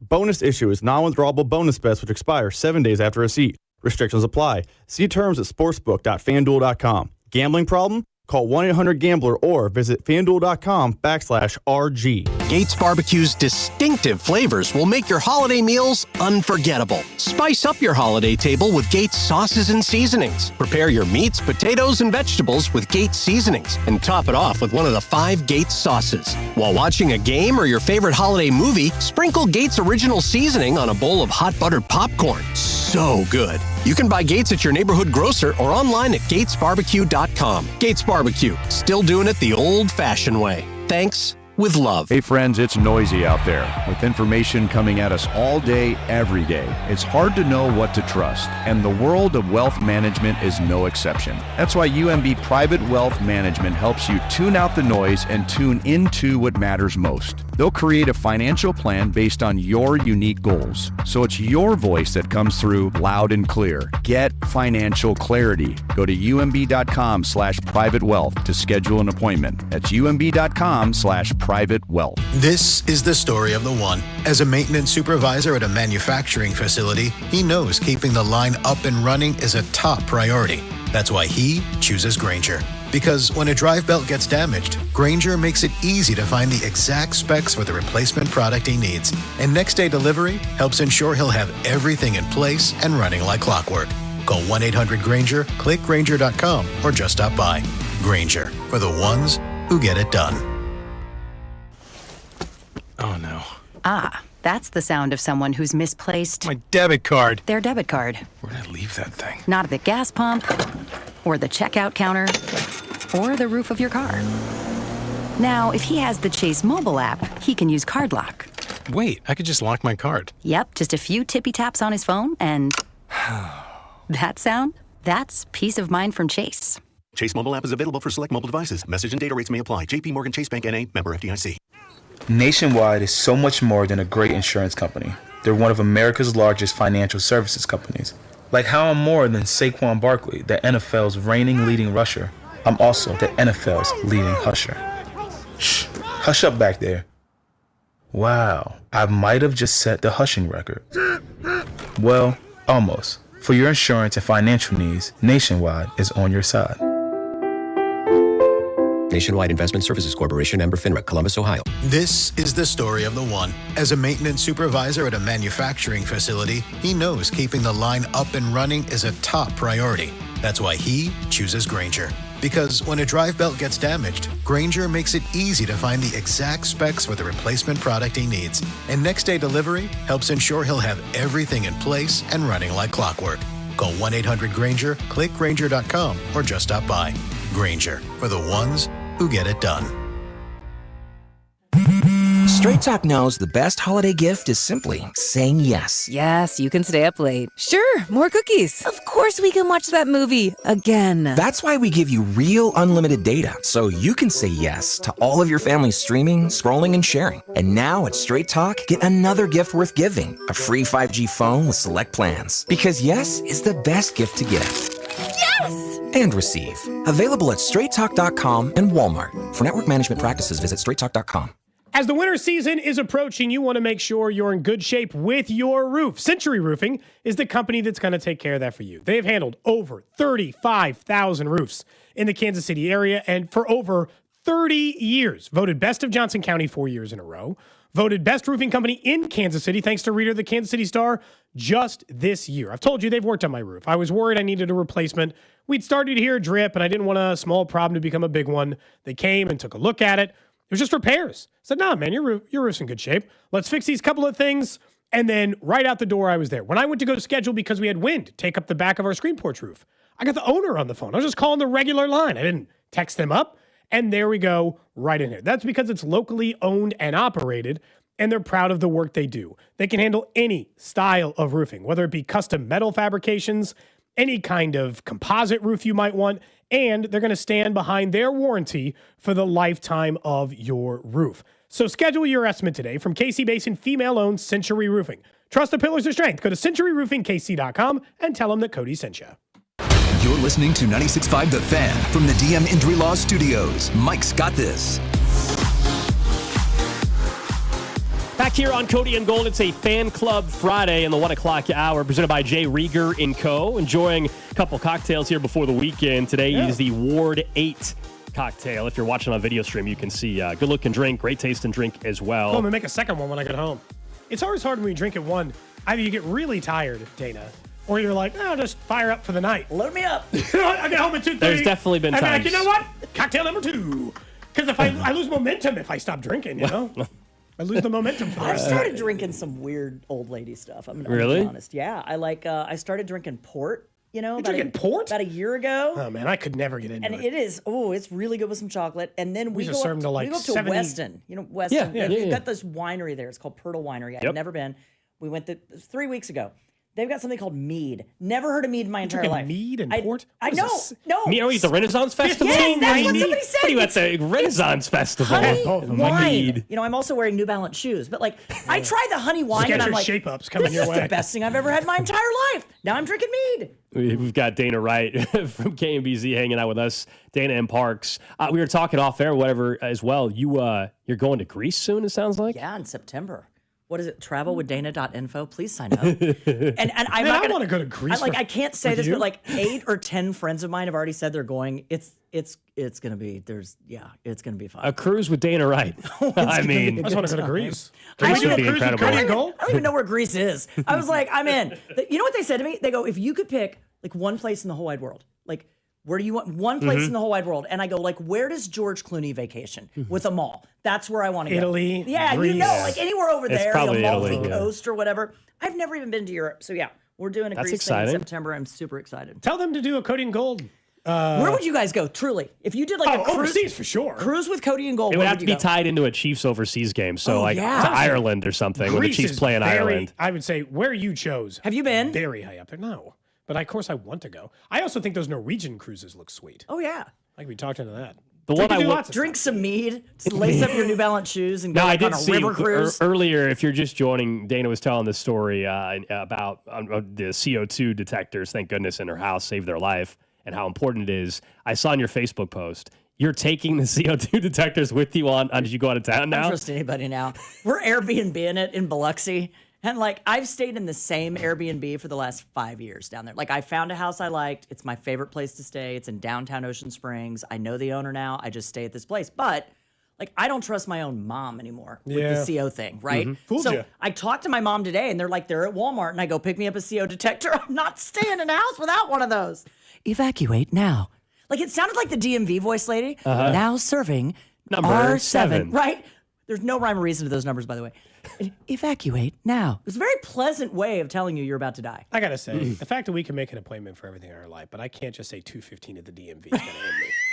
The hell I got? It's the only place in the world other than like an amusement park that I can't just set up my time ahead of time. Or it's like you have Just 3 hours. an You have appointment. 3 hours until we're ready to serve. And then it goes 10 minutes. Go. Yeah, that's Like, the thing. All of a sudden, they expect you to be waiting outside the DMV for 4 hours Right. so they could send you a text immediately. In Missouri, they won't let you like leave the actual area if you leave the perimeter. That's crazy. So the last time I was there, and then it's just based on if you choose a good day or not.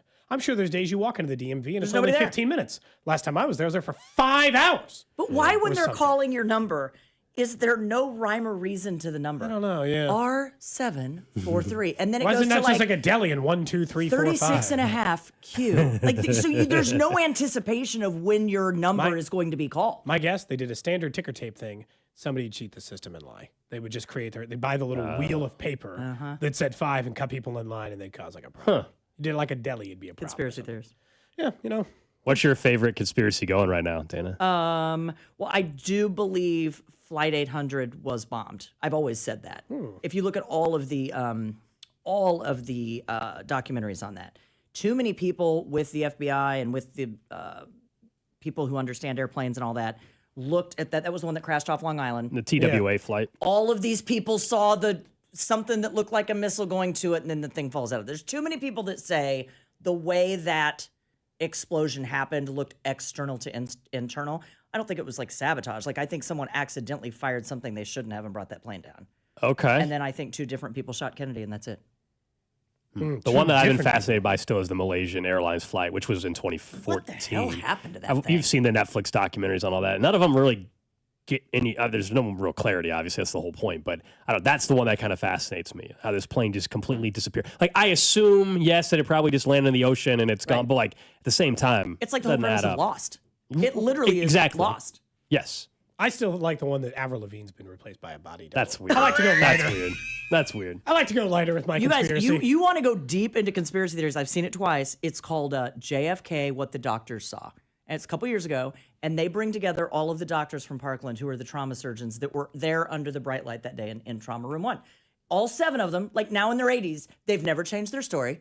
They're like the entrance wound in the neck. It was an entrance. It just was. Like the one behind him in the back of his head, that was the Oswald wound. But the one here at the top of his necktie, they were all 12 of them standing right there trying to save his life. Entrance wound. It's called JFK, what the doctor saw.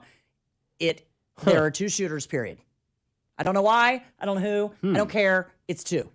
Okay. I have not heard. Is that on Netflix or something or what? It is on, I believe it's on Netflix. We watched it again like 2 weeks ago because I was talking to Johnny about it. And I go, there's 2 shooters. These are like the trauma surgeons, the best in the world.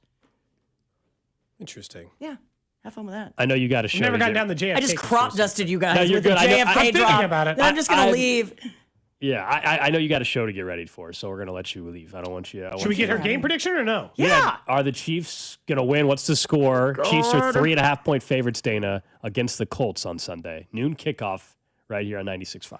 They have to win because I'm going to be so depressed if they don't. And I'm watching it with my mother in Biloxi, and she is so loud you will hear her screaming from there. I'm gonna say they win, but they win by 1.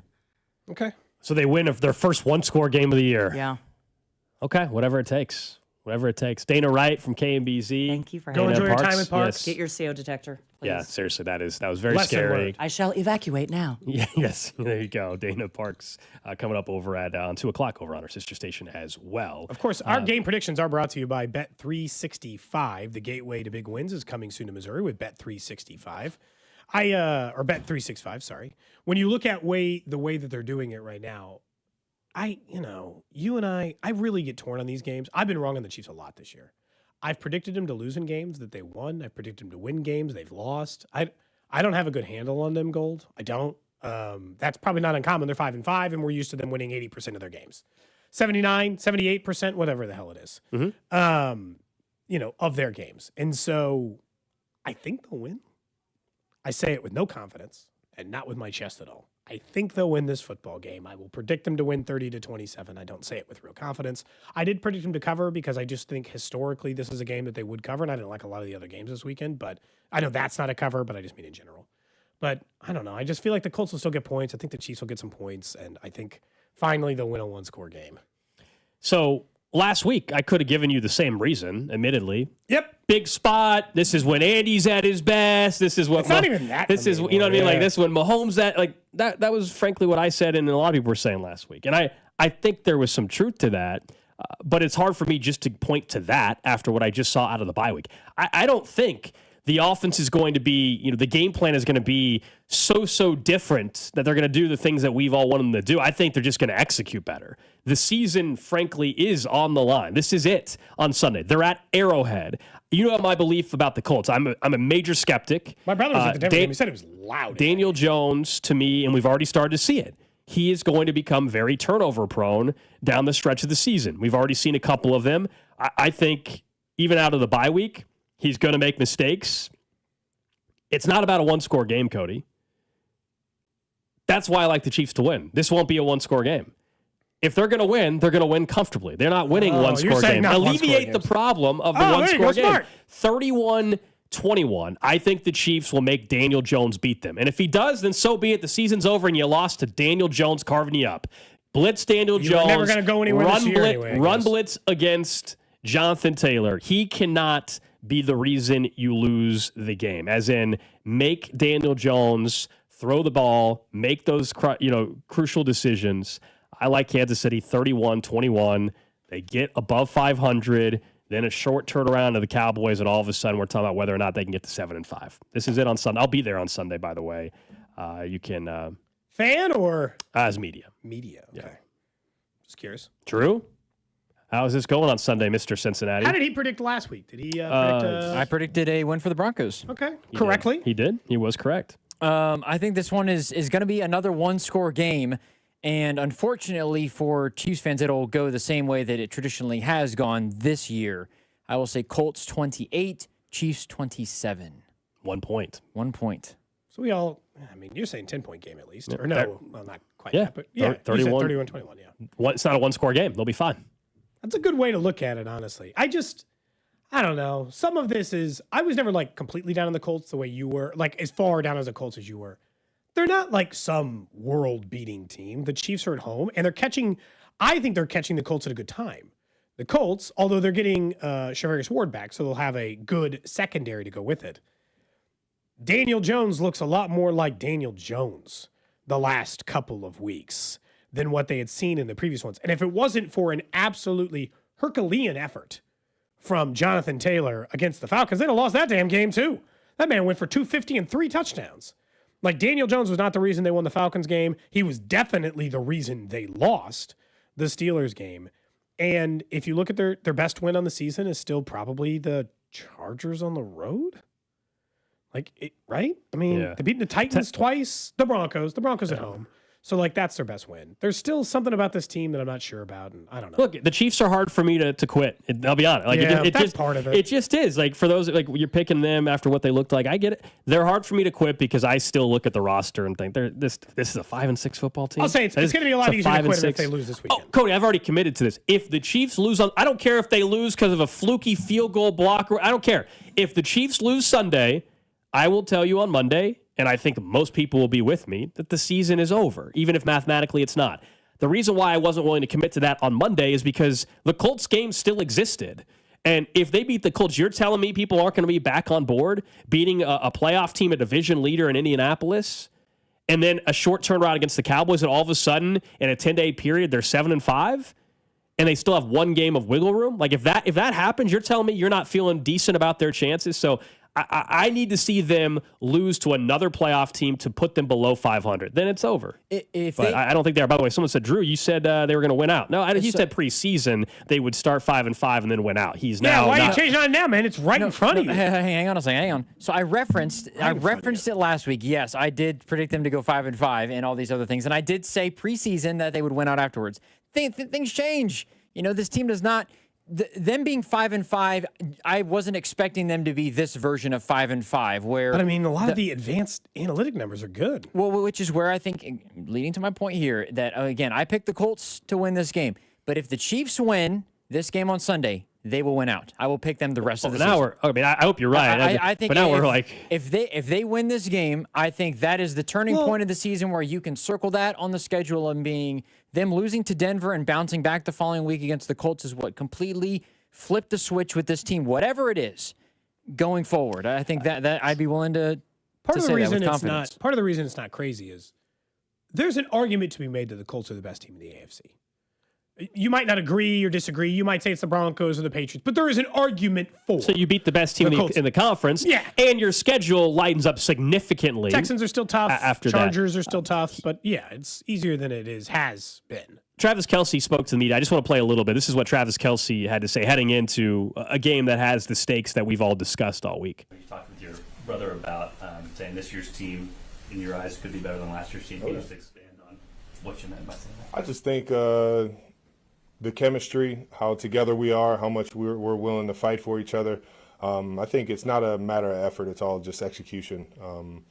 And, we're in here every single day grinding our tails off, trying to get that fixed. And, you feel it from the coaches. They're tightening things up a little bit so that we focus on those details and so we can play fast and play with a purpose. And outside of that, I think the chemistry of this team is one of the most fun teams I've been on in a while.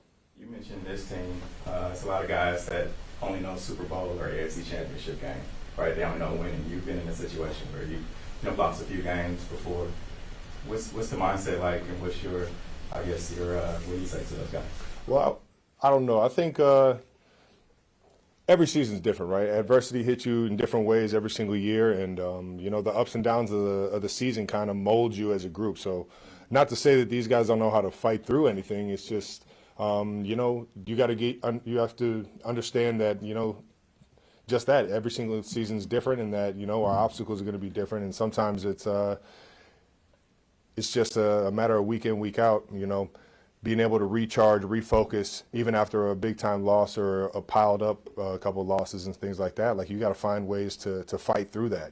The energy may be different dealing with adversity in previous years than it is this year. And it's just, you got to make sure that you're coming into the building with the right mindset. And, if losses do pile up on you, man, you got to have a sense of urgency and not kind of, go into a shell, but you just got to come in chest up and ready to handle business, man. We all know how the season started. guys being banged up and not having everybody together, at least on offense. But over the course of the year, have you seen defenses approach you guys slightly differently now? I think in general, I think we're getting a different version of every team's defense for sure, and it's just how I feel like teams feel they need to attack us defensively. You know, we're a veteran group on the offensive side in terms of Pat being able to do it, and Coach Reed's ability to scheme guys up. So it's just, you know, we're getting different looks here and there, but you know, I think the coaches are doing a great job of giving us looks throughout the week that have us prepared for anything, and giving us plays that we can go out there and make happen no matter what they're calling. So, Travis, not trying to make it seem like you never worked out until this offseason, but you've obviously put in particular work this offseason. Are you seeing it pay off now as much as it did maybe early in the season? Me working out all offseason is a huge reflection of our team being a lot healthier than we were last year in the wide receiver room. I think what you're seeing is I'm a product of my environment right now, and I'm just trying to go out there, and everything is, you know, predicated off of you know, how the offensive line does, how the guys around us do, and obviously the chemistry me and Pat have been able to accumulate over the years. But I think this year is just, you know, every year's different. You got to kind of attack it differently. I think in terms of athleticism and where I feel in terms of health right now, I feel like the offseason definitely helped me to at least get a head start on some of the wear and tear. So it's just the body feels better, but I think the production-wise, you know, our offense in general is having a better season than it was last year. So a lot more weapons, man. Travis, Patrick said he didn't like being 5-5, but he was excited to see what was going to happen from here on out. I guess, do you get a... I'm excited every single day we come into this building, man. There's still a chance I'm fighting, man. And I think right now it's a different season than we've had really since I can remember. And with that being said, it's, you know, every single day is a new challenge, and I love that. I love that opportunity. We get a great football team that's playing amazing on both offense and defensive sides of the football. They got a great run game, pass game, playmakers all over the field. So, and then defensively, they're very stout, and they're getting one of our ex-Super Bowl winners, Tarvarius, back this week. So it's only going to make our job a little bit harder, and we just got to focus, man. And but I got all the faith in the world in everybody in this building, and you know, going out there and finding a way to get a win this weekend. So that's some of what Travis Kelce had to say a few minutes ago, speaking to the media, heading into, as he said, like I said, they're in a different spot than he can remember, and it's true. If you look at just about everybody on the roster, nobody's really been in a spot where they're in danger of falling to 5-6. And as we know, in terms of playoff, it's been since 2014 that they've been making the playoffs every year since then. As far as Travis Kelce, later on in that audio, we just ran out of time there. He was asked about his future, and he said he looking ahead, you know, he'll make a decision before the league year, right? Which makes mid-March. sense. March. Yeah. Gives the team a chance to figure out what they want to do in the draft if he decides to hang it up. I've said before, playing at this level, I wouldn't be in a hurry. Yeah, if I just don't know were where him, his life off the field is headed, and obviously he's about to get married. I just think it's a bigger that. question than the football part now. Yeah. Like, does he